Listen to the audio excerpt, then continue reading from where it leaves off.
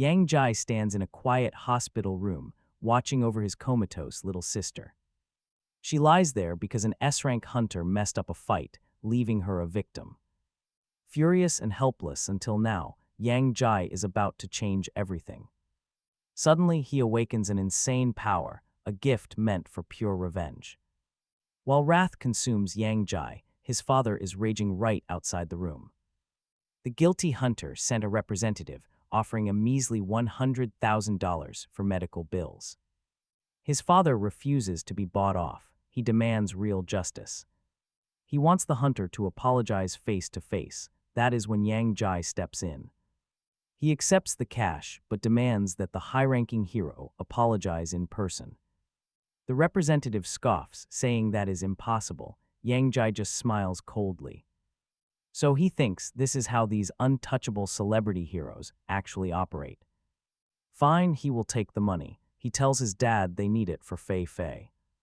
But make no mistake, Yang Jai plans to exact his own form of justice. It sounds like empty talk from an ordinary guy with no powers, right? But neither the corporate suits nor his father know Yang Jai has a secret. He is not average, he just unlocked a terrifying, hidden ability. It is the absolute power to steal other people's unique skills. He already tried it on his sister, and the transfer worked flawlessly. By nightfall, the representative leaves the hospital and calls his employer immediately. He settled it but had to promise another $100,000. Bing Chu Jr. shrugs it off as pocket change, praising Lawyer Wang for the fix. He promises to have his secretary transfer the funds, ending the call. Lawyer Wang sighs, heroes sure have it easy. He wishes he had powers too. Meanwhile, Yang Jai returns to his sister's bedside for a quiet farewell. He whispers, "Do not blame me for signing that greedy hunter's contract, Fei Fei." They desperately needed the money, but he promises to uncover the truth. This tragedy was no accident. Some of these heroes are completely rotten. He vows to rebuild this broken world, exposing every fraud along the way. Yang Jai is a trainee reporter whose life was ruined by a corrupt A-rank hunter. His sister Fei Fei paid the price. Now the hunt begins. To start his crusade, he packs his bags and relocates to the Minjiu area. Moving into a shared apartment, Yang Jai is greeted by two female housemates. One introduces herself as Ding Lan and gestures to Jai Wai on the couch. She mentions there is another roommate who has not come home yet.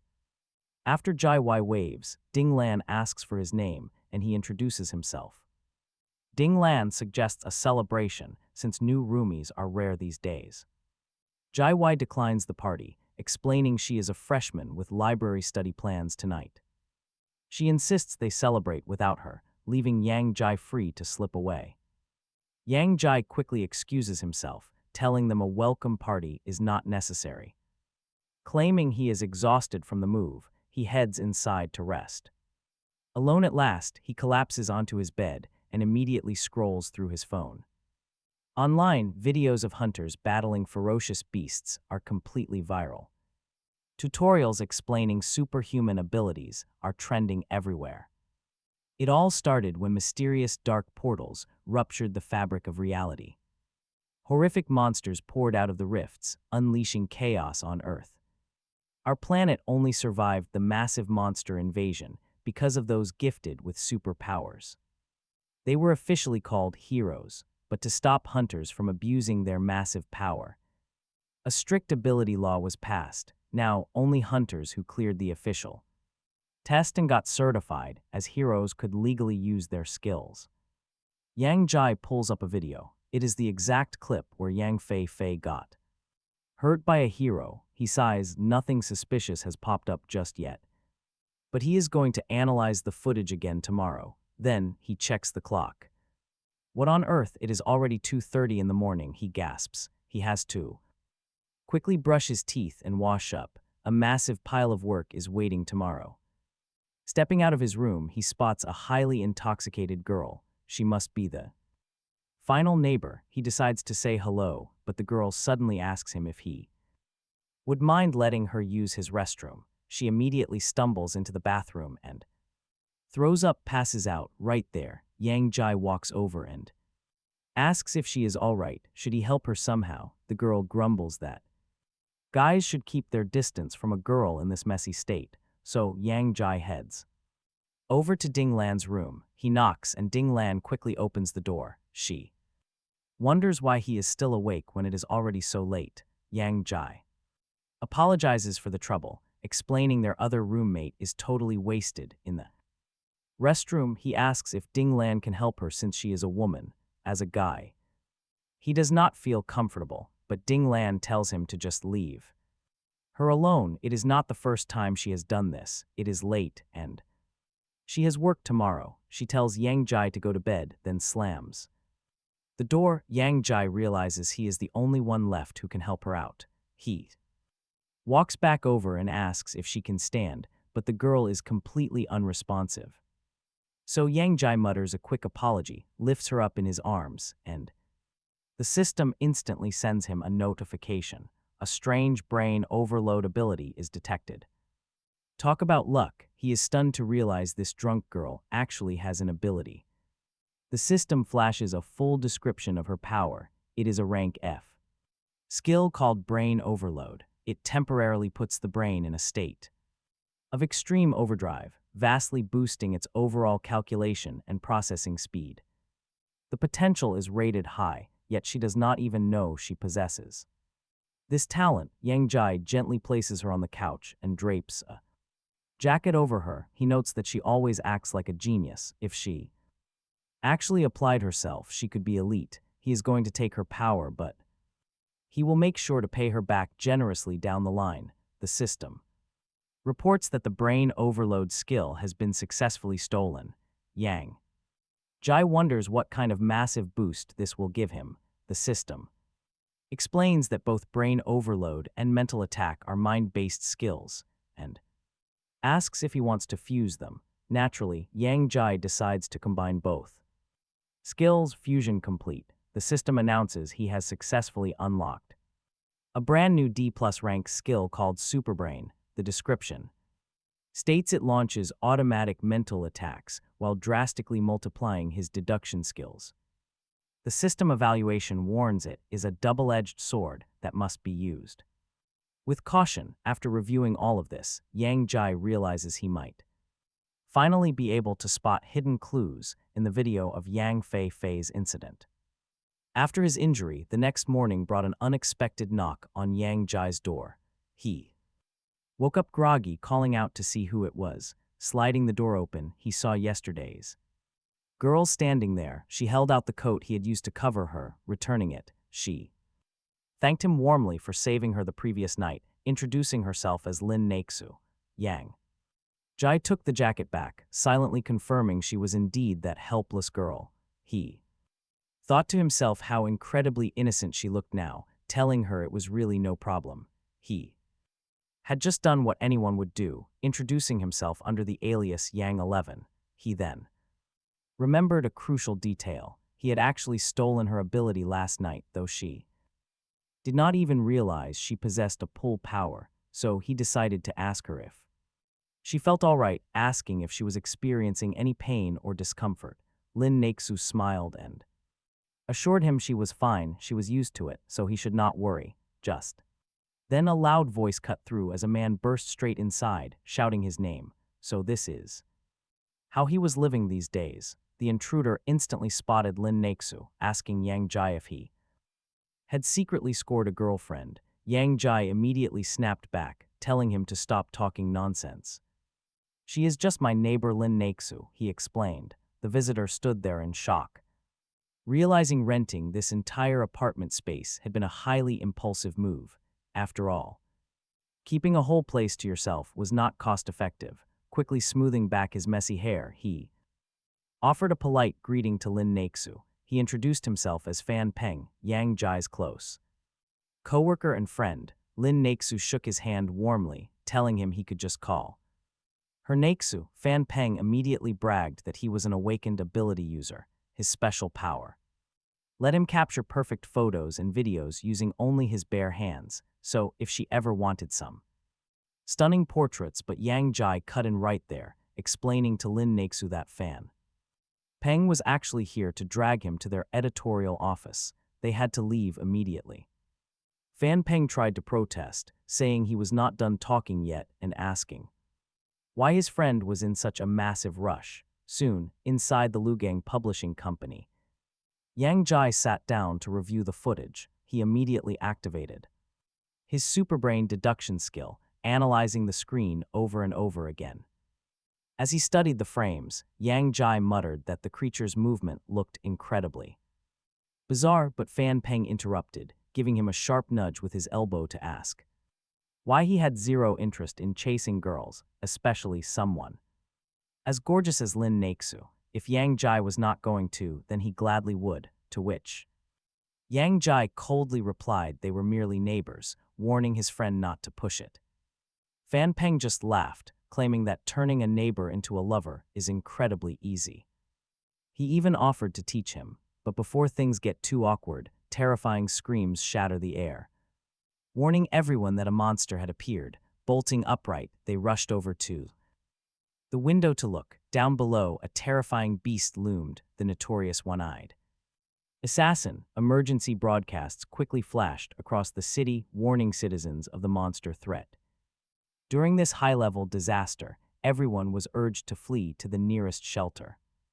Thankfully, professional heroes were already deployed. Suddenly, a prominent hero arrived, shouting that the people had nothing to fear. After all, the mighty superhero Spicy and Sour Noodles had taken the field. He vowed not to let anything harm the city of Lugano. The panicked crowd instantly cheered in relief, crying out that their savior had arrived, the legendary B-rank champion, Spicy and Sour Noodles, who was here to protect them.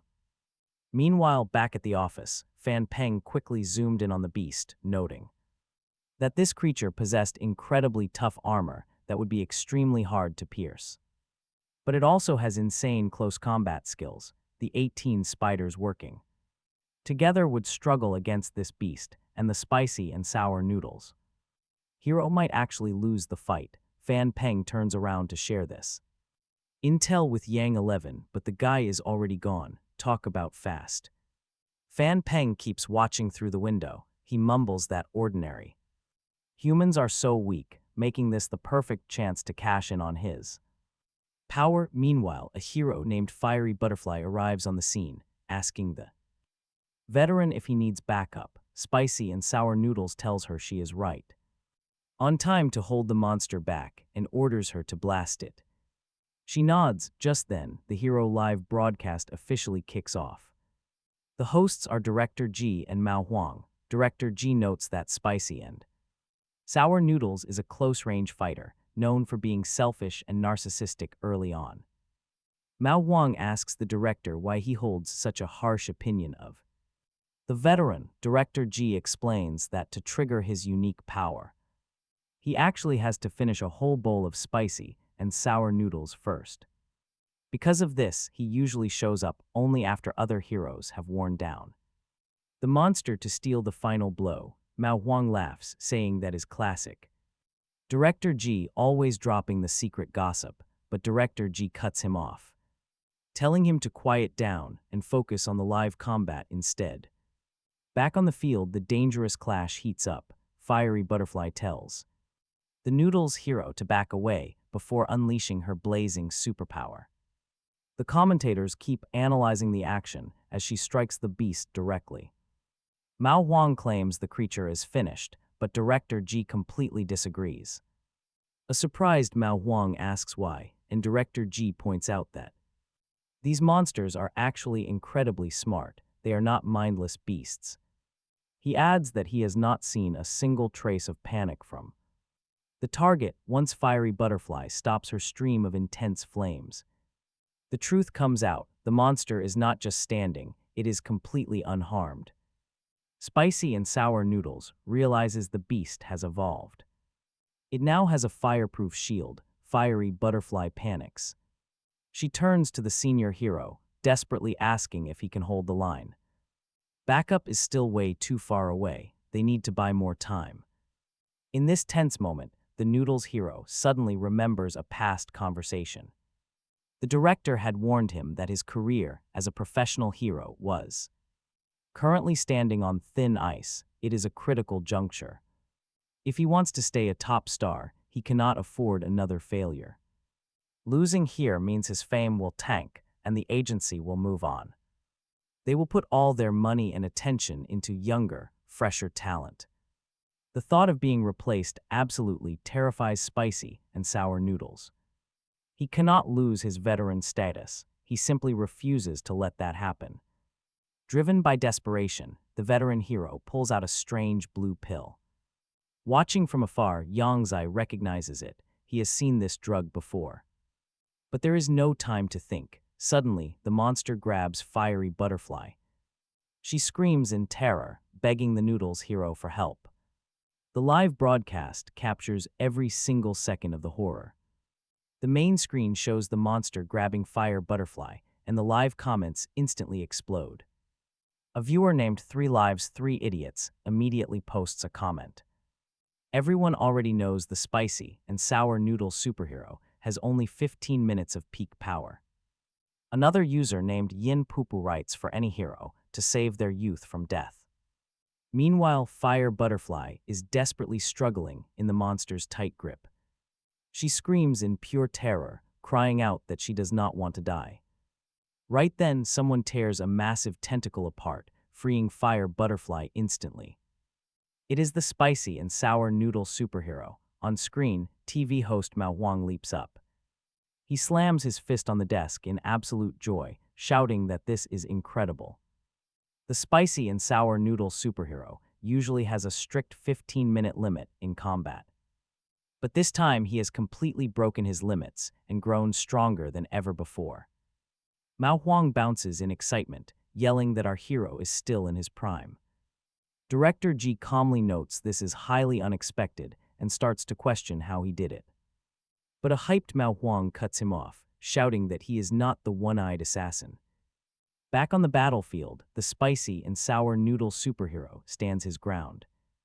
He halts right in front of the massive one-eyed monster and declares it is over. The enraged beast launches all its lethal tentacles straight at the hero. But our hero calmly catches the incoming attacks with his bare hands. He taunts the beast, asking if that weak attack is really all it can do. Heavy debris buries our hero for a second, but he channels his rising strength. He bursts out, completely shredding every single one of the beast's tentacles. The monster is defeated, but the toll on our hero is severe. Coughing up blood, his strength gives out, and he collapses to the dirt. Fire Butterfly rushes over, but looking at his monstrous state, she hesitates in fear. She clutches his shoulder, asking what that strange pill did to him. The Spicy and Sour Noodle superhero struggles to keep his dark urges under control. Forcing a reassuring grin, he tells her that everything is perfectly fine. He claims he just overexerted himself and used up too much energy. Fire Butterfly sighs with relief, admitting that he scared her half to death. In the streets, the citizens begin to celebrate their incredible saviors. Everyone praises the Spicy and Sour Noodle superhero for being so cool. Online users even start confessing their love to Fire Butterfly. Watching from a distance, Yongzai sighs, thinking the nightmare is finally over. He needs to prepare a big news report, completely forgetting about the blue pill. But wait, as he looks back at the dead beast, something terrifying happens. A miniature clone crawls out of the corpse, making Yongzai wonder what it is. This tiny one-eyed killer is highly agitated as it fully emerges. Slipping out of the dead flesh, it lunges straight toward Yongzai. Watching it approach, Yongzai quickly analyzes the small creature's defenses. Since its physical armor is too tough, a mental strike might be its weak spot. The little monster shrieks that it will get revenge on the noodle superhero. It just needs to find its master and gather enough energy first. Then it spots Yongzai nearby and licks its lips in hunger. This young human looks like an incredibly appetizing snack. It decides Yongzai will be its master, but Yongzai just looks completely confused. Did you really send yourself here? He adjusts his glasses. Now your power belongs to me. With that, he absorbs the clone's skill. The small assassin falls dead. Nearby, the fire butterfly senses this and spins around, wondering if someone is active here. Yang's lifting the corpse of the small killer, remarks that it is fortunate. This was just a weak clone, even with a mental weakness, a D+. Rank mental strike could not kill him instantly. He extracts the ability from the fallen beast. Immediately, a system notification pops up. Power acquired. It is a B rank fire shield, completely immune to fire attacks below B rank, while greatly boosting physical defense. This makes it a great tank skill. He reviews the details. Yangzai notes that it acts like an invisible protective shell, covering his entire body. No matter the power, there is always a weakness. But here is the thing, that rule does not apply to him. Meanwhile, the fire butterfly searches the area, demanding to know who is there. Yangzai ducks behind a building. It is not time to be discovered.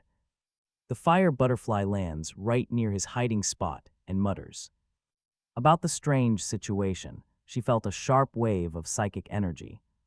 A faint trace remains. Just then, a man steps out from the shadows and asks if she is looking for him. She spins around. She demands to know what power he just used. He approaches her. This is Yangzai. He wore a mask to hide his identity. She asks if he is a hero since she does not remember him. In response, Yangzai tosses the corpse of the small assassin right at her feet, claiming he is just a passerby who helped clean up. She looks down at the dead monster and wonders if this is a clone of the one-eyed killer. She realizes he must be incredibly powerful to defeat it instantly. Yet he is not a hero. He shouldn't be using unauthorized powers. Yangzai tries to walk past her, but she blocks his path. She warns him about his illegal action and demands he follow her to the Hero Association for evaluation. Yangzai calmly questions her. He asks if she honestly thinks she can stop him. She gets angry. She barks back that his actions violate the law of abilities. Under the law, she has every right to detain him now. Yangzai remains unfazed, asking if this is how heroes treat citizens. He suddenly grabs one of her small flame butterflies and crushes it in his hand. Walking right past her, he asks a question. He asks if it is his turn to strike. Terrified, she immediately retreats. She begs for mercy, apologizing and admitting it was her fault. As she flees, Yangzai mutters to himself about these so-called heroes. He compares them to cheap noodles and fake pills. That other hero on the glacier was likely doing the exact same thing. He removes his mask and vows to find the truth. Soon, evening falls over the city. Yangzai ends up sitting on a quiet subway train riding through Luhansk. Riding the subway, Yangzai decides to stop collecting new abilities for now and focus on training his brain reboot skill. He also has to track down info on those mysterious blue pills, but as a stranger brushes past him with a quick apology, Yangzai reaches for the seat next to him, only to find his backpack completely gone. Stolen, he immediately springs up, scanning the crowd. Scanning the crowd, he mutters to himself, "Where is my rooster costume? Was it that guy in the jacket? Did he vanish? They have not even reached the next station yet. He cannot be far. Is he using some kind of stealth skill? But wait, what about his scent?" Yangzai acts. He triggers his brain reboot, instantly supercharging his senses to the max. The scent of his backpack is definitely on that guy, even if his clothes look totally different now. This is not invisibility, but some kind of shape-shifting skill. Yangzai smirks, a handy ability like this literally walking right into his hands. Talk about an absolute stroke of luck. Even after stepping off at the next platform, he continues tracking him down on foot. Meanwhile, the thief mutters to himself, "Is a big payday," yet he cannot shake this sudden, creeping anxiety. Turning around, he spots Yangzai staring right back at him. Oh no. Yangzai just gives him a casual wave. How on earth did this guy track him? Yangzai calls out to stop, and the thief immediately bolts. Away complaining that he really hit a brick wall today, he ducks into a nearby public restroom to hide, but Yongzai corners him, asking if this guy is really resorting to cheap tricks like hiding in a dirty bathroom stall. He tells him to come out right now, but as he flips the switch, the restroom is totally empty. Did this guy actually sneak into that women's stall? Yongzai decides to check there next. Knocking firmly on a closed stall, he demands the thief show himself, warning him that he knows he is inside. A high-pitched voice calls him a pervert, asking what his problem is. Yongzai steps onto the floor mat. Fine, they can do this. The hard way, he violently kicks the stall door open. The target screams, calling him a sick creep while throwing rolls of toilet paper at him. Brushing off the paper, Yongzai realizes this guy's skill is incredibly bizarre. It even mimics a female voice. Terrified, the thief begs for mercy, claiming it is his very first offense, but Yongzai points out that, sadly, his skill only mimics sound, not actual physical appearance. Sighing, the thief admits his rotten luck. He pulls out the stolen bag, handing it over while telling Yongzai to take his things. Yongzai snatches it, ready to inspect the contents, but the thief quickly assures him that everything is untouched. Yongzai eyes him suspiciously, asking if he actually looked inside. The thief swears he did not even unzip it. Fair enough, Yongzai replies. He tells the guy to get an honest job and live a decent life. The thief eagerly promises never to steal again, thanking Yongzai for letting him off the hook this time. But get this, did I actually say I was sparing you? The thief goes completely pale. Moments later, Yongzai successfully drains the man of his abilities. Walking away, he mutters to himself, he really promised to stop collecting skills, but this temptation was just too hard to resist. It was a mere F-rank skill, the ability to change clothes anywhere. According to the description, he could swap outfits with a simple hand gesture. Plus, it came with storage space. Yang Jai immediately tested the magic. Instantly, his casual wear swapped into a sharp suit. He stepped right out. He left the stall, quite pleased with how practical his new skill was. Just then, two police officers walked up to greet him with a question. They had received reports about screams and a pervert in the ladies' restroom. Asking if he noticed anything, Yang Jai pointed them in the right direction. He claimed he saw a very suspicious, disguised creep lurking inside. The officers groaned, heading in to investigate while Yang Jai stood by watching. Sure enough, the cops dragged the struggling pervert out of the restroom. Some people do not deserve their powers, but he would fix that. A week later, Yang Jai pulled up in a taxi at his destination. His close friend Fan Peng waved excitedly, shouting that he finally arrived. But Yang Jai remained as deadpan as ever, asking what the emergency was. Fan Peng rushed over, slinging an arm around his shoulder with a grin. He eagerly told him to guess who he just spotted inside the noisy nightclub. When Yang Jai blankly asked who, Fan Peng brought up his girlfriend. He claimed Lin Zusu was working there right now as a club attendant. Yang Jai quickly replied that she was not his girl, sounding quite annoyed. Approaching the entrance, Fan Peng smirked and told his friend to stop pretending. He insisted that he should go inside and see the truth himself. Walking into the venue, Fan Peng led him over to a specific table. At that moment, Lin Zusu locked eyes with him, talk about an incredibly awkward reunion. Feeling awkward, Yang Jai sat down while Fan Peng ordered some drinks. Trying to cheer his buddy up, Fan Peng said there were plenty of fish in the sea. Since they were on his turf, Yang Jai just needed to sit back and relax. With a snap of his fingers, he summoned 3 lovely girls to their table. Fan Peng proudly introduced them as Li Lei, Tian Tian, and Bao Bao. He called them his sweet little sisters before turning back to his friend. He told the girls that Yang Jai was his best and most handsome buddy. One of them slid next to him, gushing over how handsome he was. While another offered him a drink, a scene was brewing nearby. A group at the next table was loud, with one guy complaining heavily. He grumbled that if his brother had not taken his McLaren, he would have won. He wouldn't have lost to that brat Gao Jian, but Lian told him to face reality. Lian insisted he should stop making excuses and blaming the car for his loss. The drunk guy, Liu Yuan, snapped back that Lian was merely his bodyguard. Lian coolly asked him if he became his guard just to listen to complaints. He added that a normal guy like Liu Yuan must hate being restricted by him, especially since he was an elite hero who held a much higher rank. That completely set him off. Liu Yuan suddenly stood up and punched a girl. He roared in fury, asking what they were even doing around him. He complained about the terrible quality of the alcohol she had served him. Then he hovered over her shivering body on the floor, pouring the cheap liquor right on her head. The bottle poured over her. Yang saw this and almost stepped in, but he was grabbed by Fan Peng, who warned his friend not to do anything stupid.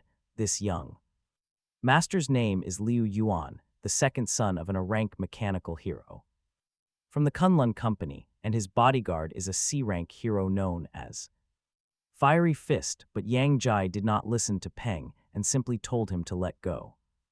Fan Peng argued that an ordinary guy like Yang Jai was absolutely no match. Yang Jai said he knew that, adding that he was just heading to the restroom. Meanwhile, Liu Yuan had already sat back down, surrounded by two girls. He hugged them close and sneered that now they knew how to apologize. He ordered them to kill the other girl, promising that only then would he spare their lives. Suddenly, another man began forcibly shoving alcohol down Lin Zusu's throat. Yang Jai, wearing a mask to hide his face, stepped up and hit the guy. Yang Jai then looked at Liu Yuan, saying he heard the son of a famous mechanical hero was hanging out here, but Liu Yuan was already completely wasted, so his bodyguard Li Yan stood up to block him. Li Yan glared, demanding to know who he was. Liu Yuan, chugging yet another bottle, slurred that it was probably just another nobody looking to die. Yang Jai calmly replied that he was just someone who wanted to cut a deal with brother Liu Yuan. The drunk heir blinked, asking what kind of deal. Li Yan turned to his young master and said it was getting late and they should leave. But Liu Yuan threw a bottle right at him, calling him trash and ordering him to back off. Can't he see that someone actually wants to make a deal? Li Yan was absolutely furious, while Liu Yuan yelled to Yang Jai, demanding to know what kind of deal he wanted to strike. Li Yan placed a firm hand on his master's shoulder and told him he was already way too drunk so he should sit down. He would handle this acting clown himself. Yang Jai leaned back on the sofa, casually swirling a glass of liquor, looking at Li Yan. He asked if he was planning to fight. Personally, he was generally against unnecessary violence, but the bodyguard was interrupting a very important meeting with his master. Yang Jai quietly set his glass down and slowly stood straight, so he murmured he was going to teach him a quick lesson. Li Yan scoffed, saying they would see who teaches whom. The bodyguard ignited his fiery fists and warned Yang Jai that his luck had officially run out the moment he decided to provoke him. Yang Jai recognized the C-rank fire elemental attack as a crowd gathered all around them. Bystanders whispered that Yang Jai was brave, but he just challenged an A-rank hero's powerful disciple. Nearby, the Jai sisters approached Lin Zusu and offered to help clean the alcohol off her face. Lin Zusu quietly thanked them. Confused whisper swept through the onlookers, asking if anyone knew why they were fighting now. Another person joked about his strange chicken mask, wondering if he was just some mysterious weirdo. Could he really defeat the famous fiery boxer? But Li Yan had already lunged straight at Yang Jai with his blazing fists. Seeing Yang Jai stand completely still, Li Yan hesitated, wondering why he was not dodging and if it was a trap. As he closed the distance, he sneered at Yang Jai, mocking his absolute naivety. Li Yan scoffed that since the day he became a hero, no beast or enemy had ever survived this devastating blow. He unleashed the strike. People shrank back in fear, screaming that the attack would definitely burn him alive. But when the flames cleared, everyone gasped to see Yang Jai standing completely untouched. Li Yan was also. Once the dust settled, everyone saw that Yang Jai was fine. Li Yan was too. Shocked that he was unharmed, Yang Jai instantly prepared a mental attack to instantly knock out Li Yan, causing Liu Yuan to immediately jump up and screamed, "Yang Jai is too strong." The fiery boxer went down in one blow. With the battle over, Yang Jai immediately activated his extract ability to see what he could take. It was a rank ability called Flame Strike, allowing him to conjure fire. Rated as highly effective. Meanwhile, the panicked crowd had already fled the scene entirely, leaving Liu Yuan completely alone, terrified as the wealthy heir tried desperately to gather his panicked thoughts, wondering how the hell that useless fiery boxer could lose so damn quickly. Realizing he had absolutely no other choice left, he desperately asked Yang Jai what kind of deal he wanted. He offered cash, asking if he could transfer the money immediately, but Yang Jai simply ignored the desperate offer, choking him tightly by the throat. Liu Yuan gasped desperately for air, wheezing and asking if he knew who his powerful father was. Yang Jai coldly shrugged. "Your father is a mechanical hero, so what?" Liu Yuan squealed that his father would never spare him. Yang Jai only pulled him closer, quietly whispering that he had absolutely no intention of killing him just yet. Instead of answering, Yang Jai asked him a very unexpected question. He suddenly asked if Liu Yuan wanted an ability, leaving the rich heir completely stunned. With a rough shove, Yang Jai let him go. Liu Yuan coughed loudly. He asked if Yang Jai truly believed he was some kind of god who could just hand out powers like candy. Yang Jai calmly told him that to get it, he had to show up alone at a highly specific address in 7 days, abruptly tossing him a small paper. With that bizarre deal set up, Yang Jai immediately called his close friend. An incredibly anxious Fan Peng immediately picked up, screaming that he honestly believed Yang Jai was dead. Yang Jai casually lied, blaming the loud music before stepping out for some air. When Yang Jai asked what was up, his friend practically shouted that he had missed a truly legendary show. Wild Show, begging to meet up right away so he could easily show him the crazy footage. He even offered to grab some barbecue together. Yang Jai agreed. In his mind, Yang Jai knew the first phase of his plan was completely finished. Now he just had to wait for the desperate heir to take the bait, and trust me, he definitely will. Investigating from inside the Kunlun Company heroes would speed things up significantly. He silently promised his sister, Fairy Fairies, that he would uncover the whole dirty truth very soon. Meanwhile, over at the Hero Association, top heroes quickly gathered to watch the bar footage. The stern mechanical hero looked around the room, demanding to know everyone's thoughts on the incident. Ice Adventurer spoke up first, pointing out how the masked man moved. He took down the formidable flaming boxer in just 1 second flat with a single swift hand strike. But the lazy swordsman immediately shook his head in absolute disagreement. He argued that the physical strike was not what actually defeated Li Yan. Mo Long calmly stepped forward and placed a highly detailed medical report directly onto the center table. It was the medical assessment of the fiery boxer from the forensics team. As the gathered heroes scanned the shocking medical data, sheer, cold terror filled the entire room. They all asked in absolute shock if the fiery boxer's power was truly gone. The mechanical hero grimly confirmed the news, causing the lazy swordsman to let out a deep, tired sigh, wondering where a monster capable of erasing other people's abilities could have possibly come from. Mo Long quietly noted that a horrifying feat like this was normally reserved only for S-rank heroes. This prompted the mechanical hero to ask if he had a specific suspect. An adventurer leaps up, calling it impossible for the transporter to return. The guy is ancient, practically on his deathbed, so how could he appear now? Mo Long adds that Kunlun Company cannot handle this alone, meaning they will have to report it. Meanwhile, over at the Hero Association, the lazy swordsman has some serious doubts. He wonders how someone with such insane special abilities could even exist. Without anyone noticing, they were being used as a ruthless corporate killing machine. The mechanical hero chimes in, suggesting they keep this information completely to themselves. By keeping quiet, this massive power remains their own private corporate secret. Over at Liu Yuan's estate, the young master lies in bed, constantly thinking about Yang Yi.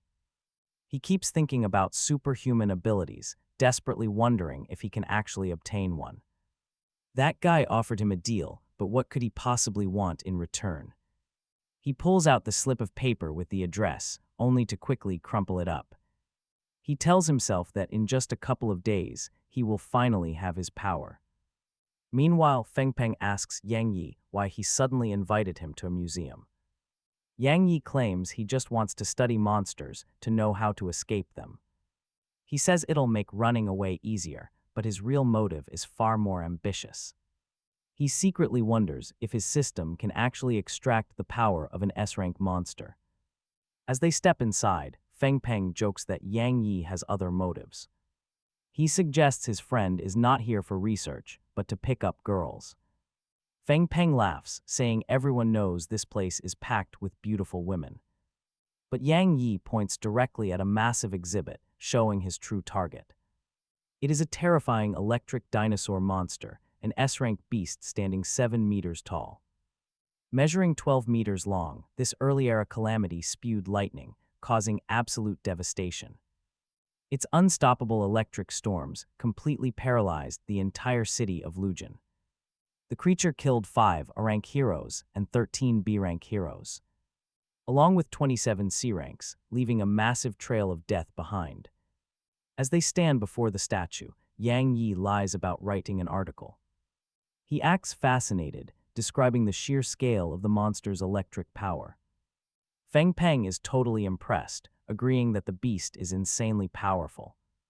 Meanwhile, Yang Yi is thinking, what if I can actually steal this power? He slowly reaches his hand out toward the giant stone claw. But a security guard suddenly interrupts him, demanding to know what he is doing. Yang Yi quickly smiles, politely explaining he is a journalist working on a story. To back up his claim, he hands over his press identification card. The guard frowns, squinting at the badge and questioning his credentials. He grunts that they can write their story. But there is a strict rule here: look with your eyes, do not touch. The two friends exchange a quick look, and Feng Peng immediately moves to distract him. He reassures the guard they will not touch anything, then shifts the subject. He casually asks the guard where the prettiest girls hang out around here. The guard looks completely bewildered, asking if the kid has lost his mind. Feng Peng just shrugs, keeping up his ridiculous act to keep the man occupied. With the guard thoroughly distracted, Yang Yi reaches back out to the statue. The system screen flashes, confirming ability extraction is activated. He can clearly feel the massive power, but wonders why it feels so strange. It was a brutal struggle, but after what felt like hours, he finally pulled it off. The extraction is complete. Yang Yi quickly claims his prize. He opens the details, total shock. There is absolutely nothing there. The screen is completely blank. The system offers no explanation at all. But soon the mystery ends. The bizarre skill finally activates. His excitement dies instantly. It is just a trash E-rank skill. Simple electricity. It only allows him to conjure a tiny sparking ball. The rating is insulting. Good for charging a phone, apparently. What a letdown. He just pulled a useless E-rank skill from an S-rank beast. Did his extraction power weaken? The monster has been dead for ages, after all. Maybe it only works well when the target is still alive and breathing. Disappointed, he starts wandering through the quiet halls of the museum. He realizes he might not find anything truly valuable in this place. Still, he refuses to go home empty-handed. The search must continue. Back in his room, he sits down to review his pathetic haul. An entire day of hunting only netted him 3 garbage-tier skills. First is F-rank cloning. The description is actually a joke. He can make a single clone that lasts for exactly 1 minute. According to the system, its only use is flicking on a light switch. Next is that E-rank electricity, a tiny, useless sparking ball. Good for a phone charger. And finally, he has another F-rank skill. Human control. It merely makes people show a little interest in him. The evaluation dryly warns him not to use it for anything illegal. Looking over these pathetic options, Yang Yi sighs in frustration. They are so weak it is almost terrifying. Can he dismantle them? Since skills can be combined, surely they can be broken down too. To test this dangerous theory, he targets a decent C-rank fire ability first. It fails on the first attempt, but his second try gets the job done. The system confirms the destruction, yielding level 1 dark energy. It is described as a perfect, indestructible dark square. He holds the mysterious dark cube, completely fascinated by what it is. Are all skills made of these cubes? If so, this changes everything. He can literally decompose any power into its raw, basic components. And if he has these cubes, can he use them for upgrades? He immediately puts this theory to the test on his weak skills. It works. The system announces a successful upgrade to E-rank. Human control evolved. He can now mentally invade a target's mind. The system calls it the ultimate tool for a professional scam artist. Yang Yi laughs. If this is real, his potential is absolutely limitless. Could he eventually craft S-rank skills completely from scratch? But his celebration is cut short by sudden, desperate screams down the hall. He instantly wonders if Liu Yuan has finally come to find Lin Neizu. Inside her room, the poor girl is sobbing hysterically while her father quietly smokes. He tells his weeping daughter that they never intended to deceive her like this. As Yang Yi steps inside, the tense air in the room completely freezes. If they did not, she would gladly send them cash anyway. That's when their mother intervened. She argued that her brother desperately needed money to buy a few basic things. Specifically, a house, a car, and a wife, costing about $1 million total. Where would she get that cash? Lin Neizu was devastated. She couldn't take it anymore. Had they lied about her father being sick? Did they even care how terrified she was when she heard he was dying? She literally worked 4 brutal shifts from sunrise to sunset to get the money. Her entire body ached just trying to save her father as fast as possible. But her father shrugged, saying they assumed she would just send what she could. He muttered that their Lin family line simply could not end with them. Disgusted, Lin Neizu asked if they only dragged her home to sell her off. To sell her to some random stranger, her mother slowly stepped closer. She claimed the man was honest and kind, despite his lack of education. She promised he would be good, but Lin Neizu finally snapped. She screamed, "What is wrong with the way you people think? Did they really think the 50,000 she sent last week grew on trees? She wasn't just waitressing, she became an escort. Did they get that?" The devastating truth left her parents absolutely frozen with horror. Her father stood up from the couch, demanding to know what she just said. He spat that she ruined their family reputation, screaming names and raising a hand. He threatened to beat her. Lin Neizu bravely dared him to try. She snapped that her clients hit much harder anyway, but Yang Yi stepped in. He told the father to calm down and talk, since she was still family. The old man turned on him, demanding to know who he was to interfere. He was just punishing his own kid. Who was this stranger to stop him?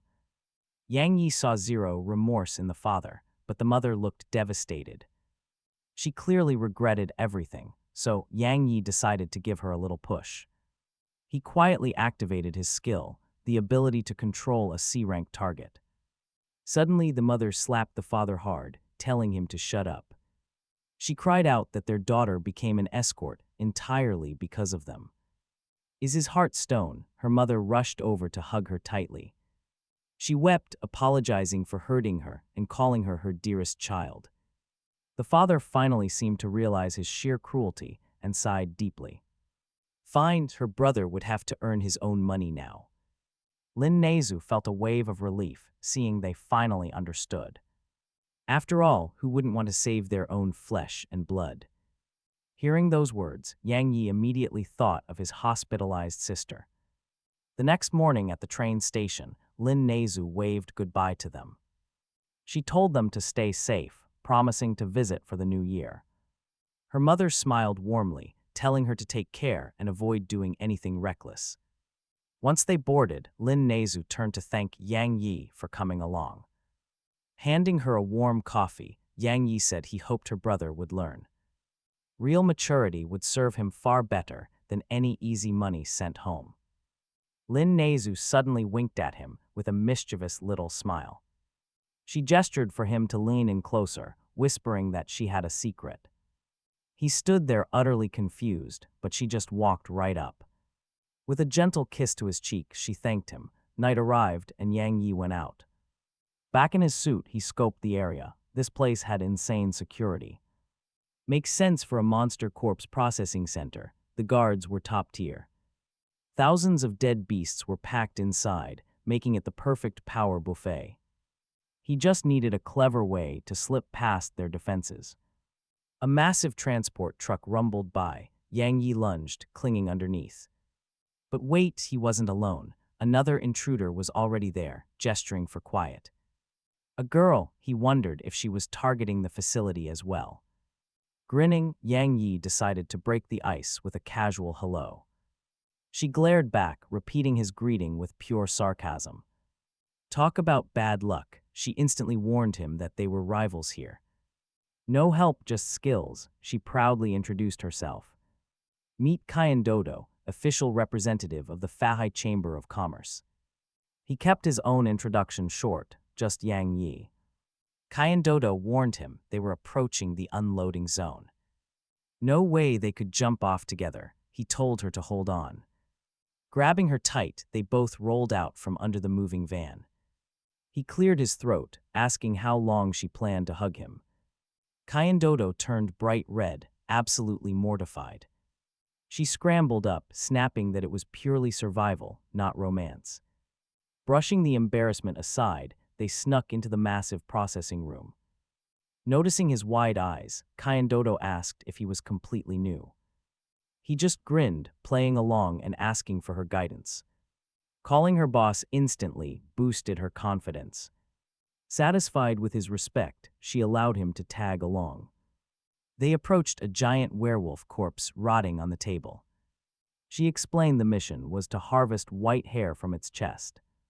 It required absolute precision. Pulling out a storage box, she smirked. She bragged about her special storage bag skill, looking incredibly proud. Yang Yi cringed silently at the utterly ridiculous name of her power. She turned, heading toward the next room.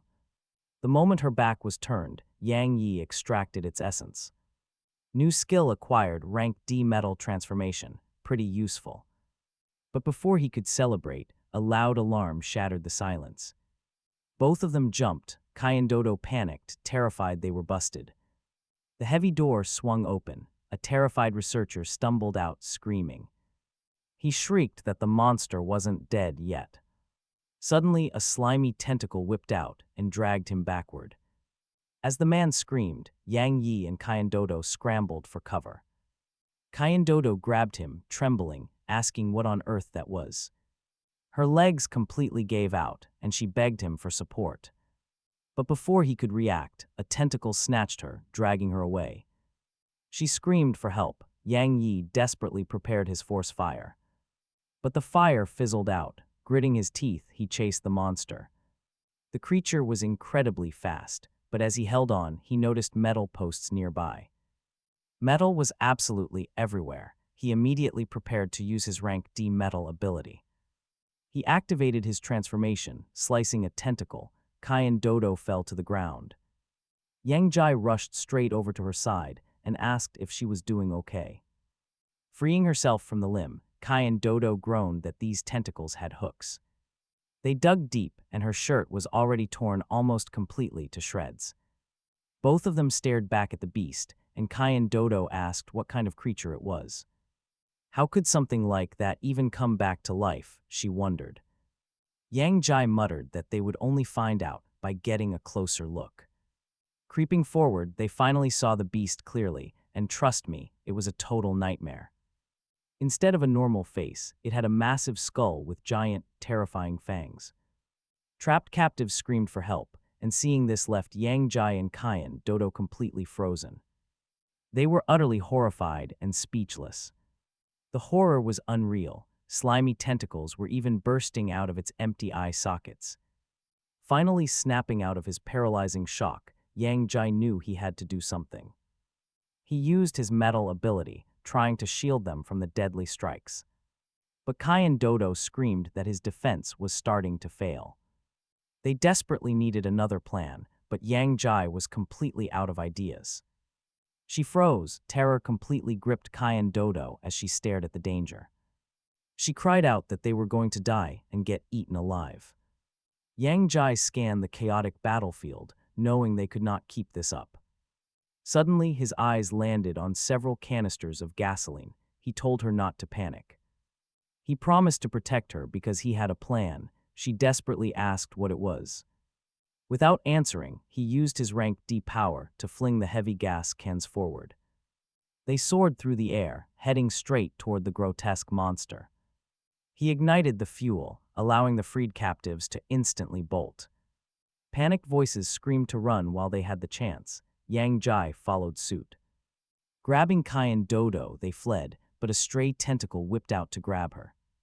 Suddenly, a furious old man appeared, talk about a dramatic entrance, and sliced the limb. He growled, accusing them of being the thieves who revived these creatures. Offended by the wild accusation, Kyan Dodo immediately started snapping back at him. She demanded to know who he was and why he was talking trash.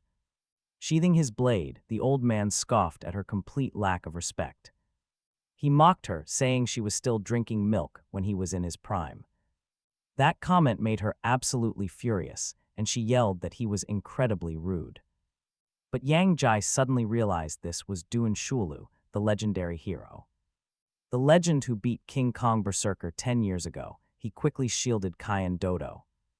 Addressing him as Senior Duan, the old man noted that Yang Jai was far more respectful. He promised to settle things with them right after he finished off the monster. Yang Jai wondered why a rank as hero would be down here in a cadaver center. Elder Duan charged straight toward the beast. Unleashing his North Star attack style 1. The greedy wolf attack erupted, and Yang Jai watched in absolute awe. He whispered that this legendary style lived up to its terrifying reputation. That's a pretty advanced technique. Even S-rank fighters would take a step back. Kyan Dodo watched on, completely mesmerized by how cool the move looked. But the beast wasn't impressed. It only grew more furious, totally losing its temper. It suddenly moved twice as fast, but the old man kept his cool. He unleashed Polar Star Attack Style 2, Hunger for Heaven, determined to finish things. He channeled the devastating power of the Water of Heaven to obliterate the beast. With the threat taken care of, Old Man Duan turned his focus back to Yang Jai. Pointing his mysterious ball right at them, the old man made his intentions crystal clear. Now that the beast is dead, he warns them it is their turn next. Yang Jai shivered at the old man's absolute murderous intent. He quickly explains they had absolutely nothing to do with waking up this creature. But Old Man Duan isn't buying any of it, scoffing at their pathetic excuse. He calls them incredibly suspicious and refuses to let them off the hook. Kyan Dodo nervously whispers, asking if he actually stands a chance against this guy.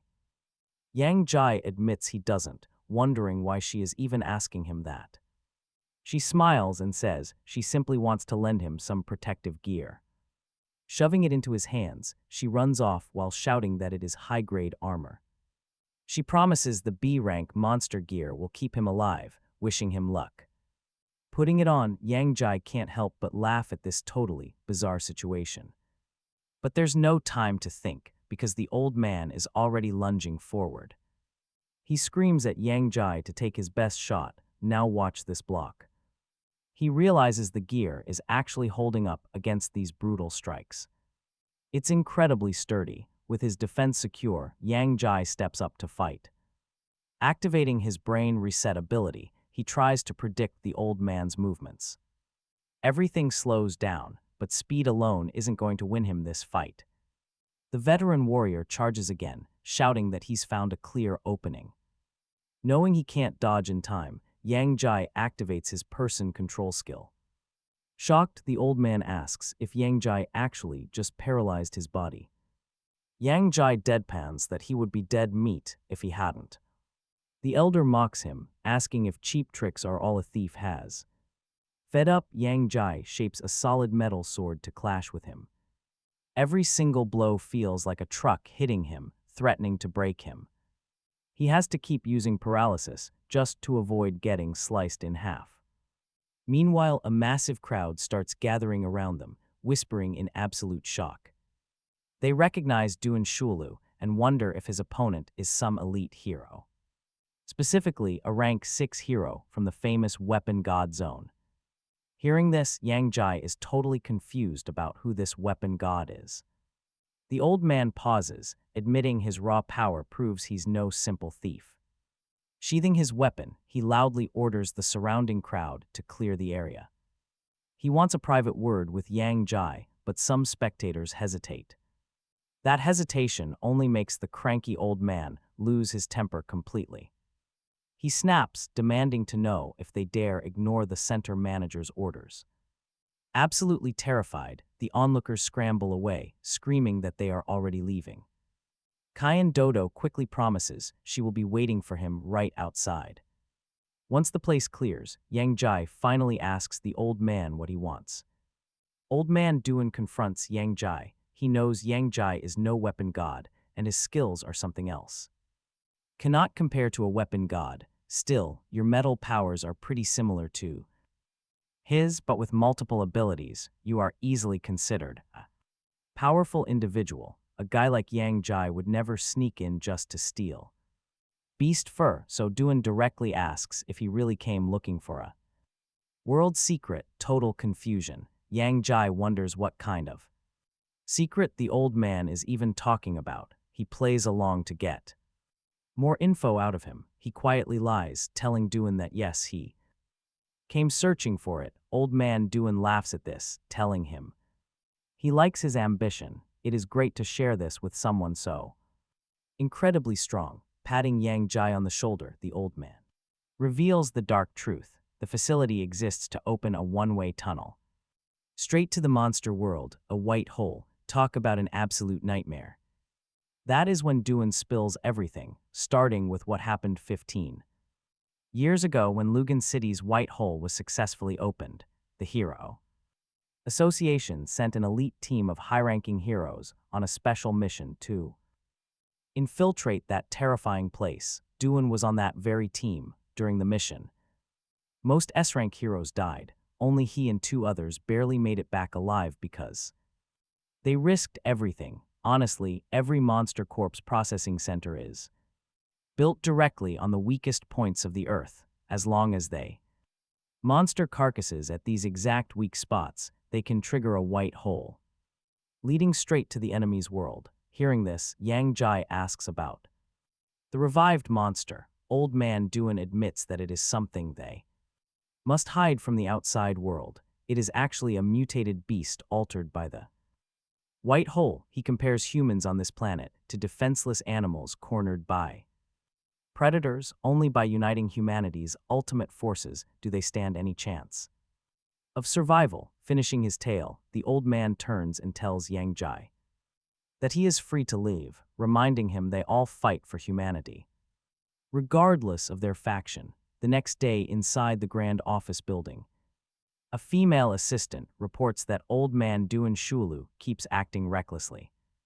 How could he leak such classified information to the public? But the director notes that other groups would find out eventually anyway. Keeping these global secrets hidden forever is simply impossible. She then alerts him that the high-level headquarters video call is fully prepared. The representative on the screen explains that over 25 members have joined and met the strict criteria required to officially review this urgent S-Class case file. Concerning the latest reports from the Lugan City division, they must hold an urgent debate about whether to disclose the truth to the active heroes. Meanwhile, Yang Jai visits his sister, Yang Feifei, at the hospital, deeply shaken by the harsh realities he learned earlier. After leaving Old Man Duan, Yang Jai exits while the crowd whispers, intensely wondering if he actually managed to defeat the legendary master. Kai and Dudu run up to ask if he is all right. Yang Jai realizes he must keep his true combat capabilities totally hidden, so he brushes it off and asks Tian Dodo to look closely at him. A bit confused, she asks why. Yang Jai activates his mind control power, commanding her to completely forget that he ever wielded the forces of fire and metal. Instead, she must remember he only brought her this specialized armor and also owed her 10,000. He snaps his fingers to break the trance and she immediately snaps out of it. She rushes over, relieved that he is safe and unharmed. Yang Jai later tells his sister the entire story, pointing out how much Tian Dodo reminds him of her. She is adorable and obsessed with cash. Perhaps once his sister is fully avenged, he can find a way to wake her up. Later that night, back in his room, Yang Jai shapes metal with his powers once more. He fashions a custom star absorption ring, swallowing the power medicine. He mutters that keeping his true strength hidden is absolutely vital. He will use these items to pull the wool over the eyes of Liu Yuan, and naturally the snake. He triggers his morphing ability next, weaving a brand new outfit. Yang Jai decides that this dark outfit will be known under the alias of Snake. His skill set must look entirely different from Yu Jai's. He will wield C rank lightning powers and supplement them with bursts of fire whenever needed. Because his sister, Yang Zai, is tied to this, a massive new organization will soon rise, and they will be known as the Judges. Their ultimate goal is to pass sentence on corrupted heroes who have fallen from grace. Soon, Yang Jai heads out to meet Liu Yuan. Finding him fast asleep, Yang Jai walks right up, tells him to open his eyes, and delivers a sharp kick. Liu Yuan leaps up, yelling, "How dare you wake me, do you actually want to fight?" But he quickly recognizes his visitor and starts apologizing profusely to Yang Jai, blaming his sudden outburst on pure exhaustion. Yang Jai simply thanks him for showing up exactly as planned. Clearly, the gullible Liu Yuan swallowed his story completely. He addresses Yang Jai as Yu Jai's boss, begging that if he grants him a real power, he will secure cash, beautiful women, and high status. Otherwise, he might as well just hold Yang Zai and weep. Yang Jai shoves him away, stating he has zero interest in that. Gaining this power is incredibly simple. Just look directly into my eyes. Liu Yuan locks his gaze, and Yang Jai instantly unleashes his mind control. With the connection established, he commands Liu Yuan to spill everything he knows about the mysterious blue pill, but the dazed target remains completely silent. Yang Jai frowns, wondering what on earth is going on. Did the trick fail? He orders Liu Yuan to slap his face. Absolutely nothing happens. The guy just stands there like a statue. Now Yang Jai realizes his master plan might have hit a major snag. Is it possible that Liu Yuan already possesses a power, maybe a high-level C-rank skill that blocks mind control completely? To find out, Yang Jai decides to launch a direct mental assault. He recalls that he spared him during their previous encounter at the bar, so this is uncharted territory. Nothing about the guy suggested he was an awakened user, but Yang Jai decides he must know the truth. Initiating the extraction, he successfully pulls out Liu Yuan's hidden ability.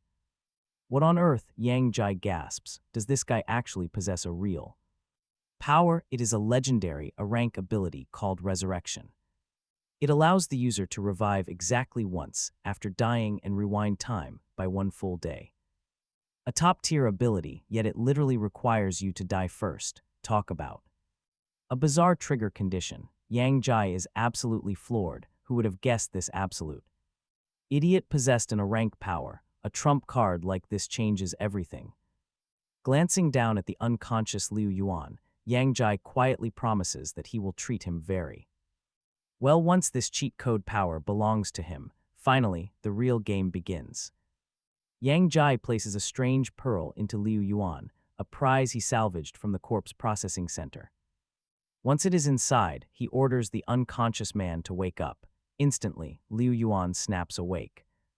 He leaps to his feet, begging Yang Jai for the promised power, before a sudden realization hits him. Wait, Liu Yuan asks, confused. When exactly did he even fall asleep? Yang Jai just shrugs.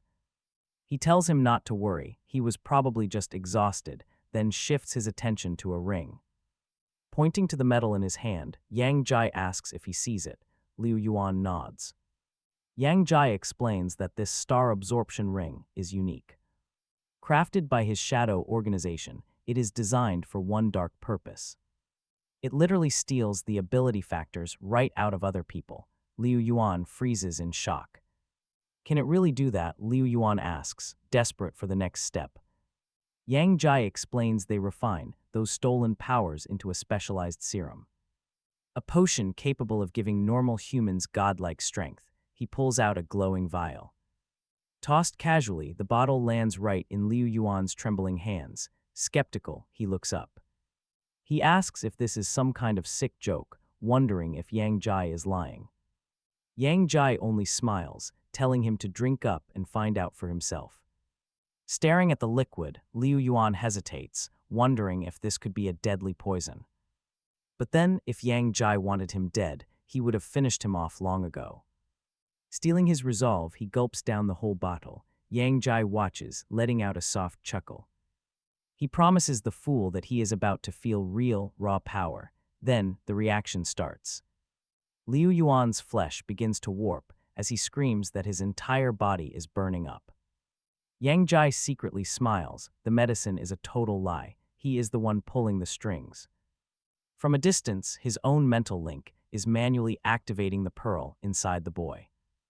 Thick fur erupts as Liu Yuan turns into a terrifying werewolf, panicking over his monstrous new form. Yang Jai calmly explains this is a transformation ability, asking how the upgrade feels. Admiring his claws, Liu Yuan wonders if this compares to his dragon-transforming brother. He wants to know who is stronger, but Yang Jai bluntly crushes his hopes. His brother is an E rank, while Liu Yuan is a lowly F rank. The werewolf fumes. An E rank, he growls, noting there is a massive power gap between their levels. Yang Jai clears his throat, telling the beastly boy to keep his fur on. Since he is a brand new recruit, the organization only hands out basic F rank potions. Liu Yuan instantly drops the tough act, whimpering with big, tearful puppy dog eyes. Yang Jai stares at him, realizing this fearsome werewolf is basically just a giant, dumb husky. Sighing, he reminds the boy that they are partners now, so he will pull a few strings. With a flick of his mind, Yang Jai boosts the signal, upgrading him to an E rank. This is wild. Liu Yuan realizes the organization must hold unlimited power in reserve. A slow, ambitious grin spreads across his snout as a crazy thought enters his head. Does this mean he might actually grow stronger than his own powerhouse, father, one day? Overjoyed, Liu Yuan tackles Yang Jai into a massive hug, calling him his new daddy. He eagerly begs for an immediate upgrade to an A rank, while Yang Jai struggles to escape. Yang Jai grunts, demanding to know who exactly the idiot thinks he is calling father. Fine, godfather it is, Liu Yuan chirps, claiming he has never met anyone so incredibly generous. Shoving him off, Yang Jai snaps that he is not interested in being anyone's godfather. The organization has strict rules, and every step up the ladder must be earned. He must prove his worth first, a condition Liu Yuan eagerly accepts. Liu Yuan agreed, calling the godfather setup pretty great. He then asked what kind of organization they actually were. Yang Jai told him to listen very closely. He explained that their group was called the Judges, founded by a single powerful man. Beneath the boss stood 12 zodiac leaders, with Yang Jai himself.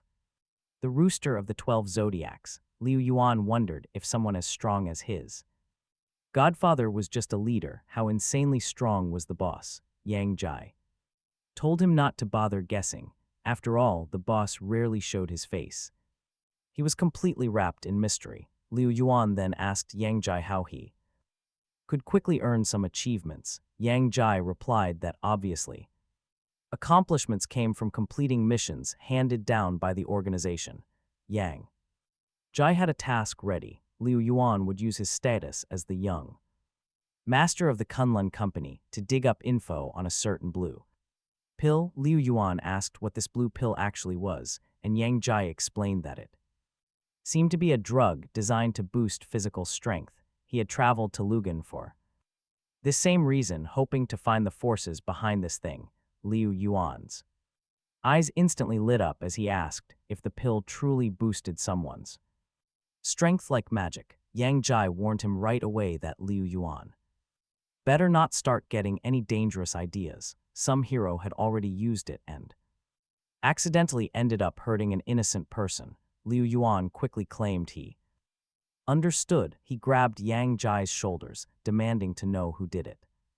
Yang Jai said it was an A-rank hero from their own company, called the Glacial Adventurer. Liu Yuan gasped in shock. Was it Canyon, the cool guy? Turns out he was secretly a drug addict. Yang Jai told him that once Liu Yuan gathered solid info, they would meet right here. Again, that was when he would reward Liu Yuan with a D-rank ability. As Yang Jai headed toward the exit, he suddenly stopped as if he forgot to mention a crucial detail. The medicine only lasts a single week. Liu Yuan's time was incredibly short. 1 week, he had to finish this. Liu Yuan panicked. By the next day, Yang Jai was casually strolling through the city when he spotted a strange announcement and stepped closer for a better look. To his shock, it was a wanted poster. They were searching for Uncle Yujai, describing him as a lone figure wearing a black cloak and a white mask. Anyone with information was urged to contact Tan Dodo with her actual phone number provided. Yang Jai was so utterly stunned by this that he literally spat on that poster. The guy running the booth immediately shouted, asking what he was doing. Yang Jai quickly apologized, grabbed the flyer, and started walking down the road, muttering that he never expected that girl to pull a stunt like this. Just then, he noticed a suspicious-looking crowd turning a corner up ahead. Looking closer, he spotted Tan Dodo right in the middle. Was that really her? What happened to her? He decided to follow them and quietly eavesdrop on 3 people surrounding Tan Dodo. She demanded to know who they were, but a pierced guy told her she should cooperate and hand over the young master's blade immediately. Tan Dodo claimed she had absolutely no clue what they were talking about. Besides, she didn't even have a weapon on her. The masked man lost his temper, telling her to cut out the innocent act. She had played around with them. They scammed their young master with fake jewels in exchange for his legendary blade. Now the pierced man warns her to hand it over if she values her life. Hidden nearby, Yang Jai listens in, wondering if this blade is the real deal. Could an S-rank legendary Muramasa actually be in Tan Dodo's hands? Meanwhile, Tan Dodo wonders if she accidentally stumbled onto a masterpiece. Grinning, she pulls out her small box and prepares for her next performance. She plays dumb, asking what young master they are even talking about. Watching this unfold, Yang Jai can only facepalm at her terrible acting. It is obvious to anyone that this greedy girl has no plans of returning it. The rival girl loses her patience, and believe me, she is not here to play. She orders her companions to skip the small talk and start moving. Instantly, the pierced guy unleashes his triple knives army-style technique, while the masked assassin summons his shadow doppelgangers to surround her. He watches in pure shock. Are those rare hereditary abilities? They look dangerous, definitely well above C-rank level. But Tan Dodo is not one to back down from a fight. She hurls a Kametachi blade as a distraction, laughing as she runs off. There is no way she is returning her hard-earned treasure now. But the girl with the A-rank Snow Woman ability is already waiting. Tan Dodo shivers, suddenly wondering why the temperature is dropping so fast. Sensing danger, Yang Jai quickly activates his clothing change ability to blend in. A blizzard erupts. The freezing storm hunts Tan Dodo down. Panicking for her safety, Yang Jai calls out for Tan Dodo. News reporters are already on the scene, broadcasting the chaos live. The reporter begs any nearby heroes to come and stop this street fight. It is too late. The frozen cyclone swallows Tan Dodo completely. Crashing onto the pavement, she groans in pain as the ice girl approaches. The girl towers over her, demanding she hand over what does not belong to her. Even pinned down, Tan Dodo cheekily asks what kind of blade they lost. This smart-aleck response completely infuriates the deadly snow girl. She uses her ice magic to pin Tan Dodo firmly to the freezing ground. No cooperation, she threatens to shatter her frozen legs instantly. But Tan Dodo refuses to back down, claiming she won this fair and square. She insists her looting skills are the only reason she has the weapon. Suddenly, she chucks the legendary blade right into Yang Jai's hands. She shouts out, "It is all yours now, completely free of charge." Yang Jai catches the blade, sighing that this is typical Tan Dodo behavior. She obviously spotted him hiding, but why pass him such a worn-out weapon? Nobody would want this rusty junk, even if Tan Dodo paid them. Tan Dodo blushes, admitting she did not expect them to chase her for this. Screaming in rage, the snow girl labels them both as accomplices. She barks orders to her lackeys to seize Yang Jai immediately. 4 fighters surround him, with one charging in blindly to strike. But as Yang Jai raises the sword, he feels his energy being drained. Total loss of control, his body moves completely on its own. Without even trying, he sliced the swordsman right in half, completely shocking himself. What on earth is happening? Behind Yang Jai, the pierced man suddenly lunges forward. But Yang Jai effortlessly shuts him down with his blade, forcing him to his knees as the man begs his master for mercy. Yang Jai extracts his C-rank skill, a technique known as the 3 styles of the sun and moon. According to the description, it allows him to easily repel foes. But even with this new power, Yang Jai is already trembling with extreme exhaustion, realizing this weapon is taking way too much of his mental strength. He is completely spent. Meanwhile, the hostile girl sneaks up behind him. It looks like he might actually have to use his rebirth ability. But just when things look completely hopeless, sudden assistance arrives from above. The sky lights up with brilliant green, leaving the onlookers completely stunned. Yang Jai wonders if this is the light of despair, while Tan Dodo gasps, realizing the lazy swordsman has actually arrived. Alongside him is the powerhouse hero Mo Long, who immediately confronts the girl with a warning. They could ignore her group causing trouble in the 6th region, but sowing rebellion in the 1st region is crossing the line. Still, she boldly claims they only want their stolen property back, accusing them of abusing power. Tan Dodo points directly at her, telling her to shut her mouth. After all, her own master gifted her that blade, making it hers and hers alone. Facing 2 high-ranking heroes, the girl quickly realizes she stands absolutely zero chance. First things first, she needs to secure her escape. Tan Dodo tensed up, sensing some kind of trick, though the girl still refuses to look defeated. She triggers her freezing power, turning to the heroes with a final offer. Even if they wipe out her squad, she will withdraw from Lugum City and spare her own life if they return the artifact.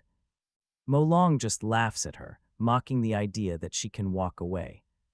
Did she honestly think she could treat the 1st region like a playground, coming and going completely as she pleases? He then turns his cold gaze back to check on the lazy swordsman, leaving her in his hands while he tests Yang Jai's power. The lazy swordsman warns him that the higher-ups plan to recruit this kid, so he should probably go easy on him, but Mo Long is already leaping into action, claiming he is just helping them clear up their issues. Yang Jai raises his weapon to block the incoming strike, but the moment Mo Long connects, Yang Jai is blasted backward through the air. Tan Dodo watches in pure panic as Mo Long smugly asks if that is his limit. Meanwhile, the cornered girl realizes she might not survive this and triggers her. Absolute zero skill, but the lazy swordsman easily counters. His wind blade completely scatters her frozen assault, landing a direct blow. Yet the swordsman calmly notes that his blade never actually touched her. Kyan Dodo points out that she literally watched her crash to the ground. But he explains it was all an illusion. The girl has escaped, likely hiding somewhere very close by, but as they scan the area, they realized Yang Jai is completely gone too. In reality, Yang Jai is hiding behind a building, silently cursing that cursed weapon for draining every single ounce of his energy. How is he supposed to survive the danger now? But wait. Since this is a monster's weapon, could he actually extract a special skill? He decides to try. Skill acquired, the system announces a successful extraction. Along with the ability, Yang Jai receives 2,500 dark energy units. He compresses the steel blade into dark cubes. Now he knows. Even without the ability pearl, he still scored massive dark energy cubes. An S-rank beast clearly made this weapon, but against the dragon. What legendary power does he need to upgrade? He reaches for the skill orb. He grabs the glowing sphere, and the system pops up with an evaluation. Just a basic D-rank metal transformation. He decides to roll again. Success. This time, he pulls a high-tier A-rank metal control ability. This broken cheat lets him manipulate all metals within a kilometer radius. The weight limit is a massive 100,000 tons. The system jokingly notes that he is basically a living Iron Man. The girl senses the shift. Instantly, Yang Jai feels every piece of nearby metal. Cars, aircraft, reinforced buildings, he can feel it all.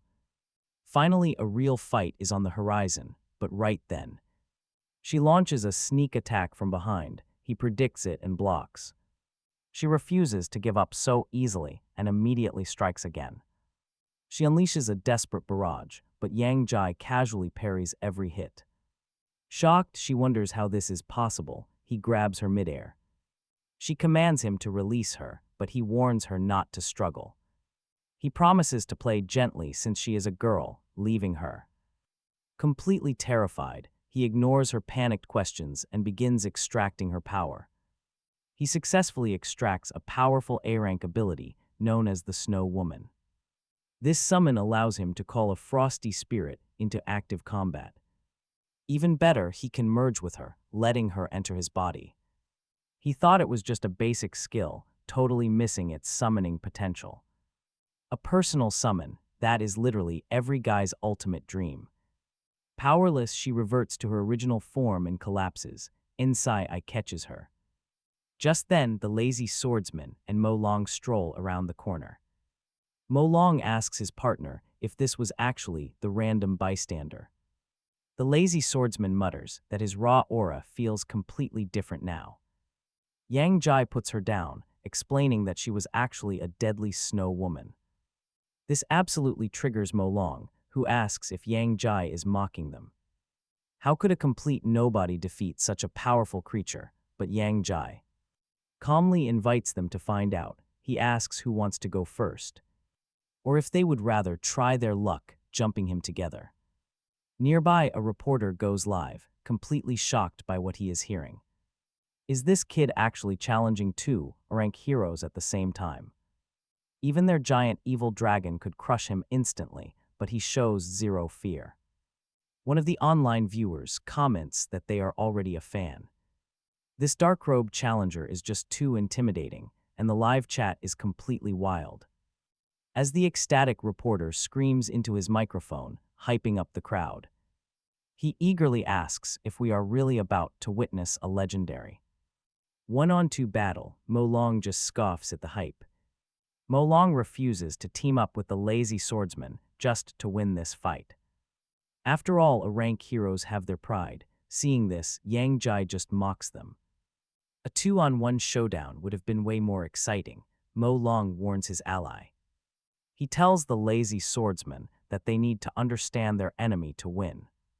But the lazy swordsman brushes it off. He claims he already has it figured out. Mo Long spots a bizarre ring on Yang Jai's finger, calling it highly suspicious. The secret behind those stolen abilities is likely tied to that very item. They must be extremely careful, but the lazy swordsman tells him to relax. He only wants to see how this guy managed to take down the Snow Woman. Stepping forward, the lazy swordsman warns Yang Jai that if he manages to win, the evil dragon will gladly handle him next, but Yang Jai stays dead silent. Suddenly, the lazy swordsman lunges forward, but Yang Jai effortlessly blocks the strike. Instantly, Yang Jai blurs, reappearing right behind the lazy swordsman to counterattack. Yet the swordsman is insanely fast, raising his blade just in time to clash. Yang Jai nearly lands a solid blow, but his opponent senses something off. He demands to know, is Yang Jai actually manipulating his sword right now? Dream on, the swordsman sneers, landing a heavy strike that sends Yang Jai flying. Skidding back, Yang Jai realizes that the massive blade is forged from monster parts. They count as metal. Strangely, he carries absolutely no other gear on him. If this keeps up, Yang Jai is going to lose a direct clash. He needs a new plan, fast. Yang Jai has to upgrade another ability. He must reach a rank, or defeating this swordsman is virtually impossible. Especially with that terrifying evil dragon still watching them from the sidelines. Glaring down menacingly, deciding to act, Yang Jai combines two of his abilities. He takes the E-rank Snow Woman power and the E-rank human control. Fusing them together, he creates a brand new E-rank skill instead. Puppet control. This new power lets him cast illusions on weak targets. It can even brainwash anyone ranked below B tier with ease. It also lets him activate the power for 10 years and enter a puppet. For up to 2 hours daily, though his current puppet count is 0. Out of 3, this is an absolutely dirty and underhanded skill. After mastering it, Yang Jai promises himself he won't use it for evil. Right then, the lazy swordsman shouts, demanding to know why he stopped fighting. Yang Jai tells him to chill, instantly unleashing his brand new ability. Suddenly, a phantom woman appears, asking if he would really strike his sister.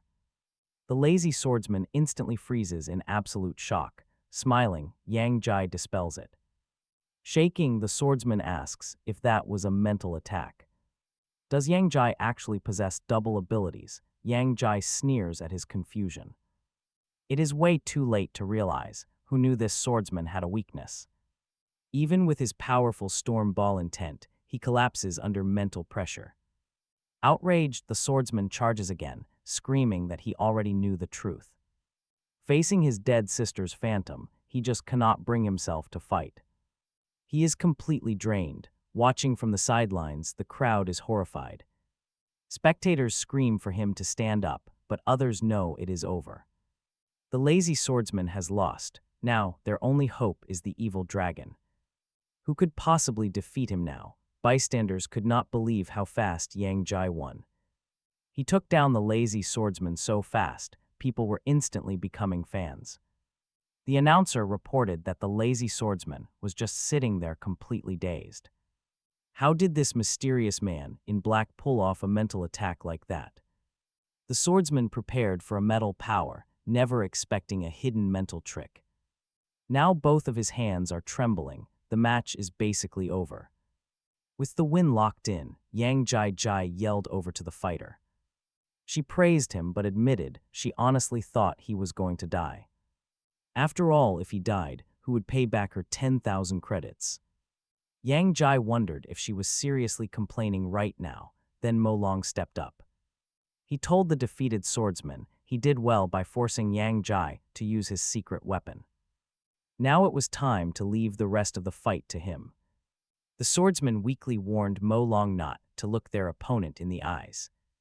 Otherwise, the person they care about most will appear right before them. Yang Jai smirked and asked if the infamous evil dragon had finally shown up. Mo Long replied that this match was too important to pass up. He offered a wager, prompting Yang Jai to ask what was on the line. The evil dragon proposed that if he lost, he would reveal the ring's secrets. Yang Jai told him to come and take it himself if he actually could. Secretly, Yang Jai was glad his opponent was playing right into his hands. The dragon was putting on a massive show to draw eyes to the star absorption ring. Suddenly, the evil dragon charged straight ahead without wasting another second. Yang Jai gasped, completely caught off guard by the sheer intensity of the rush. How could someone be this fast? This guy completely outpaced the swordsman. Still, Yang Jai barely managed to dodge the initial deadly strike.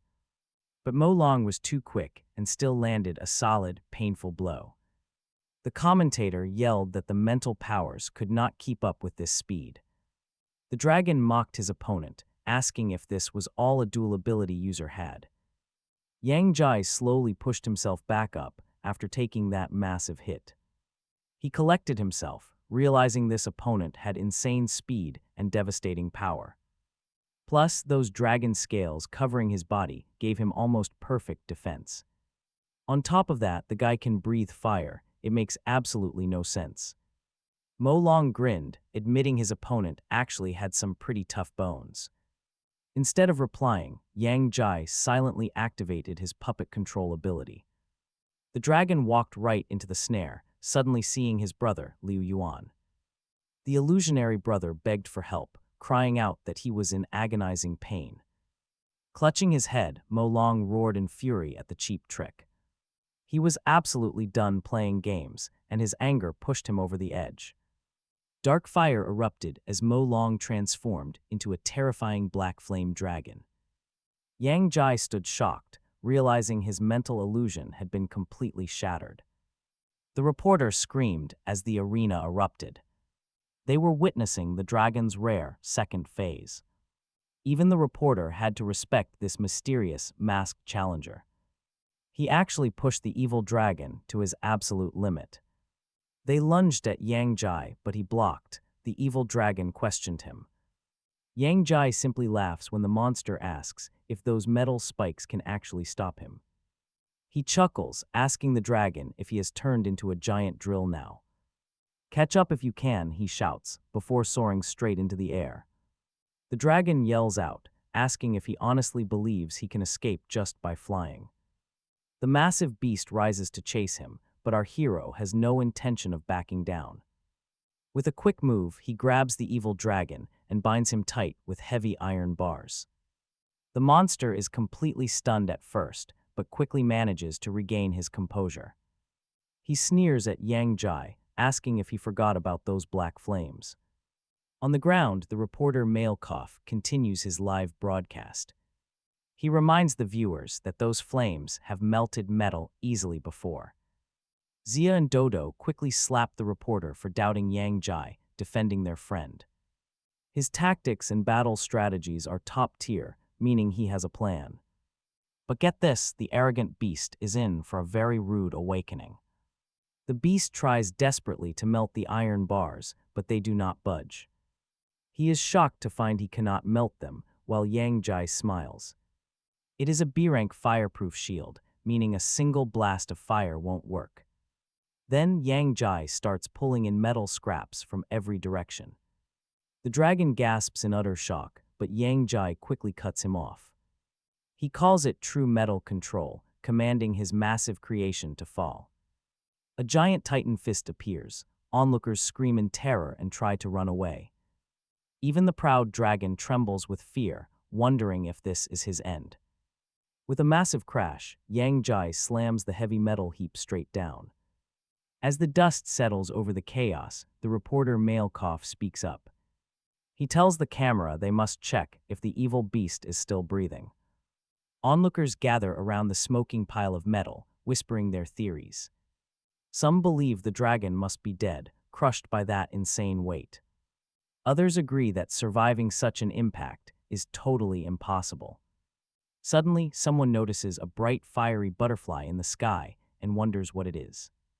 Meanwhile, the tiny creature is crying, desperately searching for the dragon. As it looks for him, the massive mechanical hero tells it to step aside. The large robot begins scanning the heavy pile of scrap metal. The crowd gasps, recognizing him as a famous A-rank mechanical hero. They are relieved he arrived, but another fighter has managed to survive. The lazy swordsman of the dragon fracture steps out, barely holding on.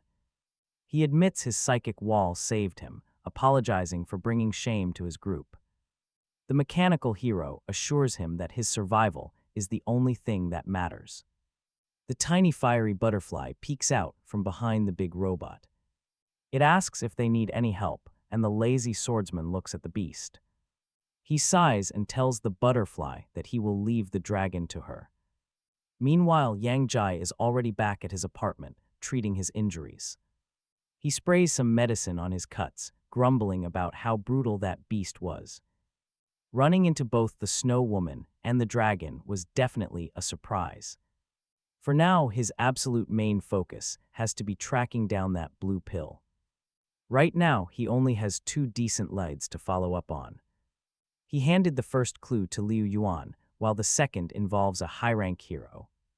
Yeah, noodles, but more importantly, this hero is hosting a fan meeting very soon, and Yang Jai definitely needs to check it out, but things are about to get a lot more dangerous. Sharing a roof with others is a luxury he can no longer afford. He must keep them safe. Right then, Lin Nezu walks in, cheerfully announcing she is finally home. Catching him completely off guard, his heart drops.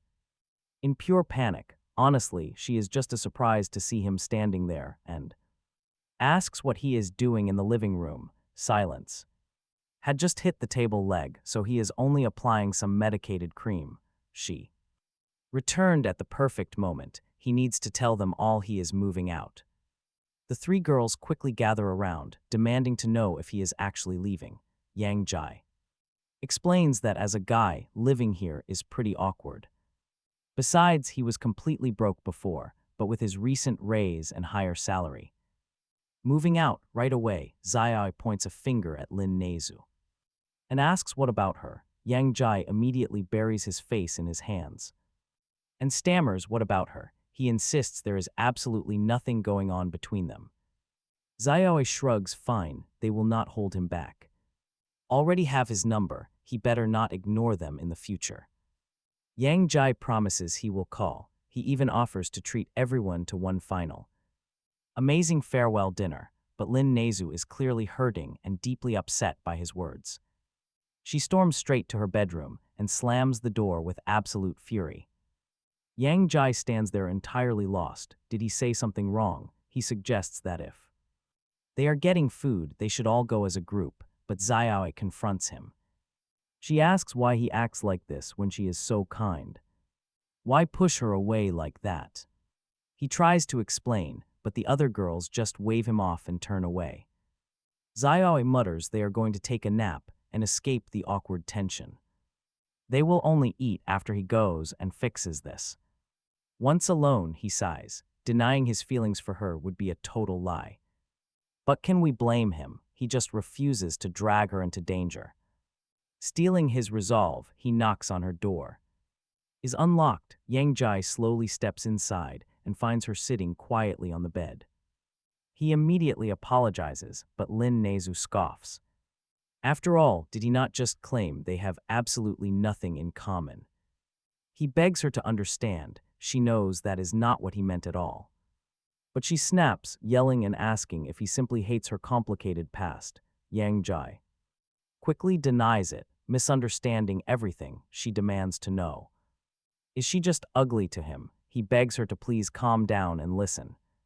He asks to remain friends. She bitterly fires back. What kind of friends? She demands a straight answer. Does he actually like her? He knows her deep attachment to him mostly stems from intense insecurity. Her family bond is broken, completely shattered. She is desperately trying to anchor her heart onto him instead, since he remains silent. She immediately assumes the absolute worst. She truly believes her painful past makes everyone look down on her. She looks fragile, like a delicate doll that might shatter at the gentlest touch. About her, how could he possibly bring himself to hurt her? Yang Jai admitted he actually was. But Lin Nezu stopped him, confessing he might be totally right.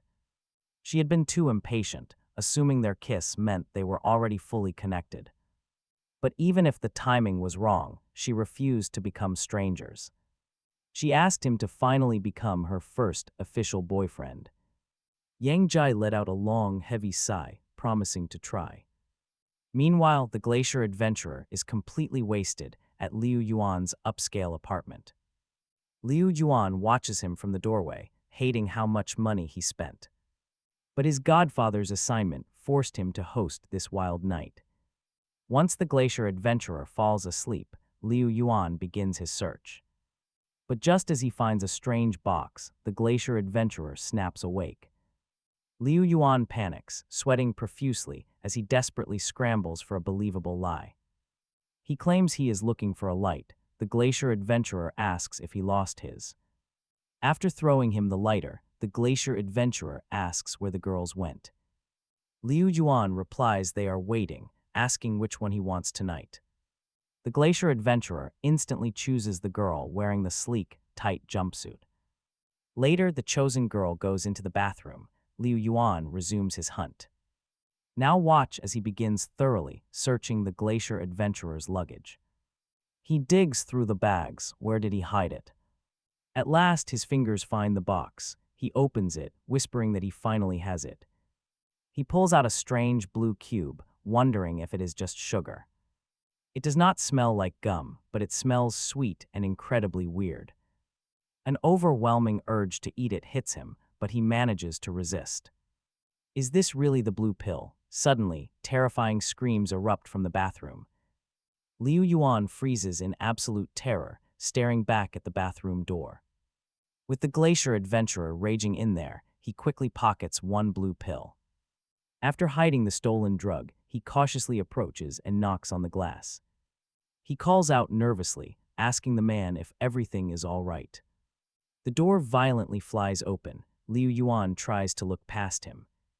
Asking if the girl is okay, he watches the man step out. The glacier adventurer immediately starts packing, flatly stating that she is dead. Liu Yuan tells him to run. He urges him to go first. He promises his company will cleanly sort out the entire mess. The glacier adventurer nods and leaves. Liu Yuan finally exhales. That was terrifying. If he had been caught, he would be dead. Meanwhile, the glacier adventurer sits in his car, seething with rage. Angrily, he throws the box of blue pills aside, cursing his terrible luck. This keeps happening. Ever since using this remedy, his strength is completely uncontrollable. It is extremely bad for him, and he desperately needs to calm down. Noticing that one of the pills is missing, he quickly decides to ignore it. The next batch arrives in a few days anyway, so it doesn't matter. It really changes nothing. Elsewhere, Fan Peng asks Yang Jai if he has gone crazy. No sane guy would ever dream of moving out of this apartment. Yang Jai shrugs, calling all of this luxury a complete illusion. He asks if his buddy knows how exhausting it is living like this. Bunch of girls, but Fan Peng countered, calling this supposed hassle the best part. Yang Jai told his friend that he was acting like a total creep. Once they arrived, Fan Peng immediately asked where all the money came from. How could his friend suddenly afford to rent such a high-end apartment? Yang Jai replied that his adopted son gave it to him, which Fan Peng called total nonsense. Since when did he have an adopted son? He probably just won the lottery. Now he had to treat his best buddy. Yang Jai insisted he was telling the absolute truth. But his friend simply did not believe him. Once all his stuff was finally unloaded, Yang Jai collapsed onto his comfortable new bed, feeling completely stuffed after eating. At least he was finally on his own now, even if it felt slightly lonely.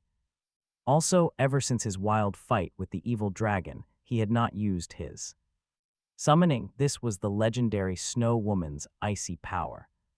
He had used some dark energy to upgrade his puppet control, but the remaining power still gave him a rank C skill. Time to see what kind of terrifying monster he had just summoned. He ordered her to appear, but when he saw her, his jaw dropped. Why on earth was she a little lowly? Now Yang Jai was freezing in his own room, calling him master. The little girl asked if he was all right, but he panicked and yelled at her to stay back. She told him not to worry because her snow would not actually hurt him. Even though the room might get quite cold, Yang Jai asked if she was called Snow. She nodded, complaining about the chill. Suddenly, an idea hit him and he activated his flaming fist ability. Seeing the bright blaze, Snow excitedly cried out that it was fire. Then she eagerly asked to come closer. Yang Jai asked if she feared the flames. She shook her head, saying she loved warmth. Crawling closer to the heat, she sighed. Happily that it felt amazing, calling her owner super cool, Yang Jai watched her. Relieved that the freezing air she generated was merely a passive effect for now. Otherwise, if she were a higher rank, his flames would easily get snuffed out. Feeling cozy, Snow started drifting off, muttering about how warm her master was. She curled up and fell fast asleep right on his lap. Yang Jai carefully nudged her away, grumbling to himself that she was just a troublesome little brat. Yet he did not have the heart to kick her out since she was so adorable. He pulled a warm blanket over them both, muttering this was strictly a one-time thing. No next time. Soon, the day of the fan meeting for the famous Noodle hero arrived. Noodles had arrived, and a massive queue of screaming fans had already formed. They all loved the legendary superhero. Yang Jai stood among them, holding his sign. He had to perfectly blend in as an enthusiastic fan just to get close. His goal was to reach the Noodle hero, but the crowd was absolutely chaotic. Someone stepped hard on his foot while others accidentally pulled his hair. Suddenly, a woman stepped onto the stage, announcing that their favorite superhero was finally ready. She hyped up the crowd, asking if they were ready. The audience roared in response. But the host wanted even more energy, urging them to scream much louder. The entire venue erupted with deafening cheers of pure love for the hero. Finally, the spicy noodle superhero stepped out, assuring everyone that they were safe now. He promised that any danger would be crushed by his absolute iron fist. Just then, the crowd surged, violently pushing Yang Jai right into the front row. Yang Jai slipped. Luckily, the spicy noodle hero caught him. "You must stay focused," the hero warned, "because I might not catch you next time." Yang Jai apologized quickly, his eyes sparkling with absolute admiration. Once the heroic spicy noodle hero set him back down on the ground, Yang Jai thanked him warmly, introducing himself as Yang 11 before shaking hands with him. The spicy noodle hero smiled, saying it was nice to meet him. Nearby, fans screamed loudly, absolutely loving their adorable hero. They were incredibly jealous of Yang Jai, but the guy actually had a hidden motive. This handshake was just the first part of his deep, secret plan. He whispered to the spicy noodle hero that he was a fan. Later, the exhausted event organizer finally declared the long fan meeting over. She praised her tired boss for his hard work, and he quickly agreed with her. He complained, arguing that shaking so many messy hands was highly exhausting for him. He demanded to disinfect his hands as quickly as was humanly possible. Climbing into the back seat, he ordered her to start driving immediately so he could sleep. He still had another demanding show to attend later that same evening. She agreed, wondering if his body could actually stand all this extreme pressure. Slamming the car door, the boss declared he had to push through anyway. He also reminded her to clear his schedule for next weekend. He wanted to celebrate his daughter's birthday, and she nodded in understanding. Once she left, the boss sighed heavily, muttering about his endless mountain of debt. He desperately needed another massive chunk of cash to fill that endless hole. He wondered if diving back into high-stakes gambling had truly been worth the risk. But get this, as he plans his next gamble, Yang Jai suddenly appears. Asking if living like this was exhausting, he completely startled the terrified hero. The man gasped, recognizing him as the powerful warrior who fought the evil dragon. He demanded to know how he got inside, and Yang Jai smiled silently. He knew a powerful ability pearl was resting deep inside the hero's body. Telling him not to worry, he explained he only had some questions. The hero knew he stood no chance against someone who crushed legendary rivals. He quickly decided his absolute smartest option was to tell this monster everything. He stammered that while he and the evil dragon actually shared a company, they did not share the exact same rank or know each other's secrets. He begged for forgiveness, hoping Yang Jai would not take any offense. Yang Jai assured him he misunderstood. He only needed one simple thing. He ordered the trembling man to look directly into his eyes right now. As their eyes locked, Yang Jai activated his absolute puppet control technique. He successfully plunged straight into the deep inner mind of the hero. He looked around, wondering if this blank space was really his mind. Floating memories of the hero's past life began drifting all around him. However, there was absolutely no sign of any memories involving the blue pill. Then he spotted a strange memory frame showing a faceless figure holding one. Curious about the stranger's identity, he stepped closer to watch the scene. The mysterious figure handed the pill to the hero, promising ultimate career success. He claimed it would easily wipe out his mounting debts forever. The dealer promises he can finally go home. The driver eagerly asks if that is true. If so, he wants the blue pill right now, but the dealer refuses. He wants to trade, he wants secrets, highly valuable dark secrets. What kind of secrets? The dealer smiles. He wants dirty secrets on the city's top heroes. The driver immediately starts spilling everything, no hesitation, just pure, absolute desperation.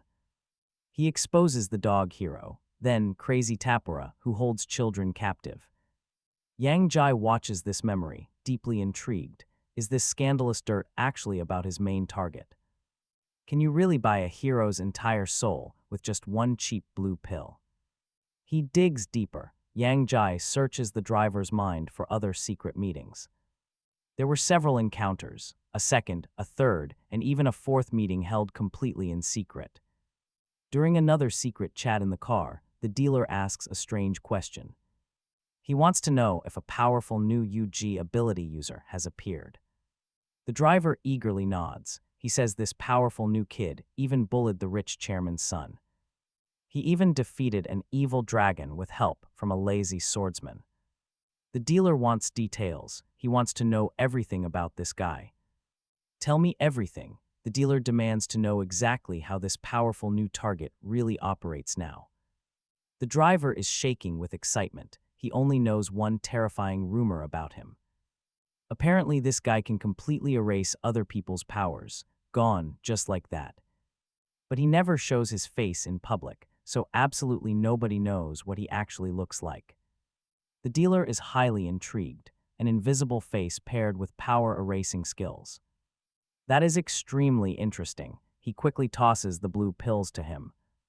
Keep digging, he orders. He wants to know every single thing about this mysterious UG user. He must gather all these details before his daughter's big birthday next week. The driver agrees. Yang Jai pulls out of the memories, quietly processing everything. It is completely clear now. Those strange blue pills are used to exploit many hero weaknesses. They corrupt powerful heroes, turning them into puppets for this dark group. They secretly control so many heroes. What is their true goal? Sometime later, the driver finally wakes up groggily in his car, muttering about what real heroes do. He mutters that a real hero knows how to forgive. He turns around. Where did he go? By now, the sun has set and night falls. Elsewhere, Liu Yun is waiting impatiently. He wonders why his awesome godfather is so late now. The mosquitoes are eating him alive. Suddenly, Yang Jai appears right behind him. He asks what the kid is whining about. Liu Yun lights up instantly. Godfather, you are finally here. I have been waiting out here for you for absolutely forever. The boy proudly pulls out a small box filled with those blue pills. I got these from a glacier adventurer. Yang Jai looks closely at them. They look exactly like the ones owned now by that strange superhero, spicy and sour noodles. There is absolutely no mistake here. These are the exact same blue pills. Liu Yun explains that these pills caused the glacier adventurer to kill someone. He asks if the terrible side effects of this strange blue pill are actually that real. In the pursuit of power and fame, these corrupt heroes do absolutely anything. They do not care about risks, they do not care about human lives. Liu Yun shouts in agreement, saying these people do not deserve to be called real heroes. They are absolute trash. Yang Jai then asks him a very simple question. What, in your eyes, should a real hero be? The boy pauses to think. He hesitates, wondering if this question carries the weight of the organization's expectations. After reflecting for a brief moment, he speaks up with his honest thoughts. He says that the more power someone has, the more responsibility they must carry. True heroes should make saving humanity their duty, never betraying their core faith. For power or glory, but Yang Jai is clearly not pleased with this answer. He secretly calls the kid an idiot, wondering which movie he copied that speech from. Still, he tells Liu Yuan he did well, mentioning that the organization's funds, deposited earlier, are enough to trade for a rank D ability potion. He tosses the vial over. Liu Yuan catches it, questioning him. Is it really only rank D? Yang Jai tells him to improve his skills slowly instead of rushing, if you do not need it. Then hand it back, he adds. Liu Yuan quickly insists he needs it, and thanks his godfather, admiring the beautiful crimson liquid inside. But wait, why does it taste like ketchup? He asks, gulping it. Yang Jai pats his shoulder, silently hoping he can connect two E-rank pearls. He assures Liu Yuan it is probably just his overactive imagination.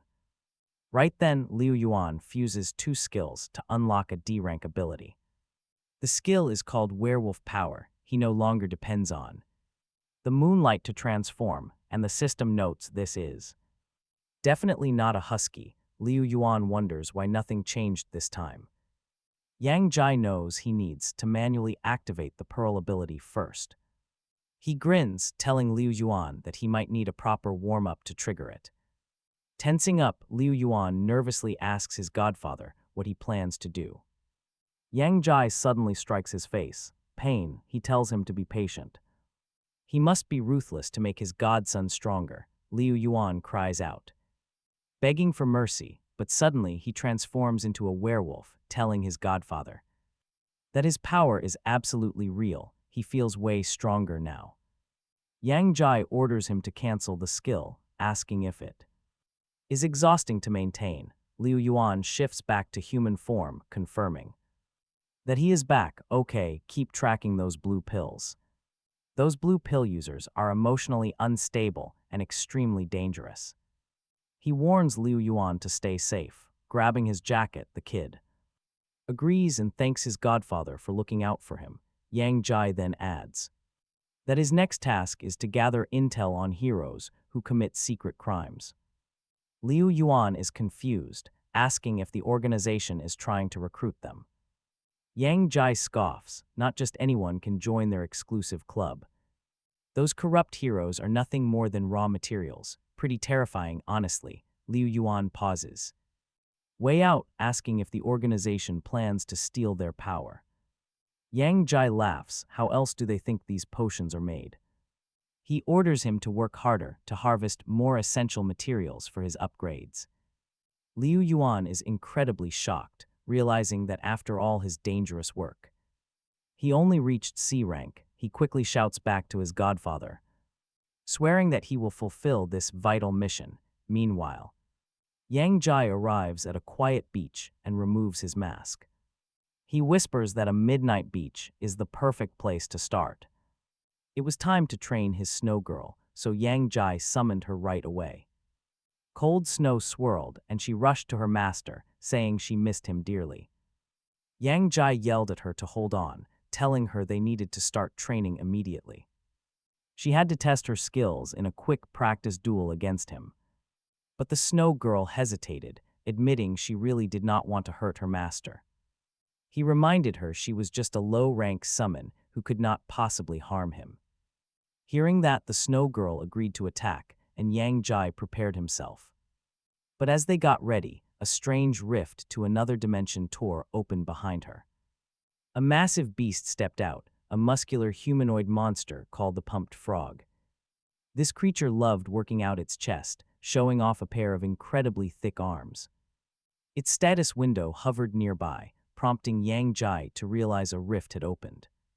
He sighed in relief that it was only a rank D invasion, but then things worsened. But of course, it is never that easy as another massive beast appeared.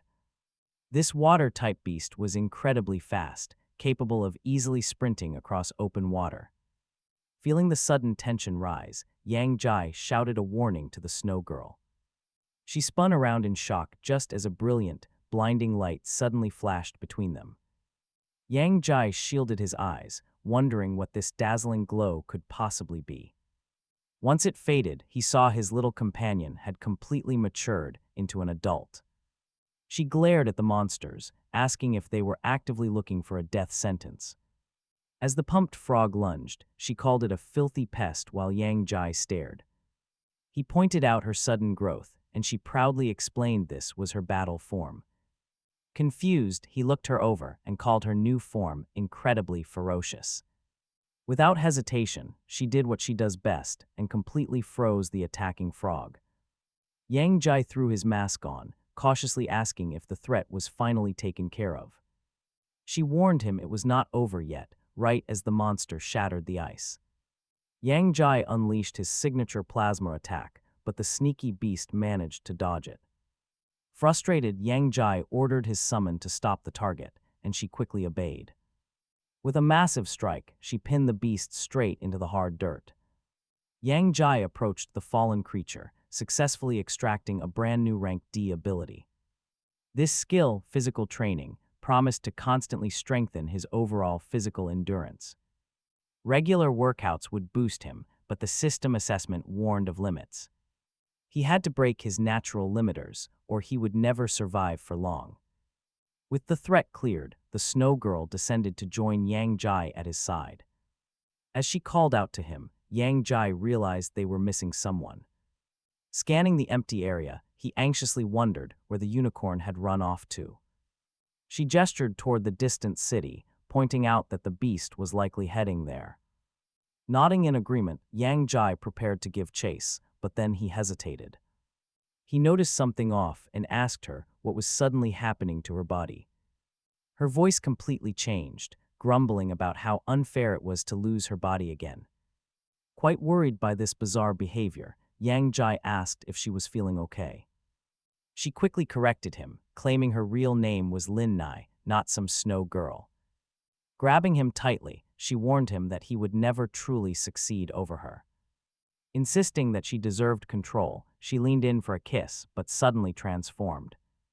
Reverting to her tiny self, Yang Jai caught her, asking if she was back. Confused, she asked if she had just blacked out, and Yang Jai patted her head. Yang Jai gently patted the snow girl's head, asking if she truly forgot what just went down. She remembered absolutely nothing, leaving him puzzled because they had just trained. Yang Jai realized the snow girl possessed two distinct personalities. Her two halves shared no memories whatsoever. Suddenly, the cute version of her was. Thrilled that her beloved master patted her head, eagerly begging him for a warm hug.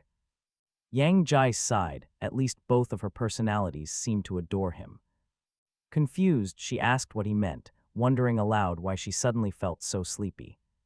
He told her not to force it, advising her to return and get some rest. She bid her master goodbye, promising she would miss him before quietly fading away. Staring out over the water, Yang Jai noted the beast was heading toward the mountains. Meanwhile, Liu Yuan cruised down the coastal highway. He fancied himself a lone wolf, a true predator dominating the road. That was when he spotted a bizarre disturbance rippling across the water. Peer closer and boom, massive monsters. Panicked, he slammed the brakes and ran.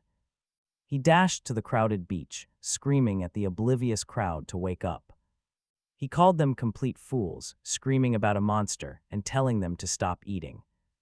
One of the beachgoers noticed him, casually telling her friends that some guy was waving. The guy beside her shrugged, muttering that having a fancy sports car did not mean anything. He figured the rich kid was just desperately trying to show off. Another girl tuned in to his desperate shouting, telling her friends to shut up. She realized he was frantically warning them, as they finally processed his words. They whipped their heads toward the ocean, only to witness a colossal nightmare rising. Liu Yuan panicked. Was he really supposed to play the hero and save these people? Yet his body moved on instinct as he charged forward, surprising even himself with this heroism. A short-haired girl who heard his shouts was struggling to stay afloat. She screamed for help until a chubby guy swam up, grabbing her firmly by the arm. He urged her to cling to a floating log. Lulu begged him to hold on as well. The guy pulled himself up, gasping that he was incredibly relieved she was all right. He opened his mouth to say more, but time completely ran out for him. A terrifying creature suddenly breached, clamping its jaws down and severing his arm entirely. Horrified, Liu Yuan swam hard toward Lulu, yelling at her to grab onto him immediately. He promised to drag her to safety, but she cried out that Puffy had been dragged under. She begged him to rescue her friend first, but Liu Yuan knew they had to move. He insisted on pulling her out first, urging her to swim before the beast returned. Terrified, Lulu clung tightly to him, sobbing that she was too scared to swim. Gritting his teeth, Liu Yuan scooped her up and began hauling her toward the beach. He inwardly groaned at how heavy she felt despite looking so light. Suddenly, rotors roared overhead. A rescue helicopter swept onto the scene, scanning the chaotic waters below. A reporter peered out, broadcasting that dispatch had received countless emergency calls about the monster. Gigantic waves were battering the Lugong coast, and they needed to search for survivors immediately. Looking down through the spray, she spotted two figures collapsed on the sandy shore. She announced that the pair had miraculously cheated death. But as she zoomed in for a closer look, she gasped. The heroic rescuer was actually a famous online celebrity, sparking instant recognition. Is Liu Yuan seriously willing to risk his life just to flirt with some girl? Meanwhile, back at the training grounds, the evil dragon and the swordsman are sparring. The dragon mentions that the hero Bing Chuan left with his father for a hero association meeting. Hearing this, the lazy swordsman wonders if anyone is jealous. Does he actually believe Li Kangyang stole his spotlight, the evil dragon? Quickly snaps back, he would much rather train than suck up to some bureaucrat. He does not want any power earned through cheap tricks. Just then, the lazy swordsman yells at him to quickly turn on the live broadcast. Monster just landed on the beach, and his little brother is right there. The dragon rushes to the screen, insisting there has been some massive mistake. That kid easily panics. He should have run away, so why is he staying? It seems impossible, but looking closer, he realizes it is actually him. High above in a news helicopter, a reporter warns the beasts are about to catch them, desperately praying for a hero. Back at the screen, the dragon shakes the television in frustration. Why is that idiot Liu Yuan playing the hero? He should just leave that girl behind and run for his life. But the monster is closing in fast. The swordsman sighs that he is finished. The dragon panics. After all, Liu Yuan is his beloved little brother. Wait, hold on, look closely, because things are about to get wild. It turns out his little brother actually has a transformation form. Since when did he have that kind of hidden power? By now, Liu Yuan has already rescued the girl. She calls him her hero, but he casually tells her not to get too obsessed with him. Because he is just a legend, he charges forward, shouting that a real man never flees from danger. He is going to end this. Nearby, Yang Jai pulls the chubby guy out of harm's way, glad he made it. In time, now they get to watch his godson show off his real strength. Liu Yuan closes the distance, grabbing the beast by its massive leg. He starts spinning the giant beast, building up massive momentum before launching it into the sky. Liu Yuan declares he will never run away again. No more hiding and waiting for help. He is going to surpass his brother and become an S-rank hero. Watching from afar, Yang Jai praises his performance, completely changing his mind. Just then, two friends rush up to Liu Lu, crying out that she scared them half to death. One of them asks where the chubby guy is, and she softly replies that he was dragged into the ocean while trying to protect her.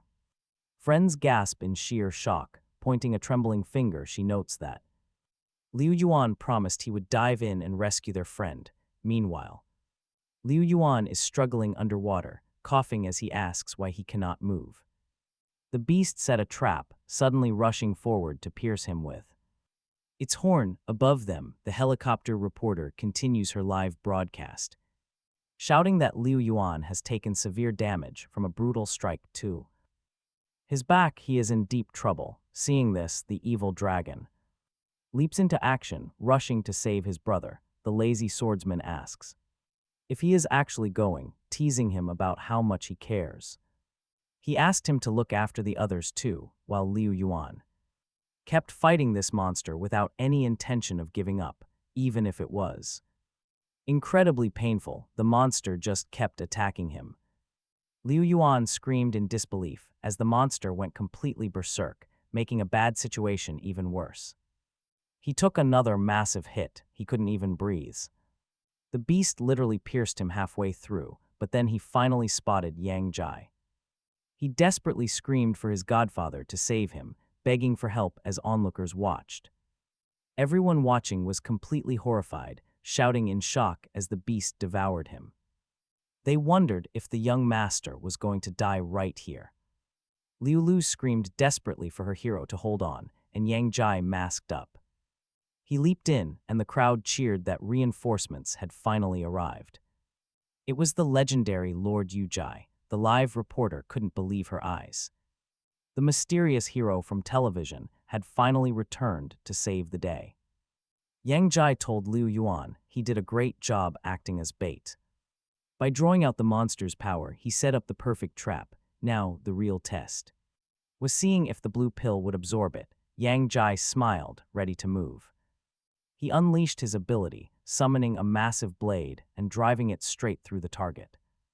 Just like that, the beast fell. The reporter screamed that the mysterious Yu Jai had taken it down in a single blow. Meanwhile, Liu Yuan collapsed safely.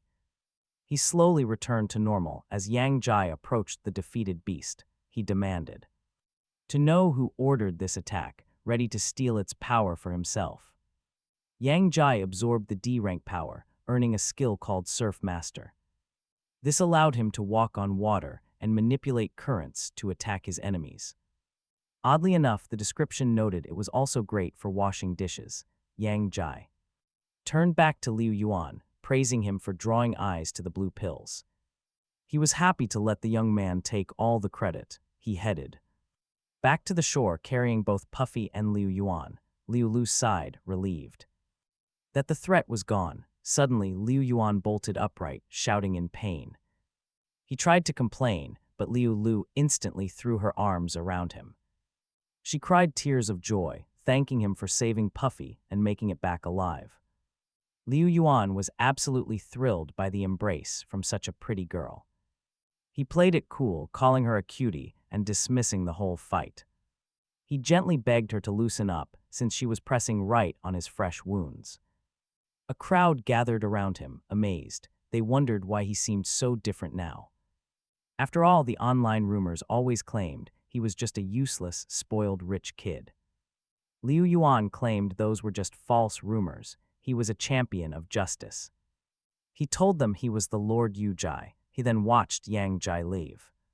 He felt incredibly grateful to his godfather for saving his life back there. From now on, he would dedicate himself to serving him. In the crowd, people cheered. They praised the great Yu Jai as a true god who saved them in an instant. He did not even wait around for praise, fully living up to his legend. Just then, a grumpy-looking man pushed his way through the gathering crowd. He informed Liu Yuan that he had violated the strict rules for using abilities. He demanded he follow him to the Hero Association immediately. Onlookers began to murmur. They whispered, wondering who this strange official was as they watched him approach. They closely inspect his gear. Is there any mark showing he belongs to the association? Are these guys actually agents sent straight from the Heroes Association? They love poking their noses into everyone else's business. Always following the rules to a fault, They call him Grumpy Scissorhands. He does his duty with a cold, almost disturbing reverence. Liu Yuan defends himself, saying he was only trying to save lives. Grumpy Scissorhands does not care about excuses. Public power use requires permission. He broke the law by acting without a permit, meaning he is coming with them. Suddenly, the demon dragon arrives, declaring Kunlun Company will decide his fate. He promises to personally crush anyone trying to take his brother in. The crowd gasps, "Look, it is the notorious demon dragon." The infamous hero lands heavily right in front of his younger brother. Liu Yuan asks what he is doing here, but his brother ignores the question. Instead, he notes the wolfman's incredible regeneration. Most of those deep wounds have healed. He warns Liu Yuan to stay out of trouble from now on. Liu Yuan nods quietly. Grumpy Scissorhands turns away with a cold stare. He warns that Kunlun Company better have a solid explanation ready for the association. A formal, acceptable explanation that keeps the peace. Watching him walk off, the demon dragon wonders. Liu Yuan never had any powers. How did he suddenly awaken them? The next morning at Yang Zai's place. The next morning, Yang Zai is fresh out of his morning shower. Sitting alone on his bed, he realizes he has unlocked a massive arsenal of elemental powers. We're talking flame, plasma, metal manipulation, and even weakening curses. Surf Master, he wondered if he could combine his powers, which would be pretty interesting. He relaxed on the couch beside his sister, Fei Fei. Yang Jai explained that after testing multiple abilities, his next goal was finding a strong healing power.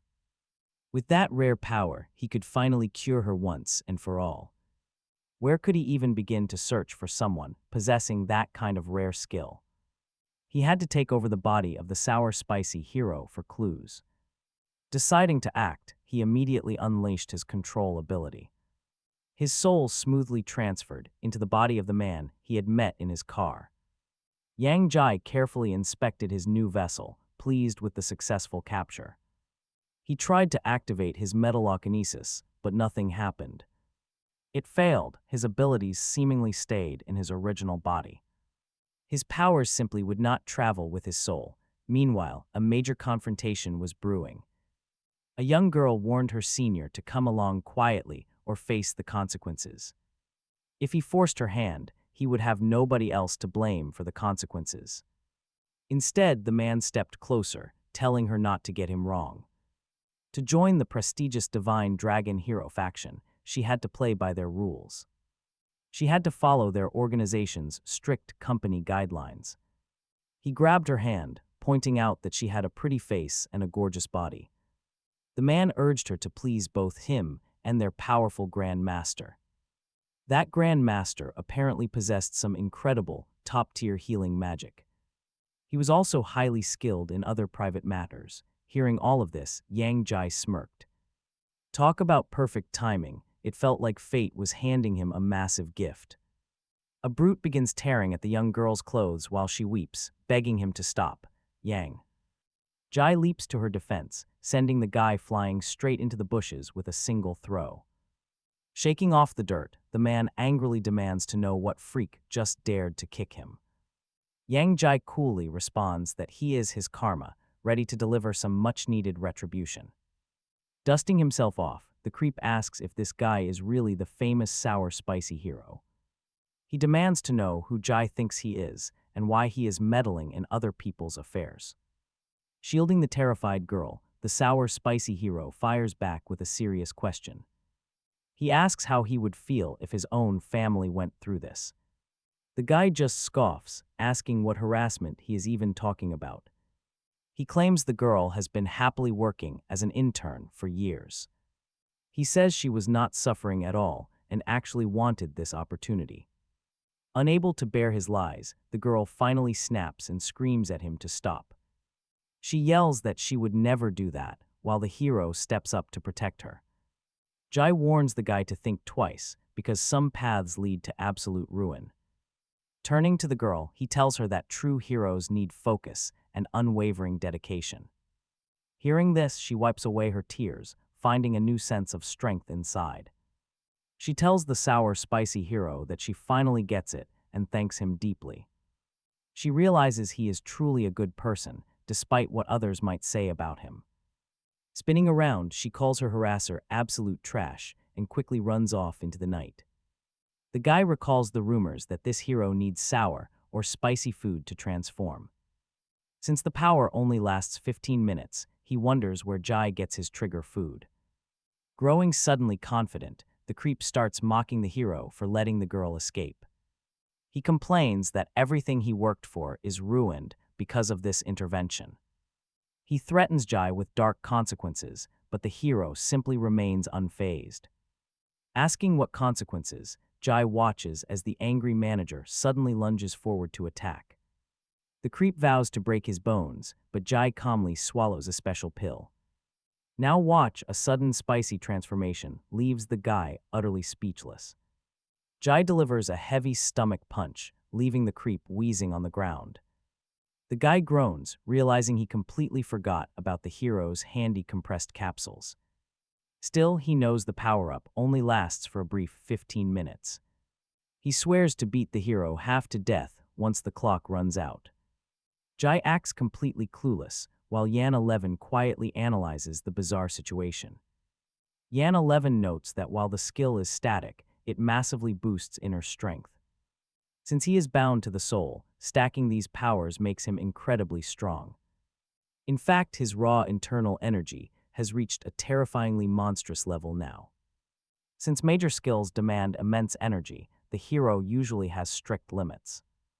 Normally, he cannot control the overwhelming power and quickly exhausts himself within 15 minutes. He can tap into the spiritual energy of his octopus amulet. This lets Yan 11 release his full power in a single instant. This means his powered-up state can actually last much longer than usual. Activating his enhanced vision, the hero easily spots the manager trying to hide. He lifts the terrified man by his collar, completely catching him off guard. The coward stammers, asking how a mere B-rank hero could possibly find him. Jai simply smirks, revealing that he has been hiding his true power all along. Throwing up his hands, the beaten bully begs to be spared right here. He promises a massive payout from the powerful Divine Dragon Company if Jai lets him go. The spicy hero warns him that he'll only let him slide if he doesn't cause trouble. Or look for payback later, but then the hero reminds him of one more thing. The terrified target panics, begging him to stop, and asks what he's going to do. "Are you gay?" But the sour, spicy hero just grins. The guy keeps pleading with him not to do this, begging to talk it out without any violence. Yang Zai realizes this is a perfect chance to teach the scum a real lesson, and also stop them from coming back for revenge later. If they want payback, they will have to go through the sour, spicy hero. So the sour, spicy hero grabs the guy by his leg and drags him away. Straight into the dark bushes. Inside, the guy starts screaming, begging him not to strip him. "Please don't take my clothes, have mercy." After a while, when the sour, spicy hero is finally done with his business, he steps away. Yang Zai shifts back to his true form, walking calmly through the park. With these pictures, that garbage won't dare harass girls or the hero again. A notification pops up, confirming the new photos cannot be deleted by anyone. This ensures the corrupted forest ranger won't cause any more trouble. Yang Zai smiles. It's a nice little reminder he'll get the point. Now that he has the information, it's time to vacate this body. Yang Zai cuts his mental link and deactivates his control ability completely. Suddenly, the sour, spicy hero snaps back to reality, looking around in total confusion. He wonders if he just fell asleep, then spots a message on his phone. It says the new photos can't be deleted, preventing future issues. He asks what photos it's talking about, but once he takes a look, he loses his mind. What on earth is this? Meanwhile, elsewhere, inside the Hero Association headquarters of Lugong City, a meeting is taking place. The regional branch leader, Wu Zeiji, is gathered with his top heroes. Beside him sits his co-leader, Aoyang Yan, looking extremely serious. Wu Zeiji explains they need everyone's help for the Stage 1 defense plan. The level of the depression zone is dangerously high, demanding total caution. Liang Yan adds that they need to project strength during this operation. They must drive the invading monsters back and secure a public victory. The heroes need to look like legendary protectors, listening closely. Two young guys listening to the speech feel incredibly inspired by it. He declares they're ready to put their very lives on the line. He quietly thinks to himself, yes, I will destroy the heroes. That is their true objective. Meanwhile, the mechanical hero watches. He knows the association is forcing every guild to send a ranked hero straight to the core deviation center to keep the rift controlled. But the real motive behind this mission is incredibly simple. Clearing these zones as licensed monster hunters brings in massive amounts of cash.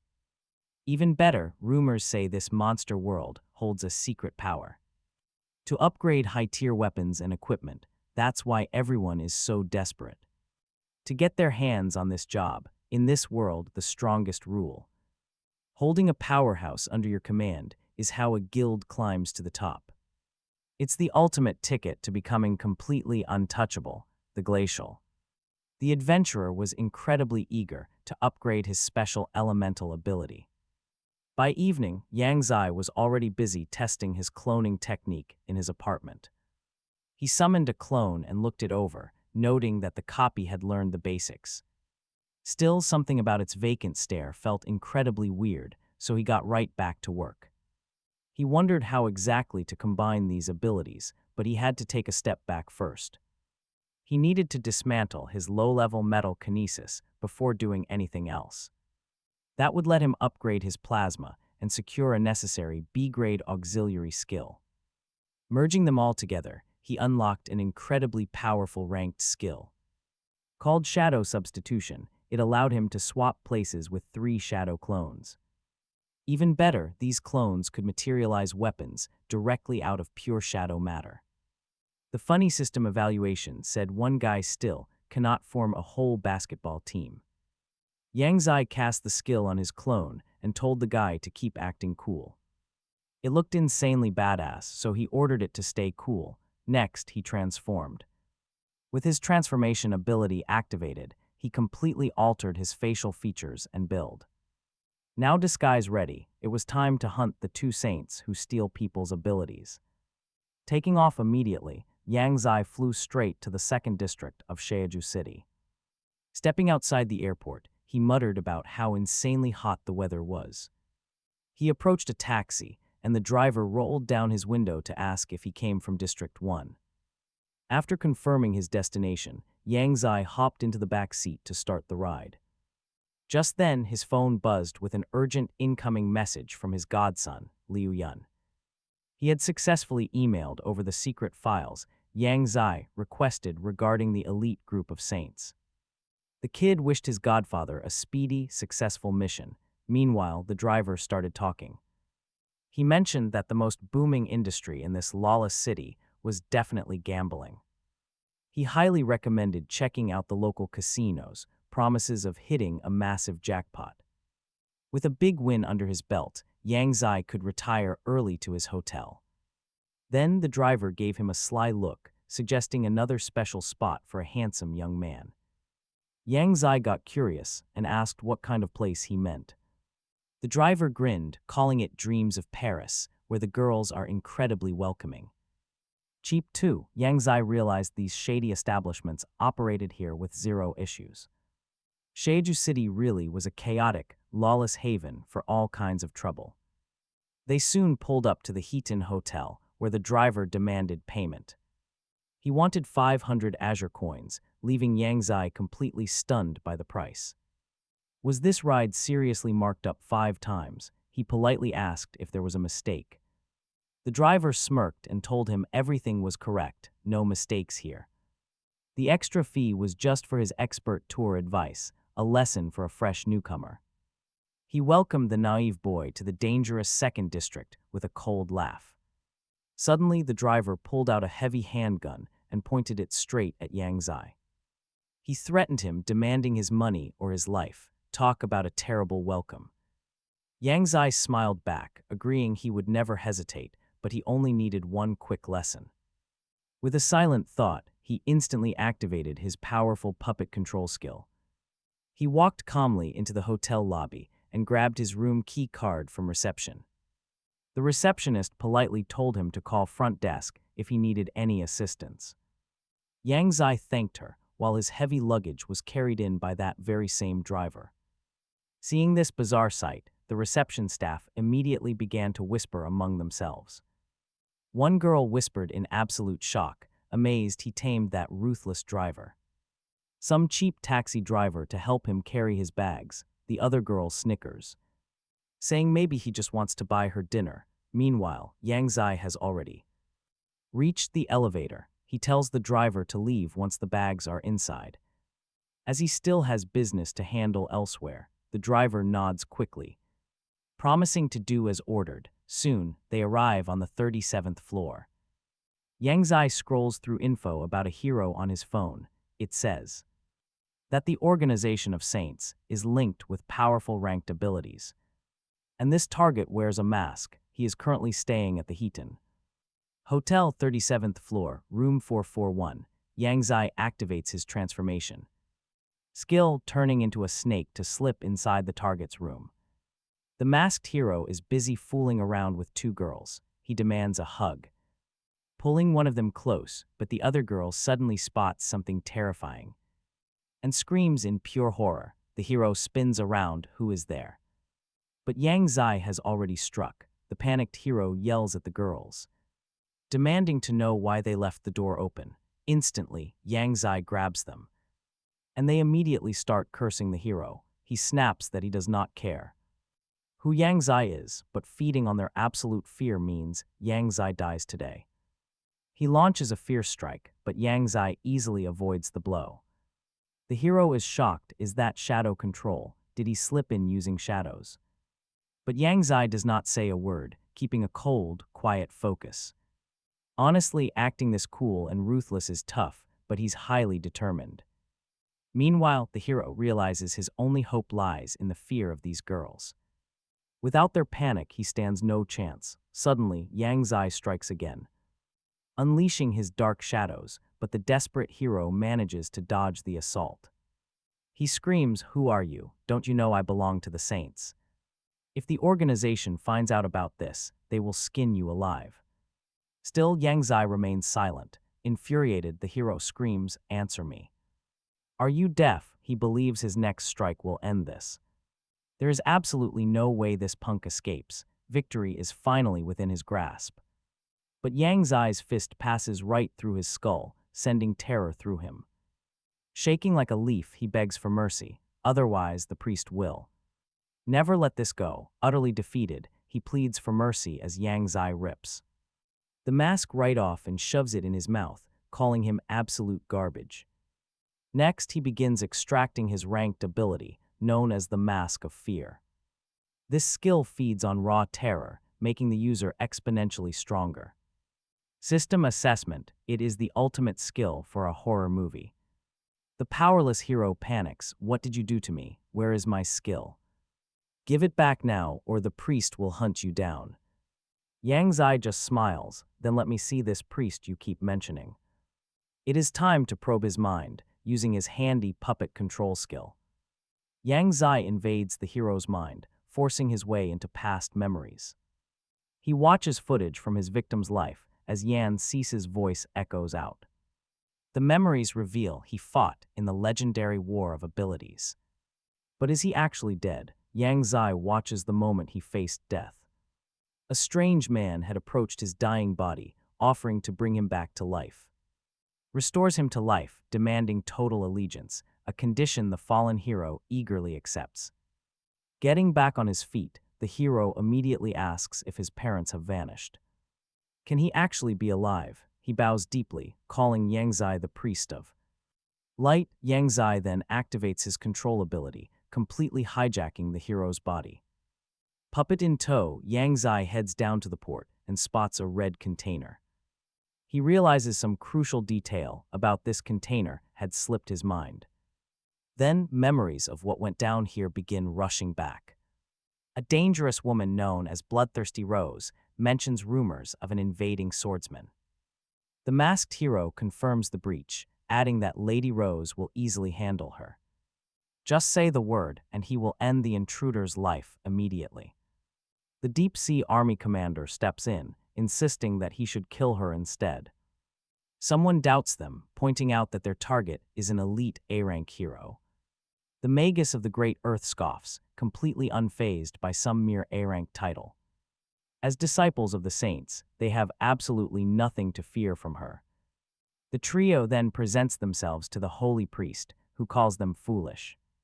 He orders them to bring her to him so he can enjoy her himself. They accept the task, with the masked hero noting that a long vacation awaits. Soon after, the Deep Sea commander calls the masked hero over. Turning around, the hero asks what his master needs him to do. The commander explains that cargo has arrived at Port Site 1. It is hidden inside a red container, and he must search it tomorrow morning. He must report any information found about the girl, warning against any damage. This is a major opportunity, provided he does not mess it up. Back in the present, Yang Zai wonders how he will slip inside. He wonders what kind of secret cargo is actually waiting for him. Approaching the container, he spots a biometric scanner requiring a fingerprint lock. Muttering that this is incredibly easy, he uses his plasma ability to slip inside. Descending the stairs, he realizes the container itself was just a clever illusion. The real black market goods are clearly stashed much deeper underground. Suddenly, a foul stench hits him, making him wonder if it is actual blood. Reaching the bottom floor, he spots a solitary guard sitting quietly at a desk. Spotting the intruder, the guard stands up and respectfully greets the masked gentleman. Slightly caught off guard, Yang Zai asks for an update. The guard explains that a highly valuable cargo shipment just arrived today. He asks if Yang Zai is already tired of dealing with these creatures. Yang Zai keeps his cool and demands to see this new product. The guard leads him down a corridor lined with cells holding crying children. As they walk past, the heartless guard snaps at one of the kids. He warns them to shut up or the masked master will whip them. Terrified, the children instantly fall silent, trembling in their cells. Yang Zai is disgusted by these self-proclaimed saints keeping kids locked up here. It is clear they were stolen from all over the world. Most are incredibly young, with the oldest being only 15 or 16. Unable to hold back his burning rage, he snaps at the guards. Say goodbye to your lives, every single one of you pays. Inside the filthy cells, a guard brutally threatens to whip a chained prisoner to death. He swings the whip again, snarling that the kid deserves it, but a masked gentleman suddenly steps in to stop him. The masked man asks if this kid is really the one causing him so much trouble. The guard nods and the masked man instantly lunges, biting his ear clean off. Young Yi watches the chaotic scene, quietly noting that the guard has pretty decent reflexes. The masked gentleman coldly demands to know the real reason behind the beating. The bloody guard stammers, but is cut off by the sudden arrival of a preacher. It is Mantis, carrying a massive two-handed sword, who laughs off the guard's excuses. He claims it is obvious what the guard wanted, to do something sick to this kid's sister. Young Yi looks over in disgust, spotting a terrified young girl in the corner. Mantis remarks with a cruel grin that the poor girl is scared to death. Young Yi feels sick, realizing these people are nothing but a bunch of monsters. Mantis ignores the tension, walking right up to greet the masked gentleman. He calls him brother, asking if he was supposed to be enjoying his vacation. He casually asks how he liked those two blondes he recommended to him earlier. The masked man plays along, but says he is here on actual business today. He is here to help the commander of the Deep Sea Army check their goods. He demands they release this specific prisoner since he is worth a fortune. Mantis approaches the chained kid, grabbing his face roughly to inspect the goods. He mocks him, asking if the brat really thinks his life is worth saving. Even if this kid from the first territory loses his teeth, he still sells well. But the kid spits back in a foreign tongue, swearing to kill them. The masked gentleman tells him to have patience, promising his revenge is coming. He assures him his wish will be granted soon, leaving Mantis utterly confused. Mantis asks if the masked man actually understands that foreign babble.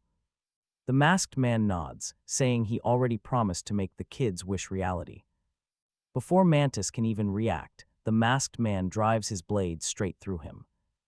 Mantis gasps in shock, asking his brother why he would do this.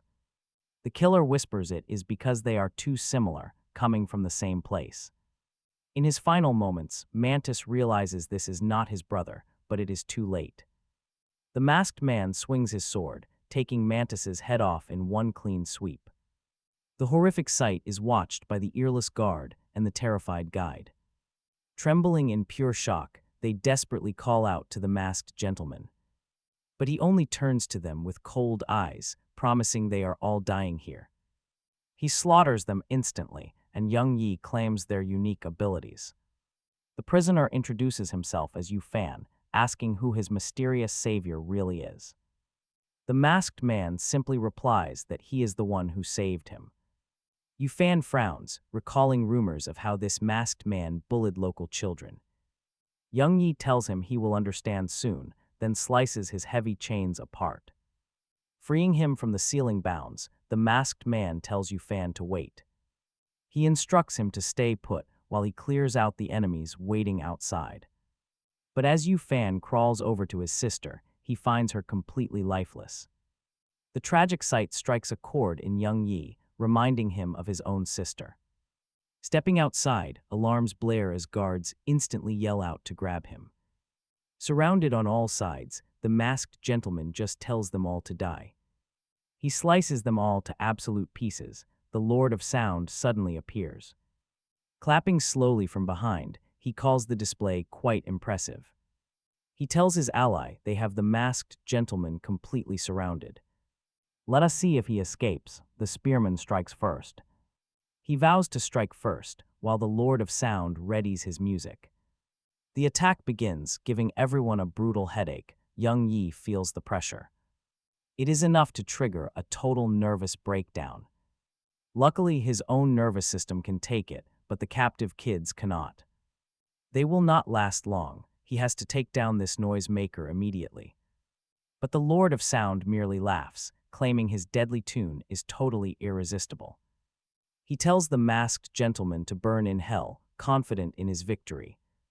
Instead, the masked gentleman activates his special eye technique and vanishes.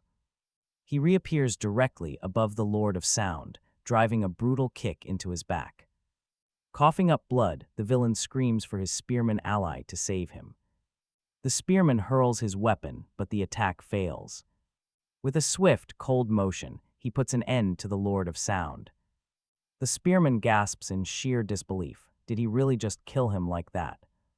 He demands to know why this masked warrior is targeting their organization.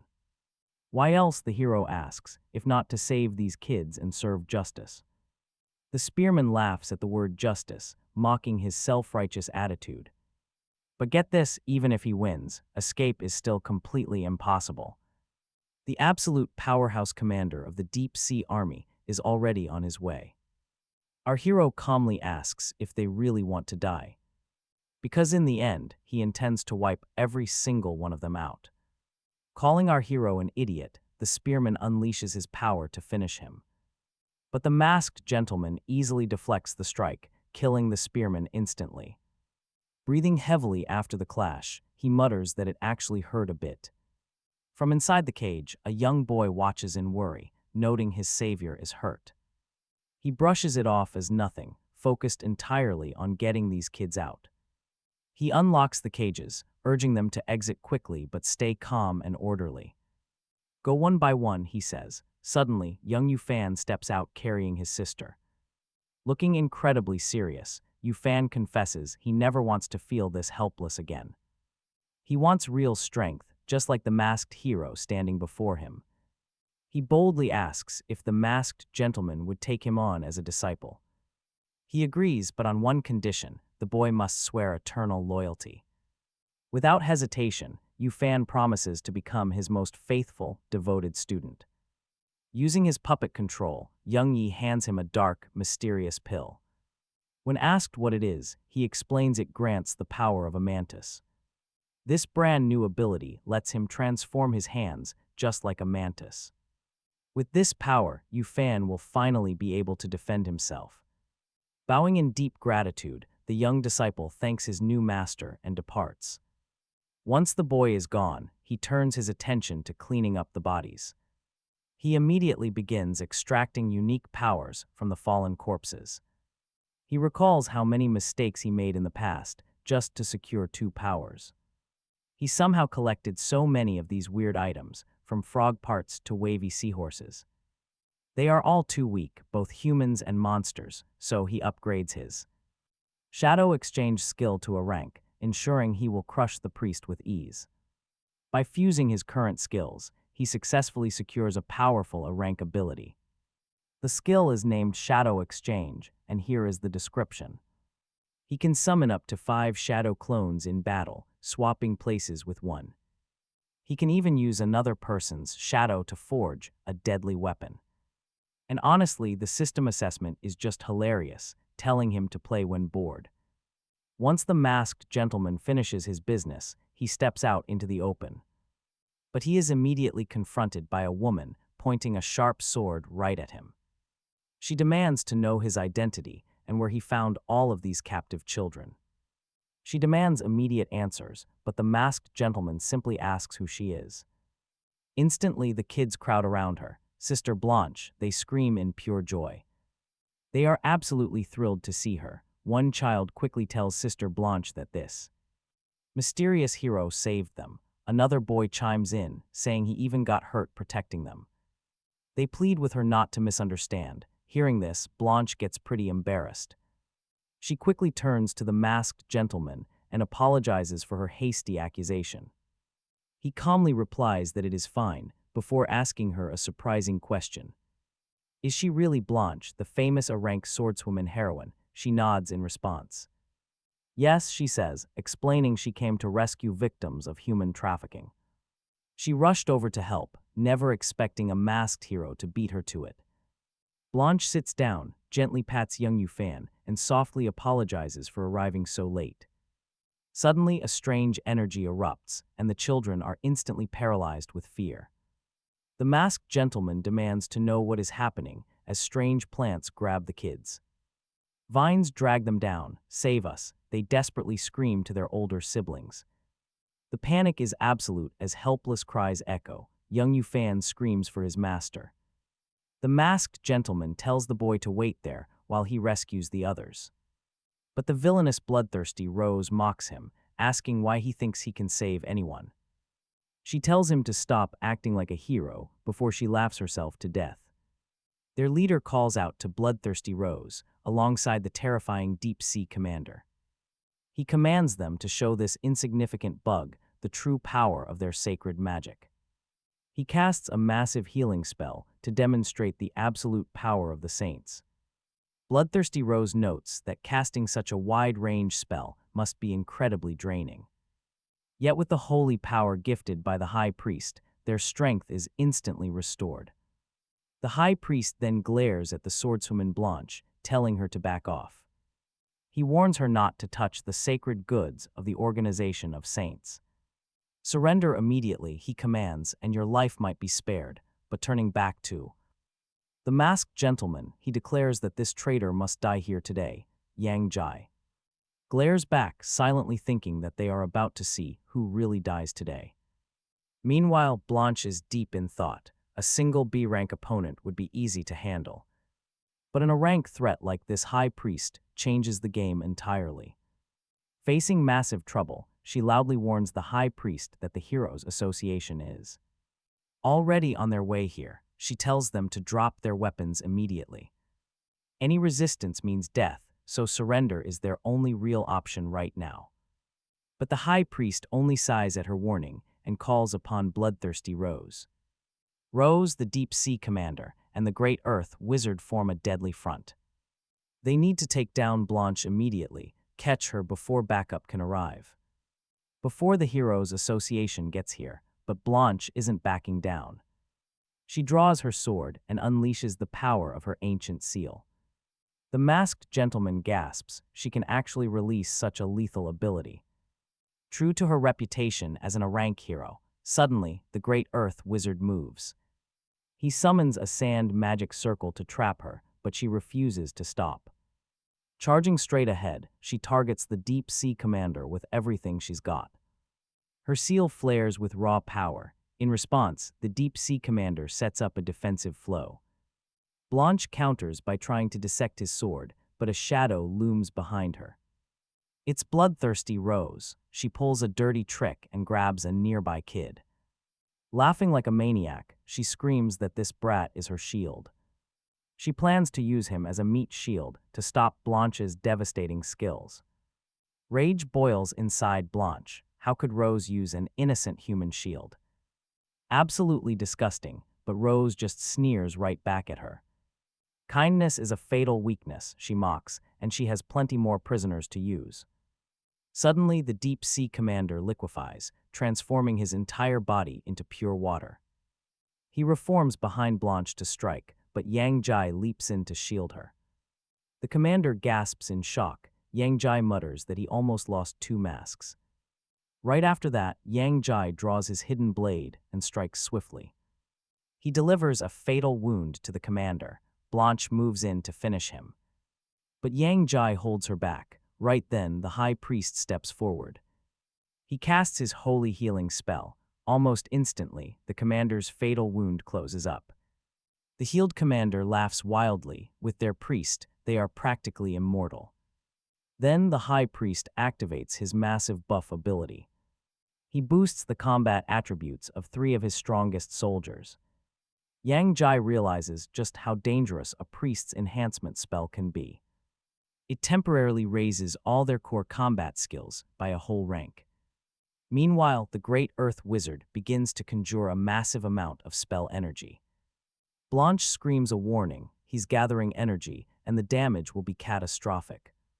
Yang Jai knows a wide area blast-like that will hit the kids. He has to stop this spell right now, no matter what. Yang Jai tells Blanche to handle those 2 while he takes care of the rest. Blanche panics, asking how he expects to counter a high-tier wizard's spell, especially with the children still trapped right in the middle of the crossfire. Yang Jai gives a simple, calm answer, telling her to just trust him. She wonders why he seems so mysterious. Yet at the same exact time, he feels incredibly reliable. She truly believes him. Promising to clear a path for him, she activates her seal once more. With a battle cry, Blanche charges directly at the Deep Sea Commander with blinding speed. He barely blocks her strike, shocked by how much stronger she's become. Desperate, the Deep Sea Commander screams for bloodthirsty Rose to help him. But Rose just rolls her eyes, highly annoyed by his shouting. She snaps back, demanding he stop using that ridiculous name and just handle it. With a wave of her hand, she unleashes her Rose magic directly at Blanche. Bloodthirsty Rose whispers that Blanche's body is starving for love, but he backs away. Could awaken that deep desire within her, making her wonder if things were getting hot. Just then, the captain of the Deep Sea Army activated his special cloning skill. He sneaked right behind Blanche with a nasty giggle. What now? How was she? He even offered to pamper her like a big brother before Blanche reacted. Using her final strength, the mind seal activated. Bloodthirsty Rose gasped in absolute shock because she had never seen this before. A swordswoman with a mind seal skill was completely unheard of to her. Blanche calmly explained that she only recently mastered this life-saving trick. It triggers during absolute crises, allowing her to slice bloodthirsty Rose right in half. She admitted it worked perfectly, thanking her enemy for awakening that dormant power. Witnessing this defeat, the Wizard of the Great Earth immediately decided to step in. He activated his release skill, transforming himself into a massive, terrifying dragon. Children screamed in terror, even Blanche froze completely. But right on cue, Yang Jai materialized and rescued her from danger yet again. As a heavy fog rolled in, the dragon wizard teleported right behind the high priest. Clearing his throat, the wizard offered his sincere thanks to the high priest. Without her crucial healing magic, he would have been in a terrible spot. That massive explosion earlier would have easily finished him off for good. The high priest noted they originally had the upper hand against the swordswoman. They could have handled her easily, but that mysterious masked intruder ruined everything. The interference even cost the high priest two of her strongest elite members. The wizard comforted his master, saying although their saints fell, she shouldn't worry because as long as the high priest lived, they would rise again. The high priest totally agreed with him. Indeed, as long as she survived, their dominance in Shaju remained secure. But she couldn't ignore how easily that masked fighter repelled their strongest attack. He deflected a high-tier move with one punch, proving his overwhelming strength. Since he was clearly superior, a tactical retreat was necessary, now. As they vanished, Yang Jai smirked, deciding to let them live just a bit longer. Turning around, he approached the helpless captain of the Deep Sea Army. He declared all of the captain's powers now belonged to him, starting the extraction. He pulled out a B-rank skill known as Ghost of the Deep Sea. This skill manipulates bodily fluids to grant the user immense speed. It can even summon massive waves and water clones if liquid is nearby. Almighty water rating achieved. With that done, Yang Jai turned. He moved on to his next target, walking straight over to Bloodthirsty Rose. After whispering a final remark, he extracted her special talent as well. This one was a valuable A-rank ability, also called Bloodthirsty Rose. It allows the host to summon razor-sharp vines using their own blood. The plants release special spores that boost stats to crush enemies. However, using it carries a dangerous risk of losing complete control. A truly thorny power. Having harvested both skills, Yang Jai smiled. Yang Jai planned to dismantle them both down to base F-rank first. By combining them with an older skill, he could forge a new A-rank power. Moments later, the synthesis succeeded, granting him the powerful Superbrain ability. This system power instantly sharpens all of his basic physical senses. It refines touch, taste, it even grants a powerful sixth sense. Additionally, he can release a wave to completely paralyze his targets. A guaranteed hit, the system asks if he is buying the pack. Yang Jai applies the skill. Instantly, a flood of sharp details hits. Every sound, smell, and taste is now razor sharp, absolutely incredible. Right then, Blanche finally wakes up and immediately starts questioning him. She wants answers. What is his rank? How does he make explosions? She asks his name too, and he replies he belongs to the judges. His code name is Yujai. Blanche has absolutely no clue what that is. Is he with hero socialization? She has never heard of his group. Suddenly, she looks around in panic and asks where the children went. He points right behind her, and Blanche wraps them in a warm hug. The kids joyfully run to her, still terrified but glad to be safe. Blanche thanks God they are safe and sound after everything. She asks how they escaped, and one of the boys immediately speaks up. He explains that the master's shadow was the one who saved them. Other kids agree. Blanche is left wondering what this shadow master is. The boy explains that the shadow cut their vines and relocated them. And during the massive explosion, it formed a protective shield around them. Blanche listens to this wild story, completely and utterly baffled. She wants to ask who this master is, but then realization strikes. It finally clicks. She turns to thank Yang Jai, calling him incredibly brilliant. But he is already gone. She looks around, wondering where he vanished. Meanwhile, the Hero Association arrives in a massive wave of helicopters.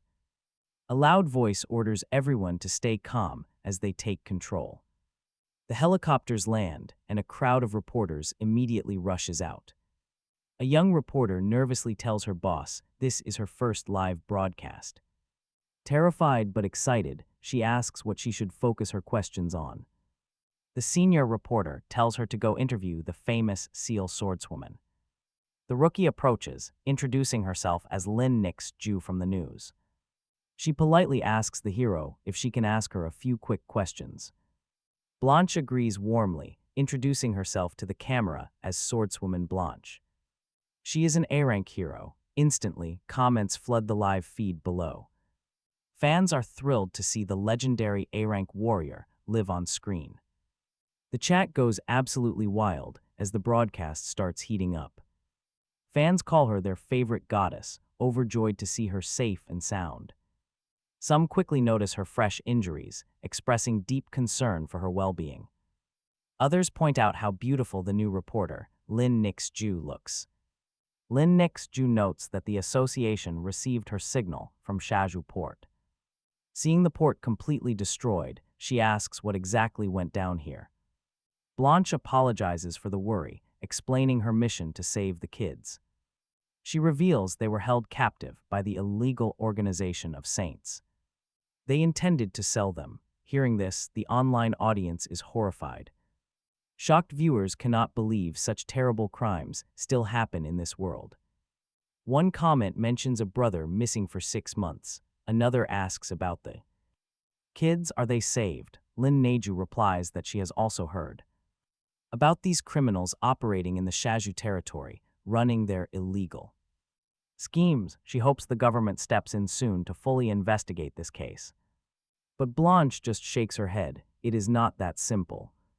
She explains that normal channels fail because these criminals have operated for so long. Blanche had to put her entire life on the line just to infiltrate them. But in the end, her gamble paid off. The kids are safe. Millions watching the live broadcast flood the chat with sympathy for the victims. They are relieved they are safe, demanding the Association of Heroes punish this syndicate. Blanche then admits to her viewers a pretty shocking truth about the raid. She confesses that facing the High Priest alone would have been a total disaster. Luckily, a mysterious masked fighter stepped in. Lin Neju asks about this savior, and Blanche admits his raw power completely eclipsed her own. He easily shattered the High Priest's enhancement magic, a feat reserved for rank heroes. Hearing this, the entire comment section immediately erupts. Questions fly. Some wonder if this could be the legendary top-tier expert named Yu Jai. Others demand answers, begging the stream to reveal his identity right this second. Blanche points out the massive, scorched crater left behind as proof of his work. He wore a bizarre mask painted with a snake pattern, claiming to represent the mysterious organization of judges under the terrifying codename of Snakes. This sends the viewers into another chaotic debate, with someone calling for calm. They point out that Yu Jai is supposed to have the golden gift. But this masked stranger clearly utilized lightning power, leaving everyone completely baffled. Some insist someone this powerful must join the Association of Heroes right away. Meanwhile, Lin Neju carefully scans the area, her eyes searching the crowd. She realizes their savior has vanished. That is when Blanche points out the escaping High Priest, gesturing toward the dark path where the villain fled. She confirms that the lightning wielder chased after him to finish the job. Meanwhile, the desperate High Priest and the Wizard of the Great Earth make their way down into the dark parking garage, panting heavily from the escape. The High Priest snaps that he used his final energy reserves on him. He demands to know if his sand magic is enough to kill their pursuer. The wizard confidently reassures him, claiming that his magic defense is absolutely flawless. He has saturated the entire area with sand magic to neutralize any plasma attacks. The relieved priest orders him to quickly secure a getaway vehicle. They need to flee immediately, unaware that Yang Jai is silently lurking nearby. He overhears everything, scoffing at their foolish belief that they can actually escape. In his mind, this dark garage will become their grave. But suddenly, at the worst possible second, his phone begins to buzz loudly. The heavy vibration echoes, forcing both villains to spin around in high alert. They yell out into the darkness while a sweating Yang Jai panics. The screen keeps flashing relentlessly as footsteps slowly draw closer to his hiding spot. Heart pounding, he carefully slips the noisy device out of his pocket. It is indeed Lin Neju. Why is she calling him at such a terrible moment? That phone just keeps ringing. The high priest and the wizard of the great earth draw closer. Who is that? The wizard demands. Right then, Yang Jai activates his disguise magic. He quickly transforms right back into his normal, civilian self. Answering the call, he steps out from his hiding spot to ask Lin Neju what is wrong. Meanwhile, the suspicious wizard wonders if he is really just an ordinary civilian. The high priest warns him not to jump to conclusions just yet. On the line, Lin Neju calls him dear and asks if he can guess where she is right now. Yang Jai squints at the two enemies and asks, "Where are you? Aren't you safe at home?" But she is already high up. Riding a helicopter after interviewing Blanche, she tells him she has arrived. In Shaju, Yang Jai instantly tenses up. What on earth is she doing there? There is serious unrest in that city, he warns. What brought you to Shaju? She laughs it off, saying everything is fine and she has amazing news. She just landed a permanent job. A worried Yang Jai asks, what job? She proudly explains she got hired by the Heroes Association as their new field journalist. She just finished interviewing that seal swordswoman, Blanche. Now she is on her way to track down and question the masked hero, Yu Jai. He completely freezes up. With the association backing her, she will find him in no time. Trying to play it cool, he tells her that is absolutely fantastic news. They definitely need to celebrate today, and he promises to go pick up a gift. She gushes over how sweet he is, while he gently tells her to stay safe. Hanging up, Yang Jai steps back into a pitch-black corner and drops his phone. The wizard of the great earth chuckles, noting he was just sweet-talking his girlfriend. Honestly, the guy is pretty jealous, but right then, Yang Jai triggers his clothes swap. Ability again, the high priest suddenly panics. No, we have been tricked. He came for us. Instantly, Yang Jai charges from the shadows, disguised as snakes. The wizard unleashes his own power, commanding his vicious stone beasts to tear him apart. Yang Jai effortlessly dodges every single strike. The priest yells that they need more of these agile earth monsters to lock him down, but the wizard boasts that just one of his beasts can easily clash with an A-rank hero. They think they have him, but honestly, they are in for a rude awakening. Yang Jai is completely untouched. In a flash, he teleports right behind the high priest and brutally impales him. Without missing a beat, he does the exact same thing to the wizard. The bleeding priest gasps in pure horror, asking how this is possible. Did he not use electric magic before? Calling them absolute idiots, Yang Jai asks whoever said he could only use lightning attacks. The trembling wizard realizes this monster is a rare dual-element wielder. Mage, he absolutely refuses to accept this reality. Desperate, the high priest begs him for mercy, promising he will repay the debt tenfold if spared. But Yang Jai coldly replies that he does not save lives for personal gain. Real heroes do it because of justice, and right now, justice demands these two must be finished off once and for all. He prepares to end them. The priest quickly swallows those blue pills. Yang Jai warily leaps back, demanding to know if he just consumed a booster drug. The smug priest snarls that Yang Jai left him with no choice, but he is not done yet. He mutters that he has another trick to heal himself, suddenly pulling a hidden weapon right out of his mouth. Yang Jai, dazed and struggling, groans that this feels exactly like the pressure from Blanche's sword. Meanwhile, the high priest already brandishes his spear, laughing like a complete madman. He boasts about having one last weapon left, quite an unexpected surprise. He immediately triggers his lethal sacred rebirth spikes ability, stacking it with infinite spears, combining his powers to blast craters all over the floor. Dozens of deadly points begin rising from the shattered ground as the high priest barks out orders. He commands his weapons to execute the sinner, sending a swarm of blades flying straight at Yang Jai. Yang Jai scrambles, desperately dodging and weaving to stay ahead of the oncoming storm. As he runs, he realizes these things will never leave him alone. Just then, a shadow clone from the Supreme Theft snatches his leg. The priest cackles with pure delight, telling Yang Jai to keep struggling like a trapped rat. He calls him a parasite, screaming that his death is absolutely inevitable. Yang Jai stops to catch his breath, realizing things are looking pretty bad right now. Even a minor hit managed to tear up his leg, but then he spots the glowing funnels. The light has coated the entire ceiling, giving him a perfect map of the room. Let's see who's truly faster now, he thinks with a sharp grin. The priest mocks him, asking if anything can actually outrun the absolute speed of light. But Yang Jai just grins, instantly tapping into his Superbrain ability. He asks what light even is before moving at impossible, blinding speeds. Unleashing his rapid shadow blades, he commands the high priest to yield. Wait for it, all those weapons aimed at Yang Jai suddenly reverse on their creator. They impale him instantly. The priest gasps, wondering if his foe has 3 separate abilities. But Yang Jai notices the priest's wounds are already starting to stitch themselves back together.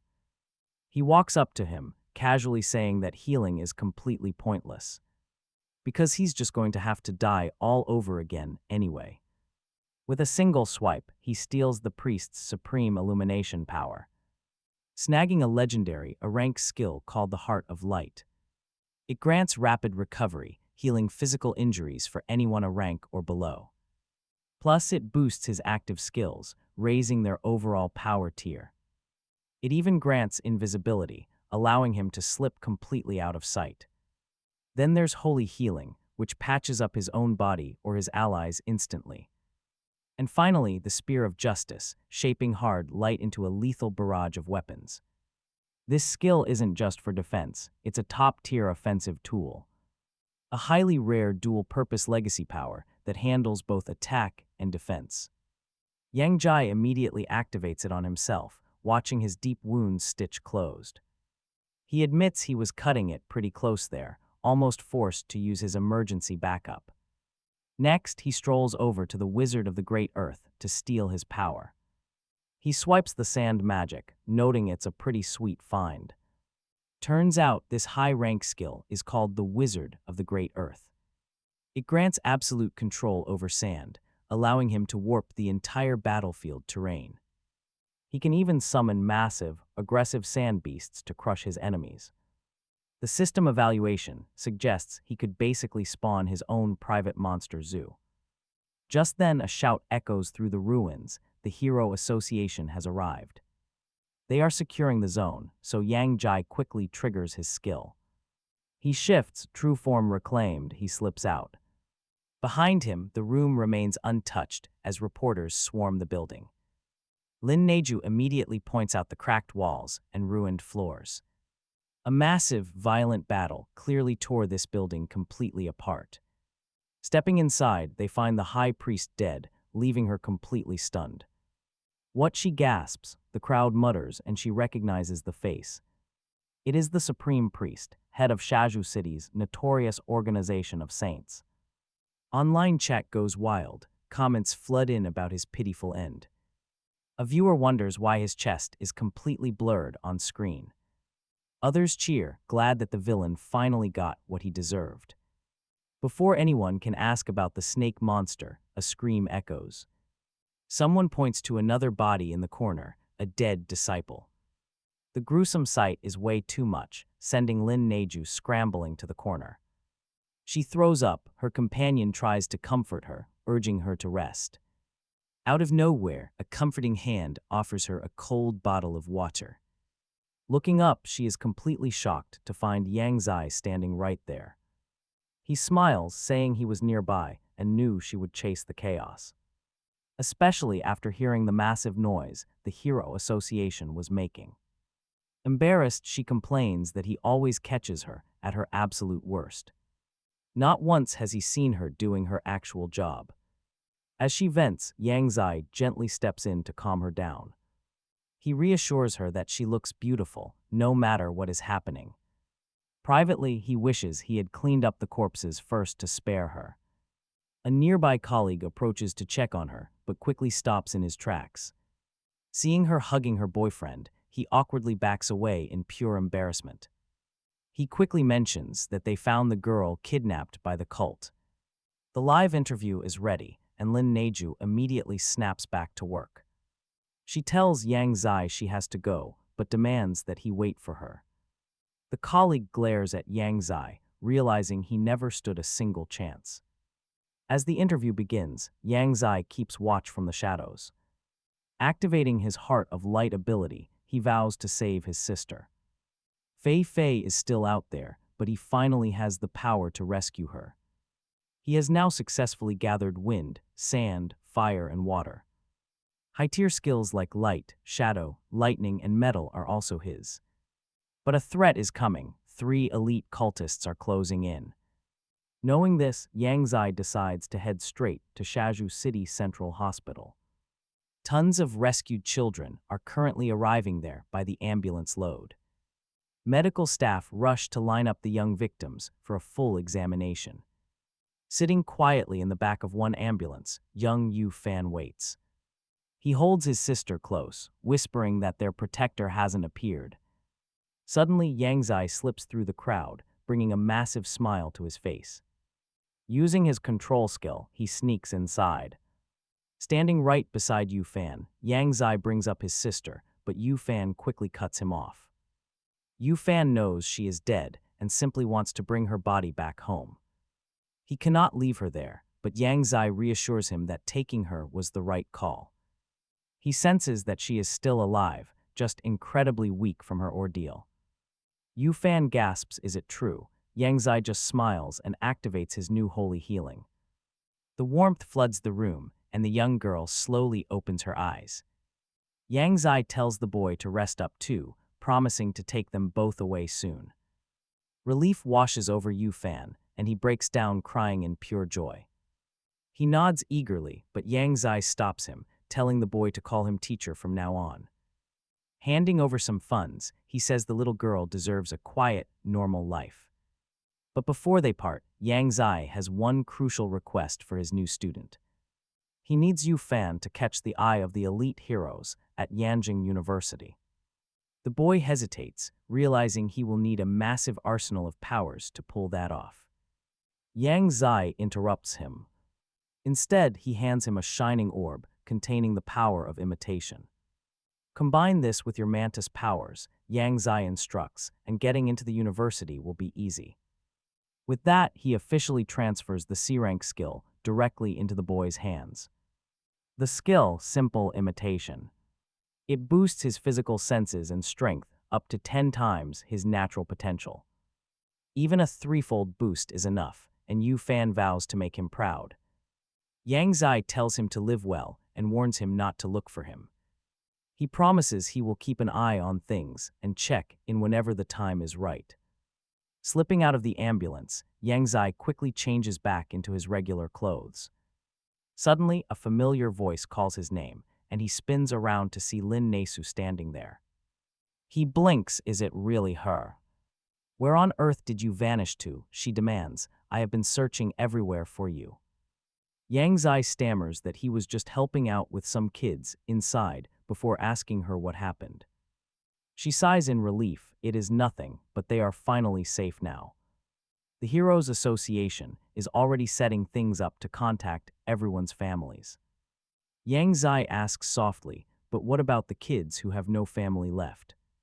Lin Nesu explains they will go to shelters, though Yang Zai knows those places can be tough.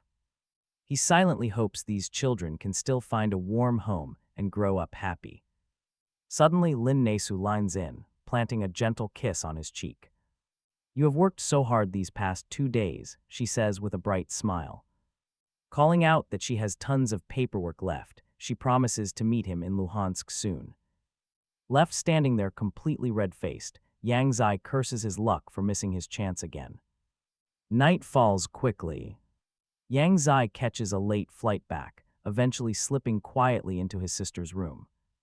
Pulling out the newly acquired healing power, he prays this will finally wake her up. He guides the soft, golden light into her chest, holding his breath as he waits. But get this, absolutely nothing happens. No heartbeat spike, not even a flutter of her eyelashes. Panic seizing him, he shakes her gently, calling her name over and over in vain. "How is this possible?" he whispers, before spotting a strange, glowing speck on her cheek. Leaning closer, he reaches out to touch the bizarre, pulsing blue crystal. The moment his fingers brush it, the orb multiplies, burning with a colder, hungrier light. He realizes with horror that these things are actively devouring her life force. If he cannot purge this corruptive energy soon, Fei will be lost to him forever. No more playing nice, it is time to unleash everything he has. If Yang Zai wants to save his own sister Fei, he has to act fast. He needs to track down the mastermind behind the blue pills given to the sour spicy hero. First, he pulls out 3 of his powers: transformation, cloning, and metal control. Looking at them, Yang Zai realizes he needs to level these powers up first. To stand a real chance, he has to make these 3 abilities much stronger. And so he gets to work. After a quick upgrade, he secures a newly ranked ability. Meet the upgraded transformation skill. According to the system, it has some wild features. It triggers in 0.01 seconds, altering his physical form and vocal cords.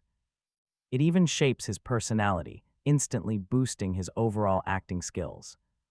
The system evaluates it beautifully. Life is just a grand stage for the soul. Next up, he unlocks another ranked skill called cloning.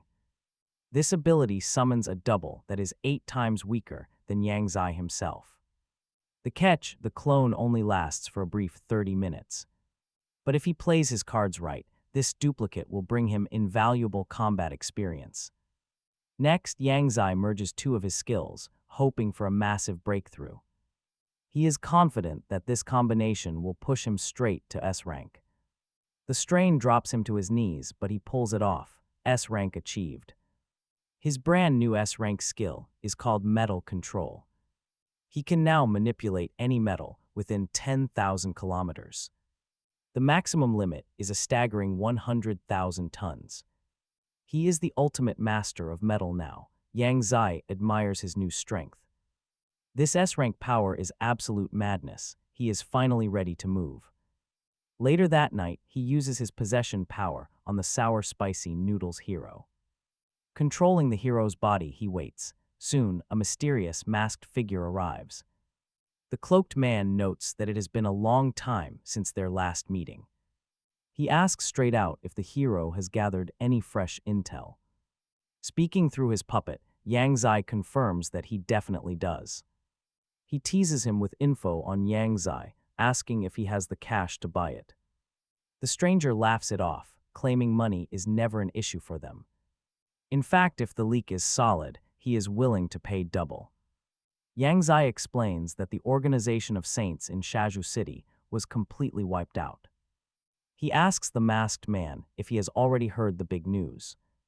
The man nods, bringing up Blanche, the seal swordswoman from the Heroes Association. Yang Zai adds that Blanche filed a highly interesting official report.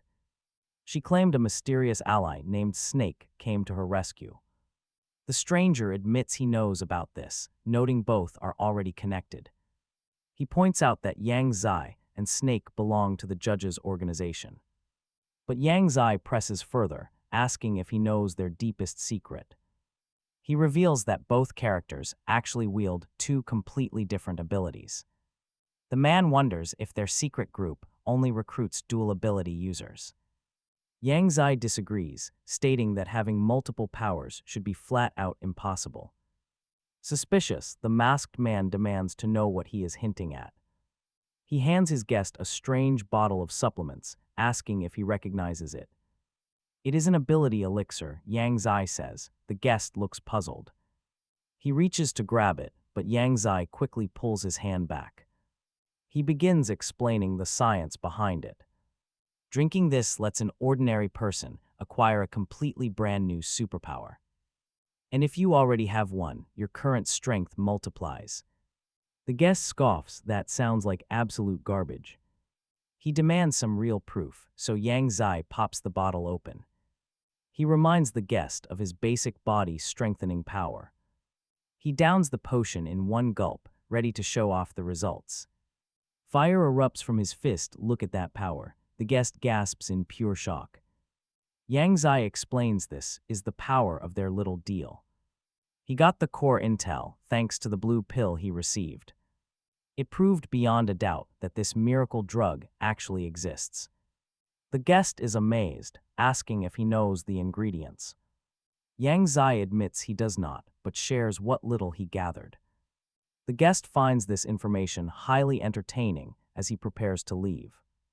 He tosses him 15 blue pills, but Yang Zai stops him with another question. The guest sighs impatiently. Go ahead, speak up.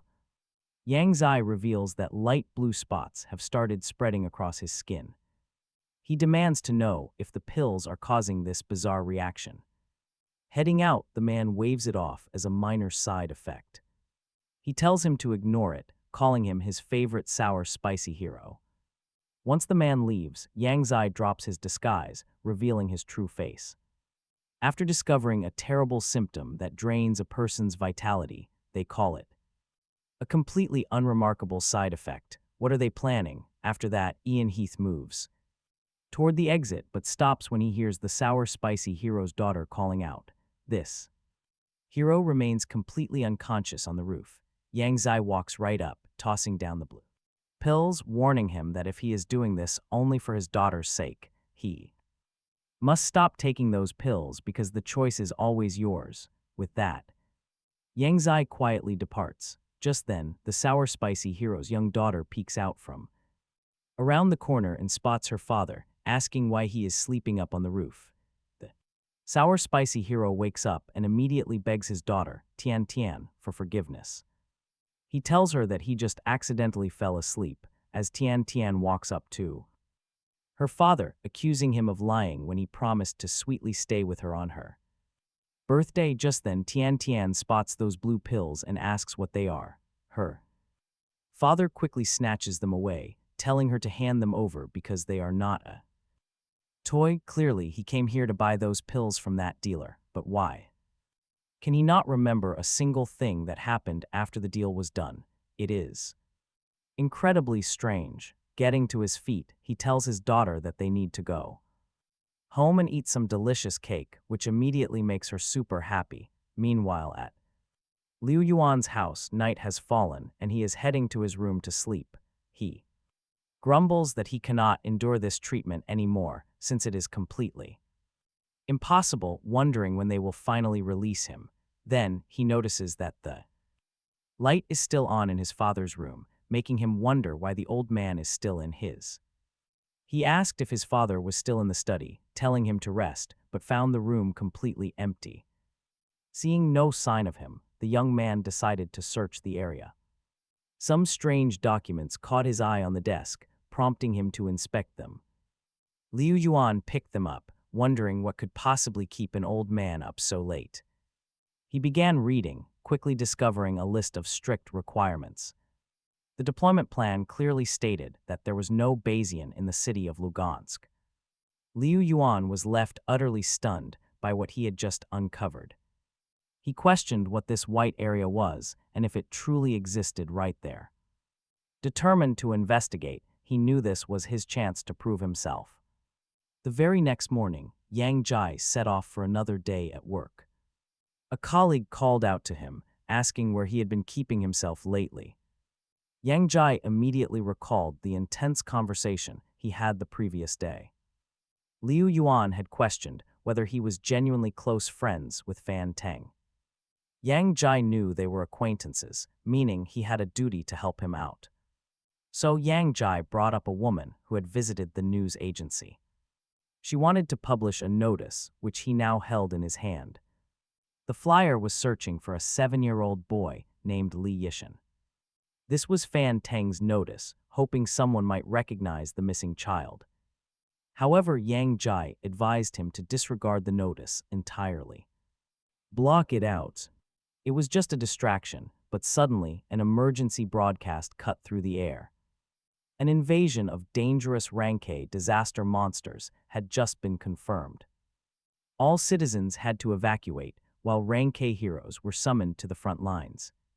Panic spread instantly as people scrambled to find safety from the threat. Fan Teng asked what was happening, but Yang Jai was lost in thought. He realized Minjiu Street was right next to the apartment he shared with Lin Nesu. Trembling with worry, Yang Jai immediately called her to check on her safety. Over the phone, Lin Nesu gasped that a monster had already entered their home. Fan Teng asked if something was wrong with Sister Lin, but got no response. Yang Jai bolted out the door, ignoring the shouting phantom behind him. The entity demanded to know why a non-hero would throw his life away like that. Within minutes, Yang Jai reached the chaotic streets and leaped onto the rooftops. Activating his shape-shifting power, his only thought was to save his friend. But get this, standing in his way was the terrifying Ranke Soul Eater rat. This beast could stun targets with its sonic screech and possessed near-impenetrable armor. Defensive moves rarely worked against its hunger, and it fed entirely on humans. Its extreme cunning made it a nightmare for anyone trying to put it down. Facing a beast this tough usually required a squad of 3 Ranke professionals. However, only 2 combatants had arrived at the scene so far. First was a Ranke expert, widely known as the Green Storm. Alongside her stood another Ranke fighter named the Fire Butterfly. As they stepped up, the Soul Eater rat immediately sensed their presence. Launching a sudden strike, it forced Green Storm to yell a warning. She narrowly pulled her partner out of harm's way just in time. She demanded to know why she had put herself in such extreme danger. Just cannon fodder in a clash with it, Fire Butterfly then explained that she was nearby and saw Green Storm fighting all alone, so she decided to help. With you, right then, sharp cries for help shatter the air, revealing 2 distressed girls. One of them hung in midair, desperately gripping the other. It was Lin Nesu and her friend.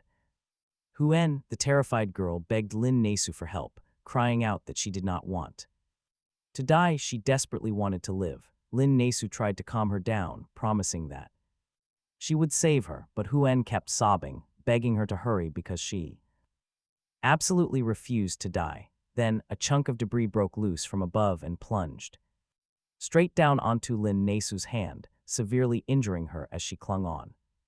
Instantly, their hold shattered, but mid-fall, Huen was caught by the fiery butterfly. In the hero's arms, Huen asked if she was actually safe.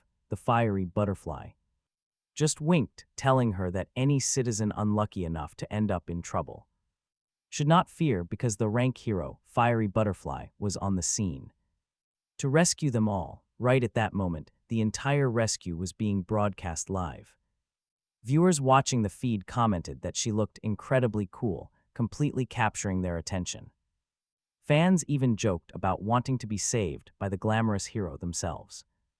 Meanwhile, the host of the live stream suddenly gasped and told everyone to wait. Where is the other girl, she wondered. Lin Nesu was still falling, but then something blazed past at insane speed. Viewers in the chat immediately started asking, what just happened? What was that blur? It vanished in a split second. What is going on? Did she fall? The host, desperately trying to keep up with the action, shouted that a shadow had just cut through the air, though they could not identify it, but the falling girl was safe. Suddenly, Green Storm bellowed at the reporters to clear out immediately. This dangerous rank monster was locking onto their location and preparing to launch a deadly attack. Even so, Green Storm, unleashing a blinding, explosive burst of power, managed to shield the news helicopter. Meanwhile, the shadow who caught Lin Nesu was actually Yang Zai, carrying her away. He reached a quiet park, gently resting her on a bench while apologizing for being so late to the rescue. Instantly, he channeled his healing magic to close her wounds. Draping his warm cloak over her, he softly whispered that she was completely safe. But here is the thing, just as he turned to life, Lin Nesu slowly opened her eyes, weakly asking if she was still alive. Seeing the mysterious hero, she caught his hand, begging him to stay. why are you playing both the villain and the savior? She demanded. Was it really you who saved me? Yang Zai simply replied he happened to be passing by. Inside, he felt terribly guilty, but revealing his identity would put her life in extreme danger. He urged her to put this incident behind her, advising her to find a safe shelter and rest, since she still needed to evacuate immediately. With that, he vanished into the sky. Watching him leave, Lin Nesu felt a strange connection. It was their very first meeting, yet he felt incredibly familiar. High above the city streets, Yang Zai activated his secondary, hidden ability.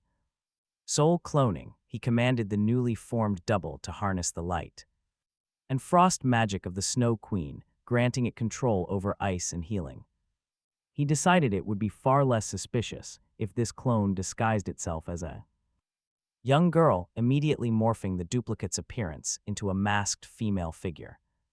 He declared that the third official member of the judges' organization was finally born, named Rabbit Mao. Yang Zai commanded her to go forth, rescuing citizens to prevent any more innocent lives from being lost. One girl is hurt. Rabbit Mao nods and quickly rushes to help. Yang Zai glares at the beast, ready to crush this overgrown rat. But as he prepares to fight, a strange figure catches his eye on the roof. He wonders who on earth that is. A mysterious girl stands tall on the roof. It is the heroine, Explosive Fist, complaining about her totally ruined vacation. She never expected to battle a giant mutant right in the middle of her holiday. Declaring the city of Lugansk under her protection, a reporter immediately spots her. The reporter gasps, wondering if this is truly the famous Arank heroine from years ago. Look at the chat. Livestream comments flood in, recognizing her as Hori. Some users argue if she looked different or lighter in her younger days. Others point out her heavily tanned skin, while some have absolutely no clue. Confused viewers spam the chat, begging for someone to explain who this girl is. Older fans quickly reply, calling her the legendary, hot-headed Fiery Fist. The bubbly heroine waves directly at the camera, sending the chat into a complete frenzy. Viewers praise her unique, aggressive brawler style, calling it incredibly rare and cool. Smiling, Fiery Fist asks if anyone still remembers her. Down below, Yang Zai watches. Since heroes are here to handle this, he decides to just watch. He will simply step back and observe her combat abilities first. This is the perfect chance to assess her strength before making his next move. Fiery Fist stares down at the giant rodent, totally unimpressed by its size. She laughs, deciding it is the perfect punching bag to warm up her muscles. Furious, the beast lunges. Nearby, the hero Green Storm screams out a warning. Storm warns her to watch out because the monster's sonic attack is incredibly powerful. But Fiery Fist just grins, shouting back that she won't know unless she tries. She easily blocks the strike, leaving the streaming reporter absolutely speechless. Unbelievable, the veteran brawler holds her ground without breaking a sweat. Instead of dodging the Soul Eater rat, she confronts the beast head-on. This is her classic brute force fighting style. The monster rejoices, foolishly thinking it has won this fight. Not quite, she quickly counters with an explosive, earth-shaking punch. The devastating blow sends the giant rodent crashing heavily into the concrete below. Dropping down, she grabs the beast by its tail and starts spinning it like a toy. She laughs wildly, shouting about how incredibly fun this fight is. Too easy, she hurls the beast, leaving Green Storm utterly stunned. Storm sighs, muttering that her chaotic strength is as terrifying as any monster. Meanwhile, Rabbit Mouse searches through the ruins, looking for any injured civilians. Following Yang Zai's orders, she spots a young man about to be crushed and pulls him free. Dazed but deeply grateful, the survivor stammers out his thanks for saving his life. He asks which hero faction she represents, since he has never seen her before. Setting him down gently, she proudly replies that her name is Rabbit Mao. She announces she belongs to the mysterious judges' organization, leaving them stunned. Whispers spread, they are completely awestruck by her gorgeous looks. They marvel at how young she is, completely stunned by her power. The judges' faction is clearly packed with elite beauties. That was when Mao Rabbit spotted Lin Nesu's mysterious friend. Noticing the group, she asks if the fire butterfly is currently with Lin Nesu. She rushes over to help. The girl nearby explains they fell from a height. They are seriously injured, so she begs Rabbit Mao to heal them. Rabbit Mao immediately gets to work, without wasting a single second. Onlookers are absolutely thrilled. One witness cries out in pure amazement. Look, their wounds are totally gone. What kind of incredible power is this? She is so beautiful, kind, and has such insane recovery powers. Rabbit Mao warns everyone to head to the shelter as quickly as possible.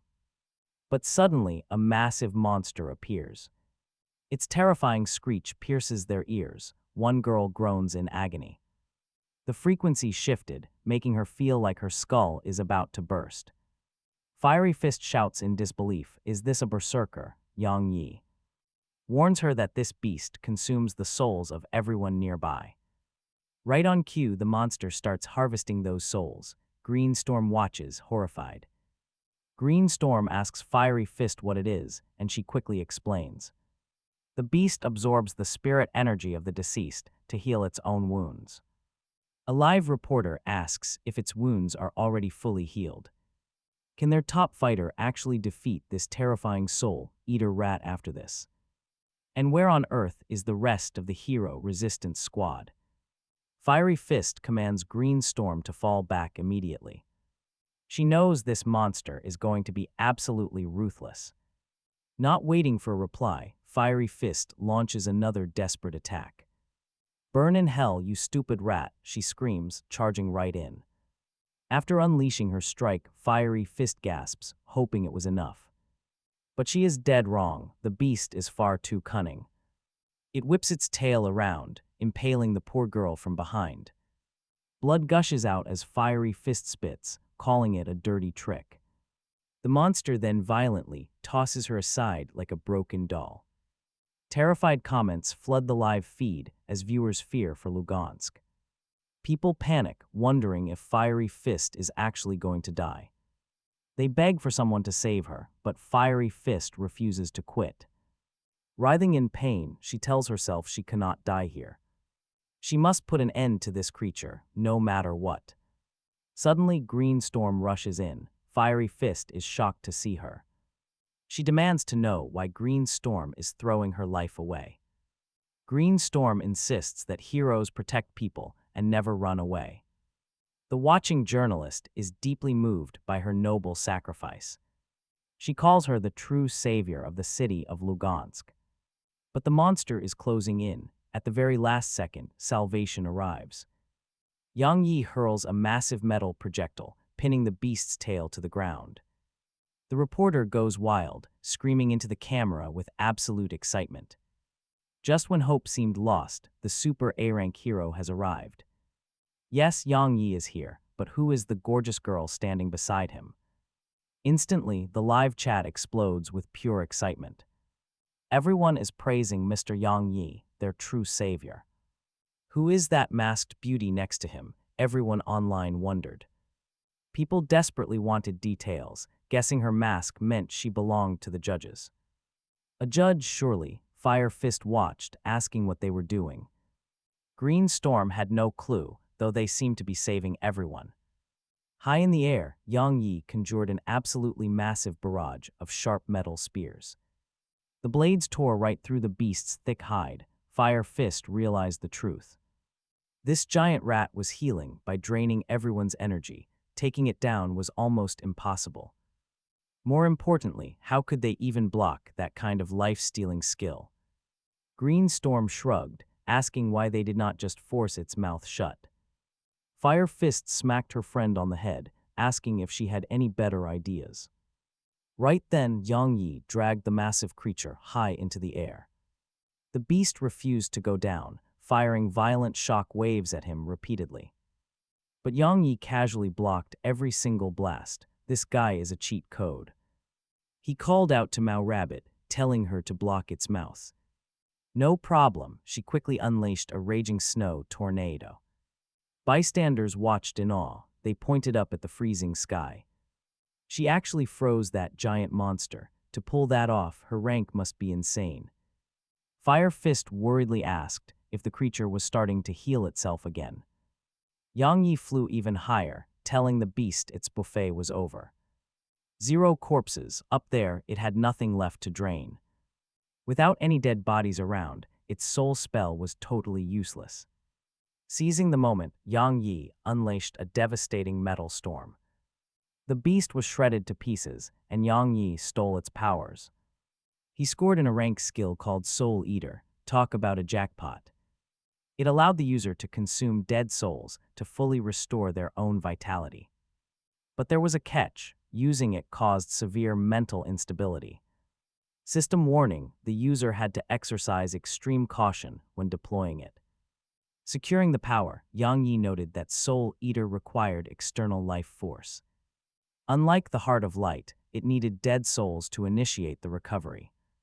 Still, he realized the core concept was pretty similar to standard healing. A news helicopter circled the skyline, broadcasting live to the terrified city. The reporters promised to clear the cloud cover to show the battle. They wanted everyone to see how Yang Yi was handling the crisis. As the mist parted, they suddenly spotted him floating right beside them. The reporter waved frantically, begging him for a quick, exclusive interview. Online comments flooded the stream as he carried the beast skyward. Then it vanished. Users asked if he killed it up there. Unbelievable, that is the true power of an A-rank hero. Others pointed out that a whole team of heroes failed to stop it. Total defeat for them, yet Yang Yi ended it in mere minutes. Fire Fist muttered that his power was far beyond that sewer rat. S-rank power for sure. Just then, Mao Rabbit landed right behind them. Green Storm and Fire Fist whirled around. Fire Fist asked what she wanted. But without saying a word, Mao Rabbit suddenly aimed her power directly at them. Green Storm rushed to shield Fire Fist, fearing the absolute worst. But luckily, things were not that bad. He looked at Fire Fist. "You heal so fast," Green Storm noted, leaving his partner completely stunned. He wondered if this was rare magic. "Who are you?" he asked. Mao Rabbit introduced herself as a judge. Suddenly, a news helicopter approached. The reporter announced that this new heroine was working directly with Yang Yi. She was another key member of that mysterious judges' organization. Using her incredible healing abilities, she quickly treated all the wounded heroes. Online comments flooded in. Everyone praised these two incredible judges' heroes. Fire Fist turned to her. He had a lot of questions.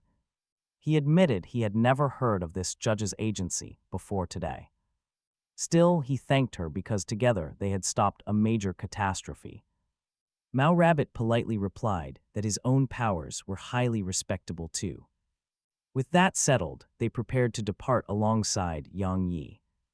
The broadcast declared the city of Lugansk completely safe from monsters. The threat was over. Peace was finally restored once again.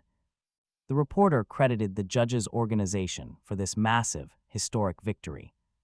The public expressed their deepest thanks for the miraculous rescue. Green Storm was totally smitten. "She is just so beautiful," he whispered. Fire Fist just grumbled. They took all the glory for themselves. Meanwhile, Yang Yi remembered that his godson wanted to meet up. He wondered what kind of information the kid had for him. Suddenly, Mao Rabbit warned him. Her time was almost up. Yang Yi realized his clone's lifespan was already running short. Her powers would return to him directly. That was incredibly useful. From now on, he could easily summon clones to do his work. But as her memories flooded his mind, he felt those creepy, lustful stares. It was absolutely repulsive. He swore to never make female clones again. Dealing with uncomfortable women's clothes and social talk was just too much. What a massive headache. Meanwhile, Liu Jun was waiting eagerly. The young man was practically bouncing with excitement, hoping for a smile. Yang Yi watched from above. what an absolute idiot his godson was. Seriously, is it really that hard to look after yourself? Then he scanned the dense forest, realizing the kid was being followed. Landing right beside him, Yang Yi casually asked if he found anything. Liu Yun beamed and joked about not even getting a proper greeting. But wait, did you hear that? A sharp rustle came from the bushes. Who is hiding in there? Liu Yun barked, instantly on guard. Yang Yi cleared his throat, telling him to hand over the paperwork first. Liu Yun quickly handed them over, and Yang Yi began reading. The Heroes Association was planning to open a brand new facility. This Baekong base in Lugansk was moving much faster than he expected. Liu Yun leaned in close, whispering that there were special items inside. We are talking about rare gear that can boost strength to insane levels. They needed to get their hands on those treasures immediately. Those points were incredibly valuable. He had finally earned enough to trade them for a C-rank ability. With the trade complete, he pulls a small glass potion bottle right out of his pocket. He hands it to Liu Yun, who eagerly snatches the bottle without a single second thought. Gulping it down, the boy thanks his godfather, but the aftertaste hits him almost instantly. He starts gagging and spitting, complaining that the medicine tastes absolutely foul. It tastes like bitter herbal medicine mixed with some weirdly sour dark chocolate. Yang Yi just chuckles, patting his back while reminding him that good medicine always tastes bitter. Suddenly, Liu Yun transforms right back into a werewolf, now armed with a solid C-rank level. The skill is still called Werewolf, granting the user all the classic powers of the beast. It turns him into a true hereditary werewolf, though every single full moon brings a twist. The transformation goes wild on those nights, but it actually doubles his total combat power. The official system rating, an escaped husky. Still, Liu Yun is absolutely thrilled. He looks down at his claws and tells his godfather that he already feels much stronger. Yang Yi grins, telling him that reaching S-rank is actually just around the corner now. After all, standing at the very top is what every single hunter out there dreams of. But as Yang Yi brings up the legendary mechanical hero, things take a sudden turn. Liu Yun cuts him off, asking what his godfather just said about his old man. He assumes his dad is busy partying with beauties somewhere, far too distracted to care. Thinking his dad is completely occupied, he is caught off guard as a massive figure emerges. The mechanical hero steps from the trees, declaring that he needs to discipline his boy first. Evening falls as Liu Yun gets pinned flat against the wall, trembling in absolute terror. He nervously asks his father if this is really necessary, begging for a tiny bit of mercy. But his father shows no pity, calling him nothing but a completely brainless and cheeky brat. Liu Yun begs his godfather to help him, yelling that his dad is going to kill him. Stepping forward to intervene, Yang Yi admits he never expected the hero to show up himself.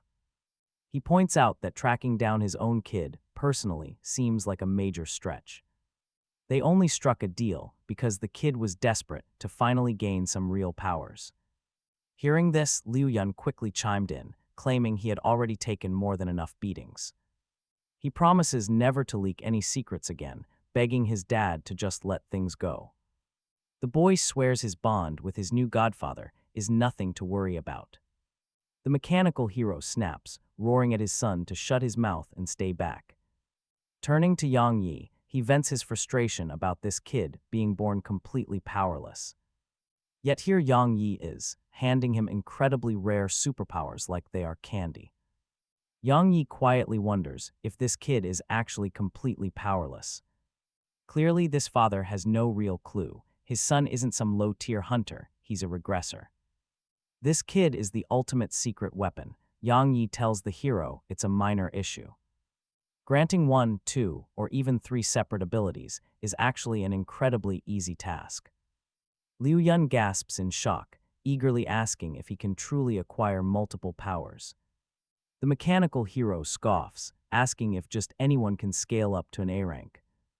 Yang Yi chuckles inwardly at how easily the greedy fall for the exact same trap. Those who crave absolute strength will always do whatever it takes to get more. He gives the hero a knowing smirk and tells him that it is entirely possible. However, getting an A-rank power comes with a remarkably steep price tag. Intrigued, the hero demands details, so Yang Yi tosses a mysterious blue pill toward him. He asks if the hero recognizes it as the massive giant catches and examines the pill. He had never seen such a pill before. Yang Yi chuckled.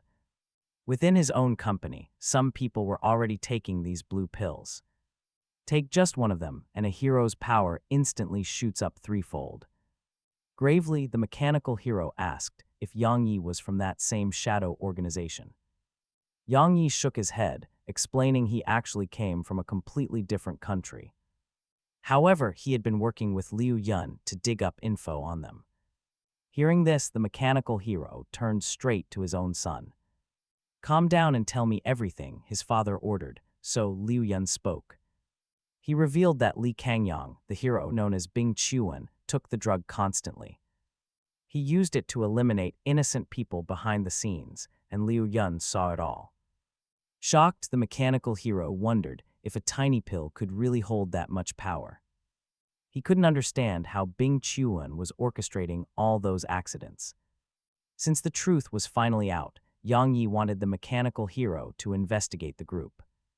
He needed him to dig deep into their entire operation. Yang Yi admitted he still needed help to access the exclusive White Realm plan. To sweeten the deal, he offered an A-rank pill that would double the hero's power. A double boost. The mechanical hero asked if he truly wanted to enter the White Area. He warned him that it was an incredibly dangerous place where people simply died. Nobody ever came back from there alive, but Yang Yi told him not to worry. He explained he only needed to use a special ring to collect ability genes. The mechanical hero frowned, wondering what these ability genes actually were. Yang Yi explained that they were the vital ingredients used to make the elixirs. Criminals usually harvested them from powerful weapons, monster corpses, or rare materials. And the White Area happened to be crawling with monsters waiting to be hunted. It was a gold mine. Still, the mechanical hero demanded some kind of proof. He wanted to see if this ability elixir was actually as effective as claimed. Yang Yi simply smiled, pointing out that his own survival was proof enough. If the mechanical hero chose to mistrust the judges and refuse, that was fine. It was entirely his choice, but then Liu Yun stepped back into the conversation. He told his father there was no need to hesitate over this. He admitted he was still worried his father might hold back his own career. Outraged by the disrespect, the mechanical hero smacked his son right on the head.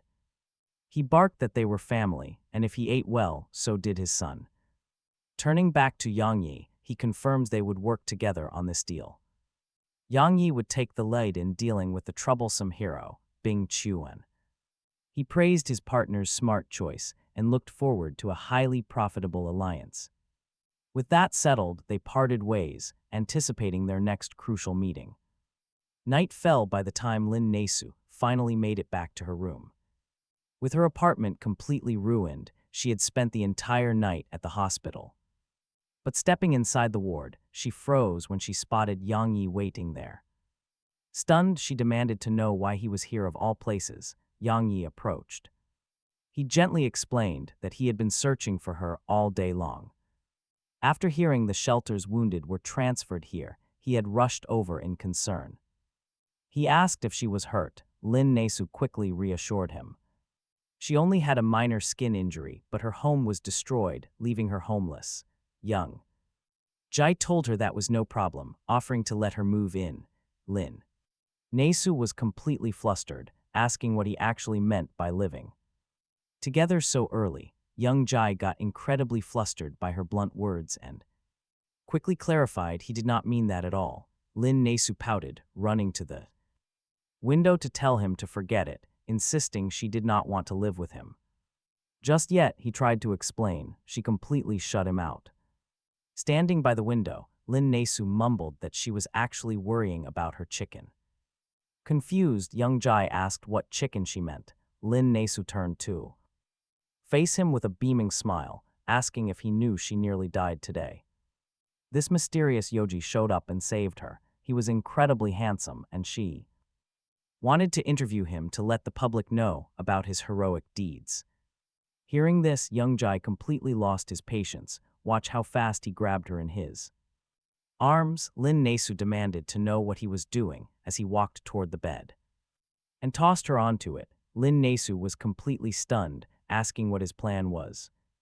She stared up at young Jai, warning him that he could not do something like this in a hospital. He just lay down beside her.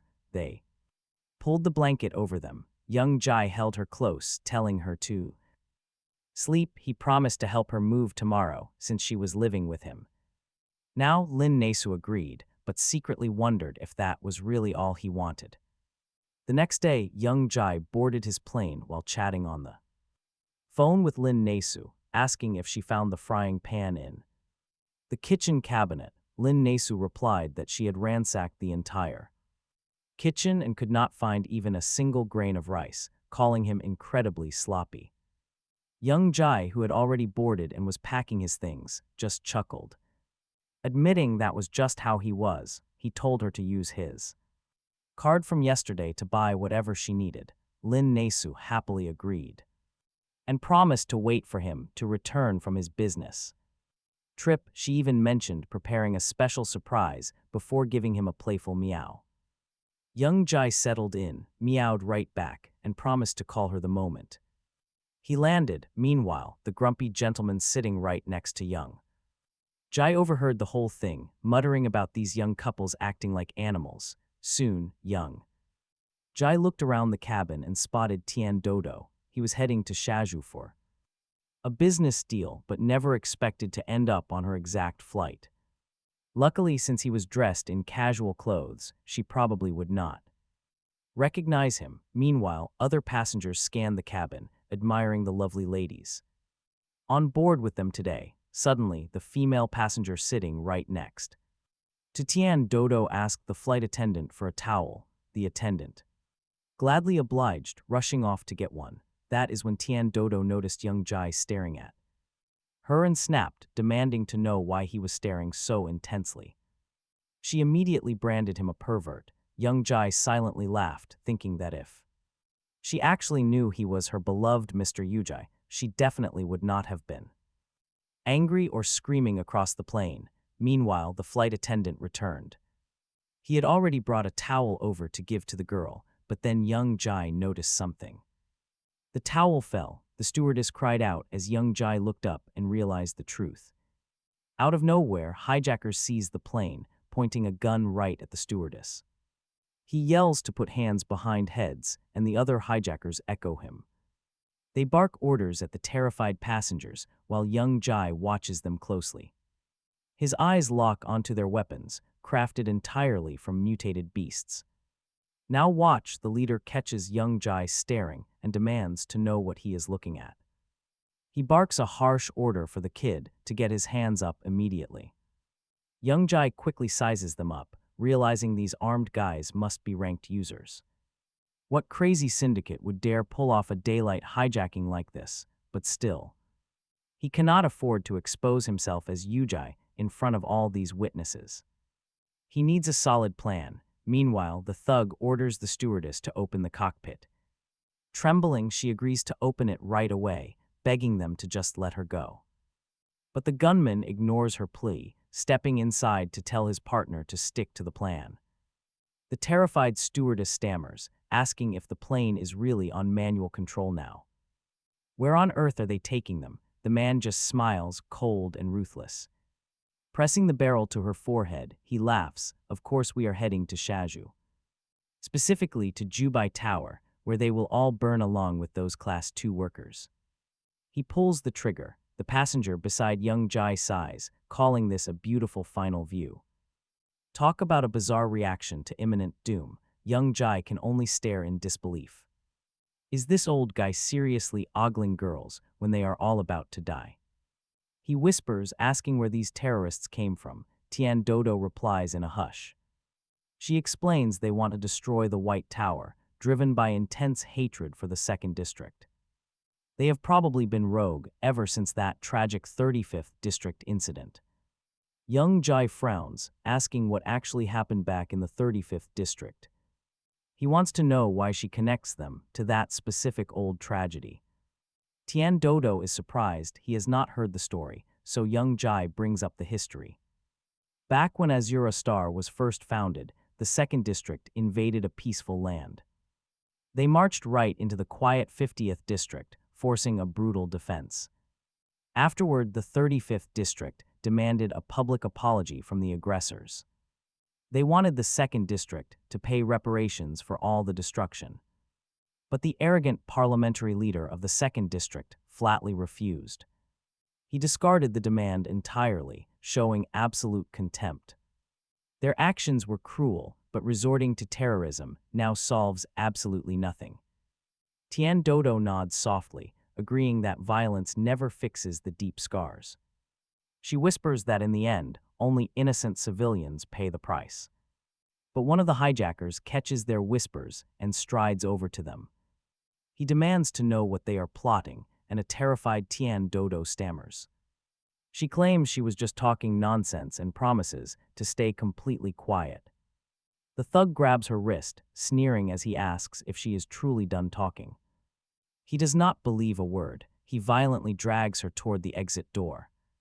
He slides the door open, threatening to throw her out into the empty sky. Wind howls inside. Tian Dodo screams in sheer terror, begging for her life. She weeps, desperately crying out for someone, anyone, to save her. Young Jai reaches his limit. He leaps from his seat, ready to fight. But before he can move, two mysterious heroes suddenly leap into action. One of them grabs Tian Dodo, assuring her that she is safe now. That's when the rank hero Star Cloak finally showed up. Apologizing for being late, he stood alongside Captain Cigar, the hero who saved Tian Dodo. Seeing two high-level protectors on board, the panicked crowd instantly started to celebrate. Everyone cheered, shouting that Captain Cigar and Star Cloak would save them all. Young Jai let out a sigh of relief, thinking things were finally handled. As Star Cloak moved to confront the terrorists, young Jai observed his unique gear. That cloak was clearly a spiritual weapon, possessing its own powerful self-awareness. Underestimating this guy's real combat potential would be a massive mistake. One of the terrorists recognized him immediately, calling the matchup pretty interesting. Star Cloak stepped up, telling them to drop their weapons and just give up. This only enraged the terrorist, who spat insults about people from the second district. He screamed that they were all cunning cowards, but this fight was far from over. Instantly, they triggered their volatile fruit meat bomb ability, catching Star Cloak completely off guard. "This is bad," the hero muttered, while Captain Cigar literally dropped his cigar. As the explosion rocked the aircraft, the entire plane began to nosedive. Panic erupted, and Captain Cigar yelled for everyone to grab their oxygen masks. He urgently turned to Star Cloak, asking if he had any trick to save them. He even jokingly asked if crying could somehow lift a massive falling airplane. Star Cloak snapped back, reminding him he was not some god-tier S-rank hero. With so many ordinary civilians, he could only carry a handful at most. Overhearing this grim limit, terrified passengers began pleading to be the ones saved. People offered endless cash just to escape, which made young Jai facepalm. A complete circus was unfolding as people literally tried to buy their lives. Passengers fought viciously over who deserved a spot on Star Cloak's rescue list. Amid the chaos, Captain Cigar ordered Tian Dodo to strap back into her seat. Thanking him for his kindness, she ignored the danger and ran to her friend. Her terrified friend was shivering, but Tian Dodo comforted her with a warm smile. She promised everything would be fine now. Meanwhile, Star Cloak hatched a plan. He grabbed Captain Cigar, telling him he had an idea and needed immediate backup. Captain Cigar was hesitant, arguing that they absolutely couldn't leave the passengers behind. Star Cloak urged him to just trust him before they completely ran out of time. Clinging to Star Cloak, the the two heroes quickly scaled to the very top of the falling plane. Watching them go, young Jai realized he could easily summon clones outside the fuselage. Even with just 10% of his main power, a clone could definitely save them. Without hesitating, young Jai activated his shadow clone ability right outside the flying metal trap. A double materialized instantly. Meanwhile, up on the roof, Star Cloak barked instructions. He ordered Captain Cigar to unleash his smoke and construct a massive parachute. Captain Cigar was blown away, wondering how that genius idea hadn't crossed his mind. Laughing it off, he readily admitted Star Cloak was the real brain of the operation. Taking a deep breath, he unleashed his cigar smoke power to cover the entire craft. The sheer scale of the technique left him completely drained, but Star Cloak had other plans. Creeping up right behind him, he softly thanked Captain Cigar for all his hard work. He whispered that it was just too difficult trying to be a good person. Confused, Captain Cigar replied that protecting people was simply their duty as superpowered protectors. Just then, young Jai's newly formed clone arrived, realizing something was seriously wrong. But wait, the plane was slowing down. Did those two heroes actually do this? Meanwhile, Starcloak did the unthinkable, shaping his own cloak into a massive, deadly spear. He stabbed Captain Cigar, claiming he was sick of his speeches. Young Jai watched in absolute shock, demanding to know what the hell was happening. Starcloak sneered at Captain Cigar, claiming he was always the superior hero. Yet every time Captain Cigar went on a mission, he stole all the credit. This left Starcloak in the shadows, losing popularity and dry of sponsors.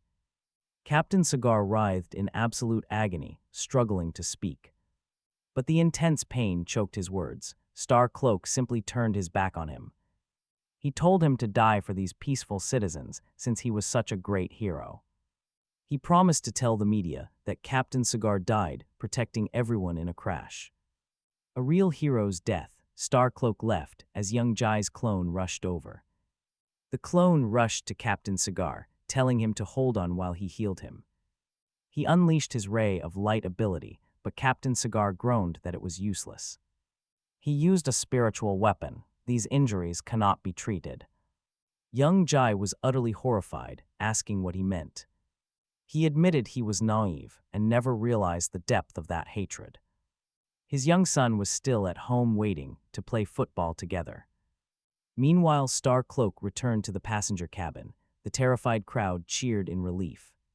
Someone cried out in joy, asking if they were saved and where Captain Cigar was.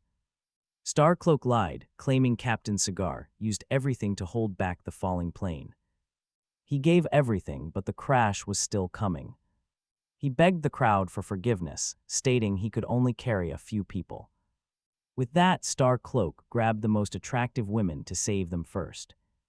Tian Dudu's girlfriend was seized in his grip, screaming that she wanted to stay. She begged to stay with Dudu, but Starcloak flew off, abandoning the rest. Panic swept the remaining passengers, had they really been abandoned. A woman wept right next to him, saying they were all finished. Young Jai quietly copied Captain Cigar's skill, swearing to avenge his death someday. He acquired a powerful ranked ability known simply as Cigar Smoke. He can materialize and absorb massive smoke clouds. But it only works where oxygen is present. The system noted that smoking harms health, so he should quit the habit. But talk about perfect timing, people suddenly saw young Jai outside the window. Young Jai activated his metal control ability, desperately slowing the plane's violent descent. The massive aircraft hurtled closer to the earth before finally striking the ground. Somehow the plane was saved, and every passenger survived. The survivors rejoiced. They had landed in the vast desert. But where was Captain Cigar, and where did young Jai disappear to? Tian Dudu admitted she was terrified, thinking she would definitely die out here. Walking away from a crash like that was nothing short of a miracle. Then she remembered young Jai and immediately started looking around for him. She glances around, suggesting that since Yu Jai is already here, she might as well see him. Right then, 3 ambulances rush onto the scene, led by Star Cloak urging them forward. The hijacked plane had crashed, leaving dozens of injured passengers waiting for urgent rescue. News crews and eager reporters are already swarming the crash site. A reporter goes live, promising real-time updates on the stolen aircraft.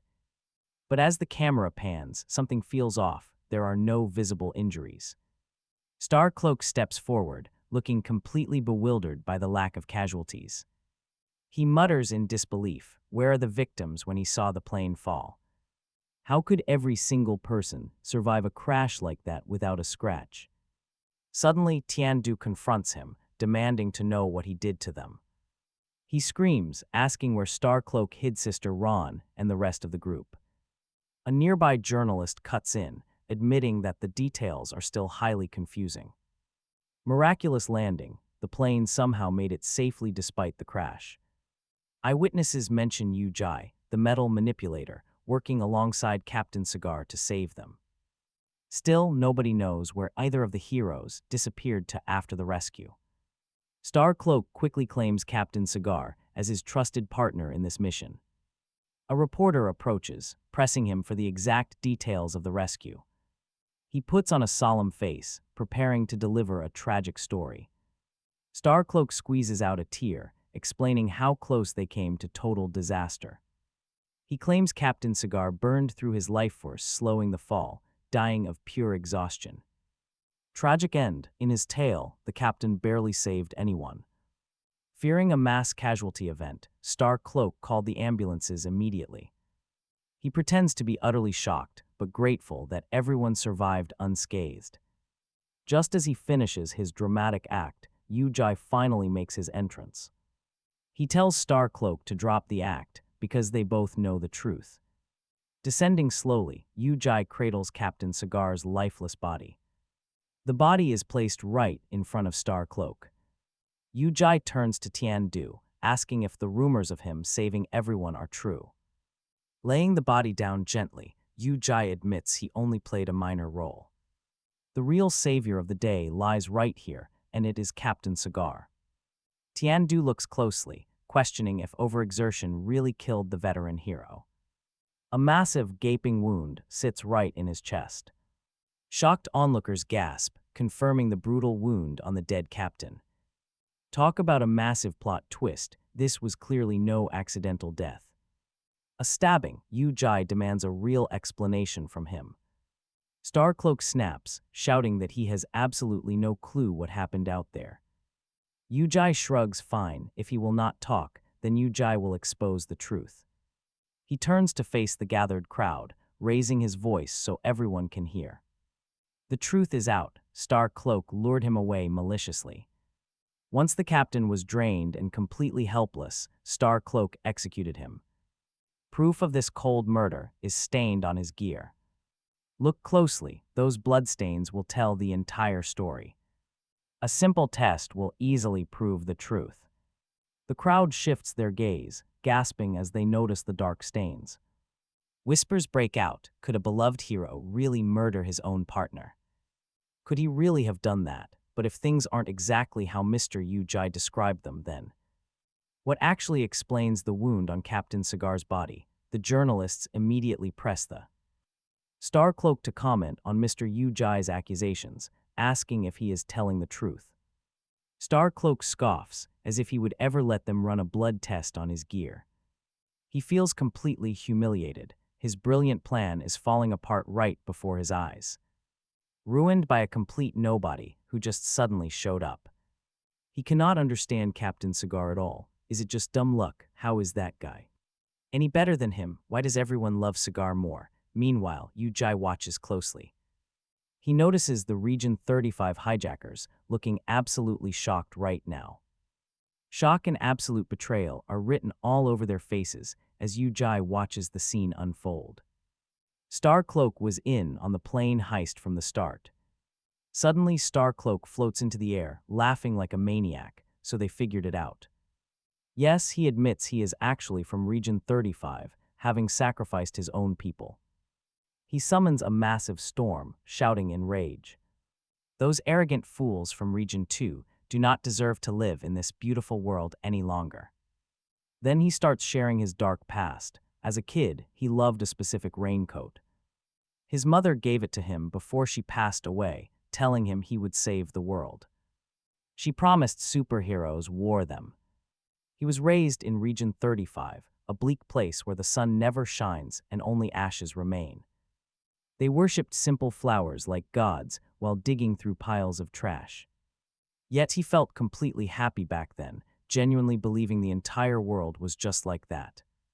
That peaceful illusion shattered when he accidentally entered Region 2. There he finally tasted delicious water and saw blooming flowers everywhere. He looked up to see a beautiful blue sky filled with bright white clouds for the first time.